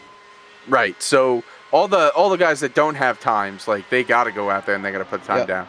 But right now we have 3 drivers that are in for the bump, which is Cody Ware, Derek Cat, and Hamilton Akabuzi. Those are the 3 that these drivers are all trying to beat to get in. They're not withdrawing times. So Liam Sheen is on the track now. Liam Sheen gave up his time by withdrawing and not showing up for his withdraw. 15.5 right there on the board. Unfortunately for everyone else who's involved in this situation, you're looking at Sahaj and Liam, and I think that's basically 2 cars guaranteed to make it in unless they make a mistake. Yeah, I really do think that it's going to be for the 33rd spot. That was an incredible lap. Yeah, an 8.99. I mean, we're not talking about pull times anymore here. We're talking about basically beating P31 on back in an incredible start for that. That's a 30.899 for Liam. Zach, make sure that you're not putting them above first through 30th. They are locked. Yes, that's correct. We'll see as we go down here. A 30.945. A really solid. That's the 2nd fastest lap time of the night. He goes in high arc into turn 1. Hits the same. No! Goes right around. Liam Sheen will not be starting in the race tomorrow. Liam Sheen is out of the US 500, and that is half of Blake Reynolds' team. Blake Reynolds is going to be a lone soldier tomorrow night in this race. That Liam Sheen was so quick, and now you go back to the mistake that was made completely off track of withdrawing that time, and that is so unfortunate for Liam. Oh man. Was there any others that had no time on the board? Corey Vervinkt and DL Lemon. Okay, DL Lemon is still not returned, so they'll probably won't run. Wow. That's a massive bullet dodged for all those drivers who were just struggling to get to the pace for a top 30 time. That's basically opened up an additional entry for them. Sahaj is getting up to speed. Cannot do what Liam Sheen did. We saw just how detrimental a mistake by hitting that seam can be. And unfortunately, that seam will take no prisoners. So you got to be careful there. We do apologize for the sheet at this moment. Zach's doing his best. We kind of threw a curveball in there by locking in the top 30. But we got Sahaj on the track. Sahaj was in, then Sahaj was out. And now Sahaj is trying to get back in. And we know that Sahaj has speed. So I think if Sahaj can put down 4 solid laps here, I don't think they have to be anything too flashy. But I think that they'll be racing tomorrow night as long as they can get it 15.5 home. through the first sector, 15.5 through the second sector. That's a 31.015. Nothing flashy, but that gets the job done. Oh, no. Around Sahaj again. Oh, my goodness. Sahaj was in. Liam was in, and both of them just miscues. Miscues have got them both out now, and they will not race. Neither will race. Two of our fastest drivers will not race tomorrow night in the US 500. That is an absolute shame. Yeah, that's unfortunate that they did not need to get much out there. This wasn't a competitive run. They weren't going to get into the top 30. They just had to put lap times down, and not like incredibly fast lap times for them. Just consistent, good lap times. And unfortunately, both went for all the marbles and ended up just with nothing. I think... If Andrew Schultz, I think it is, if you're listening, I missed your application before the session ended, so I'm going to let you run in the bump session here if you can get in. And there you have it. So we have Corey Vervinkt back on the track. Corey Vervinkt was in, then he crashed, now he's out. One of those situations, man. He had withdrawn his time to run an insurance lap, and the insurance ran dry, and he crashed it on his second lap, which ended up giving Callie the 30th and final spot. So now I think Corey's going to be okay if he can just do what he did on his first run. Nothing too flashy, just got to get out there. Not trying to talk bad at all about Cody Ware, but Cody Ware's laps average was a 2:31.13, and even that was her learning and trying to get better. I'm sure she'll get better in her final run here, but a 2:32 I think will be enough to get anybody in the show at this point. Corey, first lap time was a 30.999. Triple nines on the board for Corey. First time by, second times by. Corey is able to put up a 31.010. Not quite the improvement that he wanted to see, but I think that's sure as heck going to be good enough to probably get the job done in the bump session. As he slides up, almost gets into the wall, making a similar mistake as the previous two drivers, but able to keep it together, goes into turns 3 and 4, aims for the bottom, looking to make up time. Not really sure what's happening right now on board as he slides all the way out to the outside wall, barely able to put a paper between his wheel and that outside wall, crosses the line for the third time, 30.993. This is a model of consistency run, and I think it's going to be exactly what he needs to make it into the show. Watch out for that seam, he holds it. Watch out for that wall, he holds it. He's got it through turn 2, coming around the final time, going into turn 3, 240 miles per hour. He's going to bring it down. He's going to run it not as low as he needs to, but it's going to be enough. I think he's going to have a solid run here, and he's going to put himself provisionally in the 31st spot with a 9.66. And that right there just proves how important it is not to have fast laps, but right now, third driver in, but our first time on the board. Don't make a mistake. Don't push too hard. You have a shot to make yourself into the field. It was Cody Ware, right? The last one without a time? No, it was DJ Lemon, or DL Lemon. Okay, he's not here. So who was the next slowest? That would be Isaac Johnson. Isaac Johnson has left the building. Who's next? All right, then it'd be Rafael Ruiz.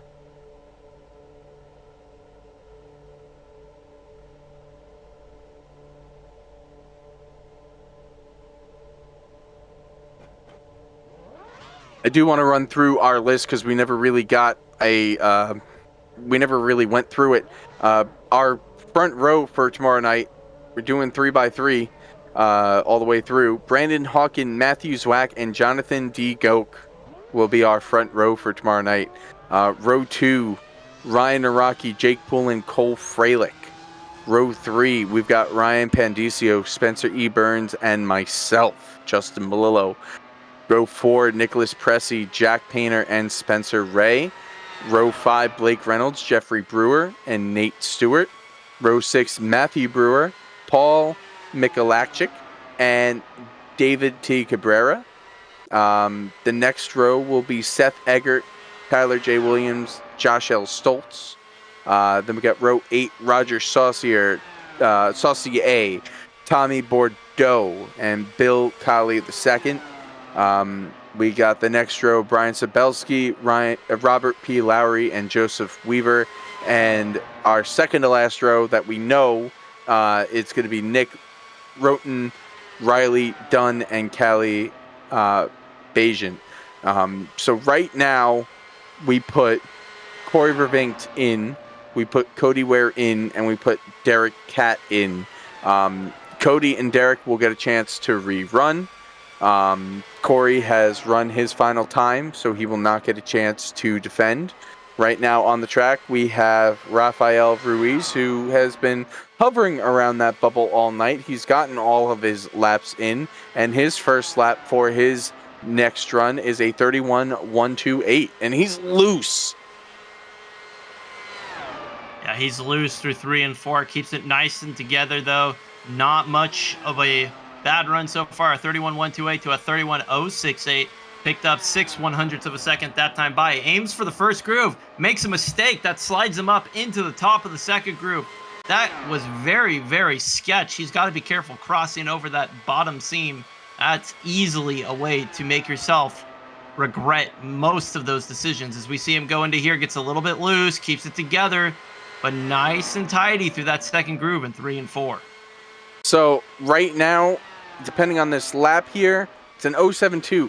It is tracking to be 32nd at the current, which would put him ahead of Cody Ware and put Cody Ware on the bubble and knock Derek Catt out. As long as Rafael can hold it together here, he will have a spot provisionally, but then we have to worry about Hamilton Akabuzi, who is a very fast driver, and as long as he doesn't go, drifting in his lap, we'll see what happens. But a 31.036 provisionally puts Rafael 32nd for the moment. And someone can let him know his lap time's done. He's still going at full song right now. We do have a new challenger who has approached, Andrew Schulte. Is he actually done? Are we sure? Yeah, we got 4 lap times for him. He's going to go out and show what he can get on a 5th one. He could have gotten a 30.995. Obviously, lower fuel is going to help him in that situation. He said a 5th lap time, but that won't be counted.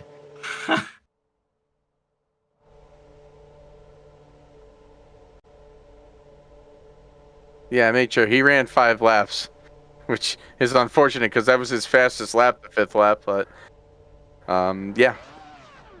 Andrew Schulte is going to go ahead and line up here. Our newest driver. He's written in chat, says, praying my PC won't die. Well, I think if you set a lap time up here, this is really interesting. He hasn't had any practice here with this setup. He doesn't know what he's getting himself into. We don't know how fast he is. This is going to be real interesting to kind of see what he's got. For sure. I am awaiting this time. He could be, the fastest guy on the sim. I don't know. I've never met him before. I wish him the best of luck, though, on no practice.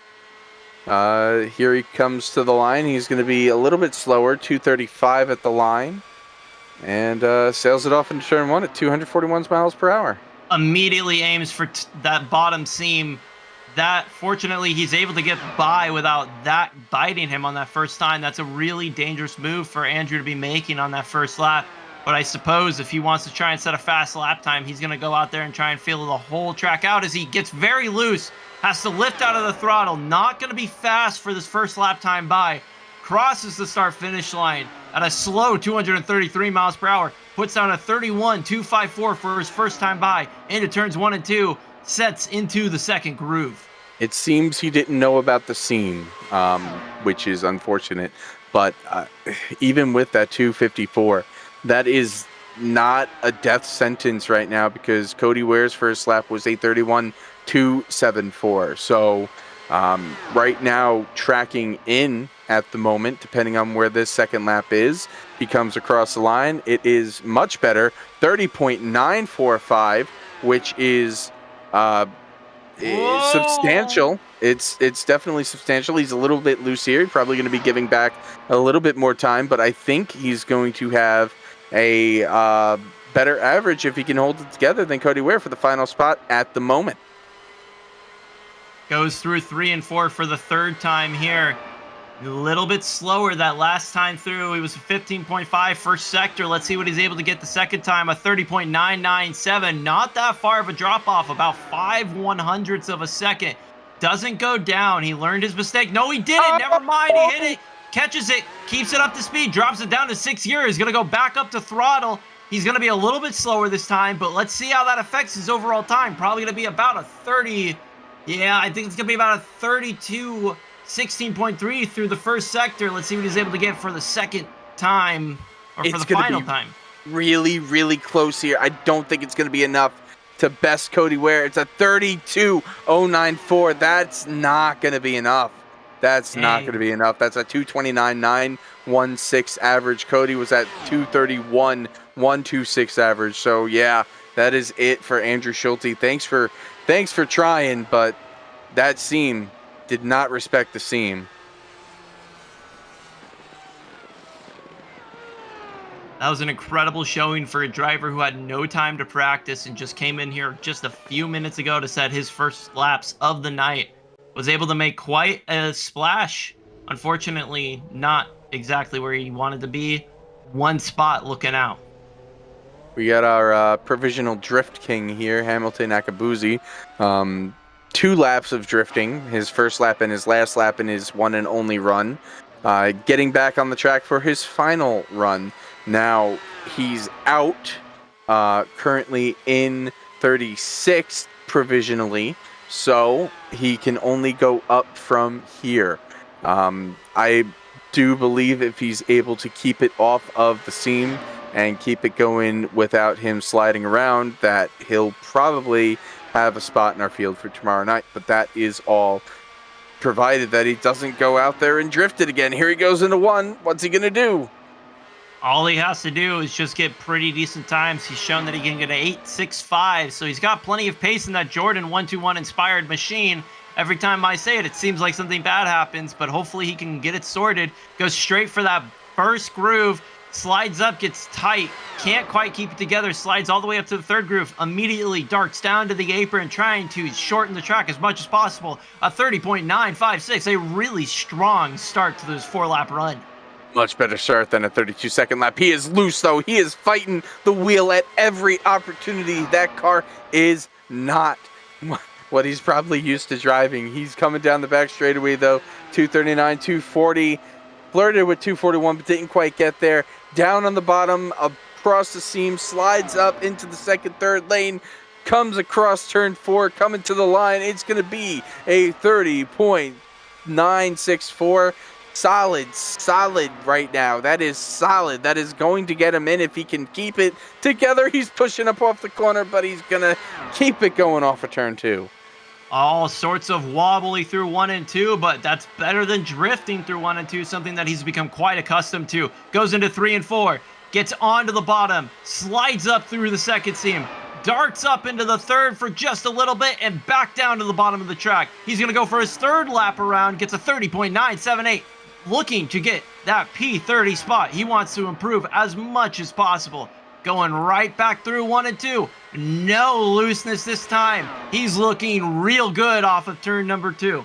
If he could put another 30 down, he is going to be a sure lock in 31st place. He's going for it, though. He is sliding. He is a little bit drifty, but he holds it together. A little bit of speed loss. I don't think this is going to be what he was hoping for his final lap. 30.929. That's going to put him 31st. That's a lock-in for 31st. Hamilton Akabuzi filling the shoes of Michael Schumacher, who drove that Jordan 121 machine in Formula 1 oh so long ago. Also locks himself into the field. There we go. That is a solid position to be in. And that's a lock. There are only 2 more drivers to go. Derek Catt and Cody Ware. That's it. Those are our last 2 drivers. Hamilton, Akabuzi in the field for tomorrow night. On the bubble, Corey Vervinkt. 232.318 is that time average. 33rd right now, Rafael Ruiz. 231.960. We'll have to see what happens here because both Derek and Cody did not beat that at all in any of their runs. So this is, I believe, Derek's second. Oh no, this is Cody's up. So if Cody can keep improving like she was able to do in her previous runs, it's just been steady improvement. If she can at least run 31 O's, I think she's gonna be able to make the field. Cody Ware getting all sorts of situated out on track, goes high into 3 and 4 to carry as much speed to the line as she possibly can. Has all the pace, the car wound up, full song, crossing the start-finish line at 237 miles per hour. Into turn number 1 for the first of her final first laps. She goes in, slides, maintains second, slides up into the 3rd lane, barely keeps it off the corner, and goes down the back stretch. Had some speed scrub there off of turn 2, but did keep it out of the wall going into turn 3. The speed scrub is happening again, going down to 222 miles per hour. You don't want to go below 224 in turns 3 and 4. First lap across the line, 31.128. I don't know. Tie with Rafael Ruiz's first lap. I'm sorry. Yeah, you're right. Oh man, this is gonna be down to the wire, in the wall, right rear in the wall, but keeps it going straight. Cody Ware is giving it all she's got. Everything out on track, nothing left in the car. Cody Ware trying to make everything happen. Let's see what she can do. Room for an improvement. She's done it before. She's gotten as low as a 31.053. What does she have here? A 31.147, not the direction she wants to go. Needs to find time right now. That's the wrong way. Rafael Ruiz's lap was at 31.068. Cody Ware is going in the wrong direction. Cody needs to get back up. She needs to run a 9 if she wants to have any hope of running in tomorrow's race. Everything that she can do, she's going to make it happen here for these last 2 laps off of turn number 4 for the 3rd time and looking to improve as much as possible. Crosses the start-finish line with a 31.116. Nothing there. I think she's going to need an 8 if she has any hope.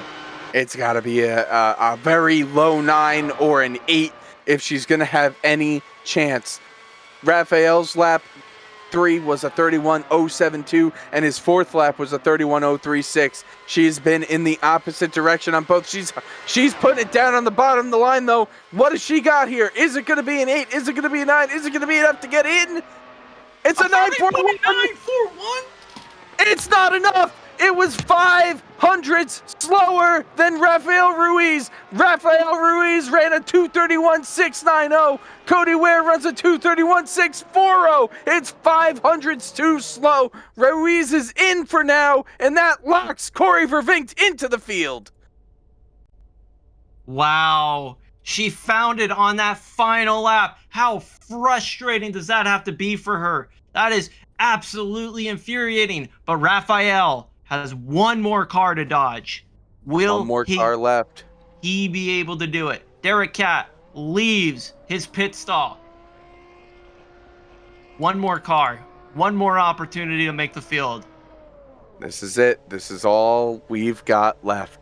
Derek Catt, it doesn't look good from his first and only run. He's only had the one run, though.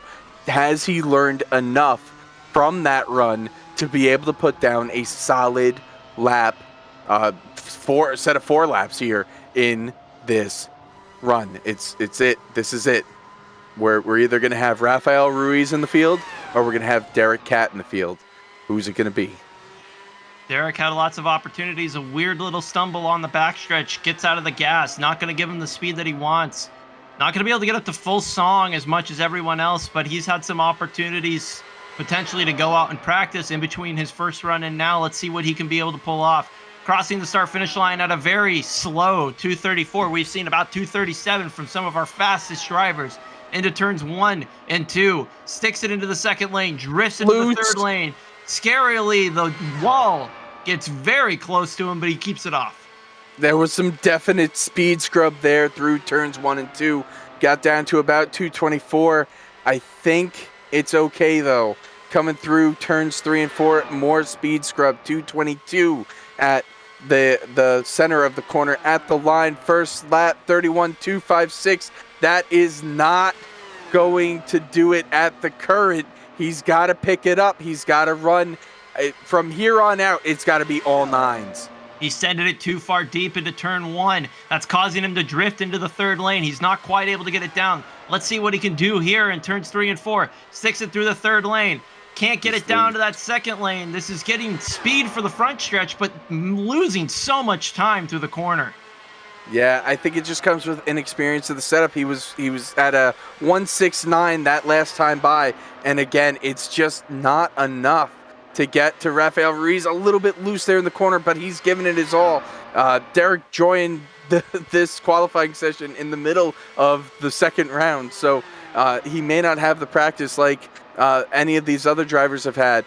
It's looking very good for Rafael Ruiz. Coming off the turn 4, though, Derek Cat, what has Derek got at the line? Will it be a 9? It's a 2. It's a 31.238.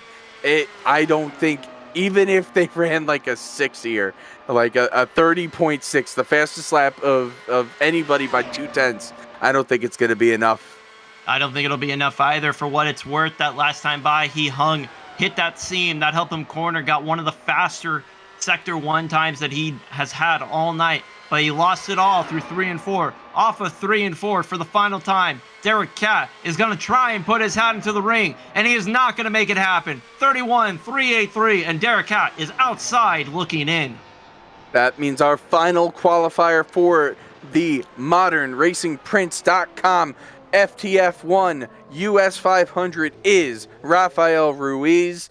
That is going to mean Hamilton, Akabuzi, Corey Vervinkt, and Rafael Ruiz will make up our 11th and final row for tomorrow night's race. Congratulations to everybody who went out there and tried. And what another exciting round of knockout style qualifying that we've done here. I absolutely love this type of qualifying. It's incredibly, just leaves you on the edge of your seat, incredibly engaging. You never know what's going to happen. We saw our 2 faster drivers go and try and put all of it out on the track to try and set a fastest lap and get a pole time. Instead, wrecked it, then had to go in and just make the show. And the same mistake caught them again. And now Liam Sheen and Sahar are looking out, trying to figure out what they could, or Sahaj are trying to figure out what they could have done differently. Yeah, absolutely crazy session here. In total, 7 drivers who attempted will be going home tonight. That will not make the field for tomorrow, but we could have the possibility of alternates. The first alternate would be Cody Ware, who qualified 34th. Derek Cat ended up 35th. Those are your first 2 out.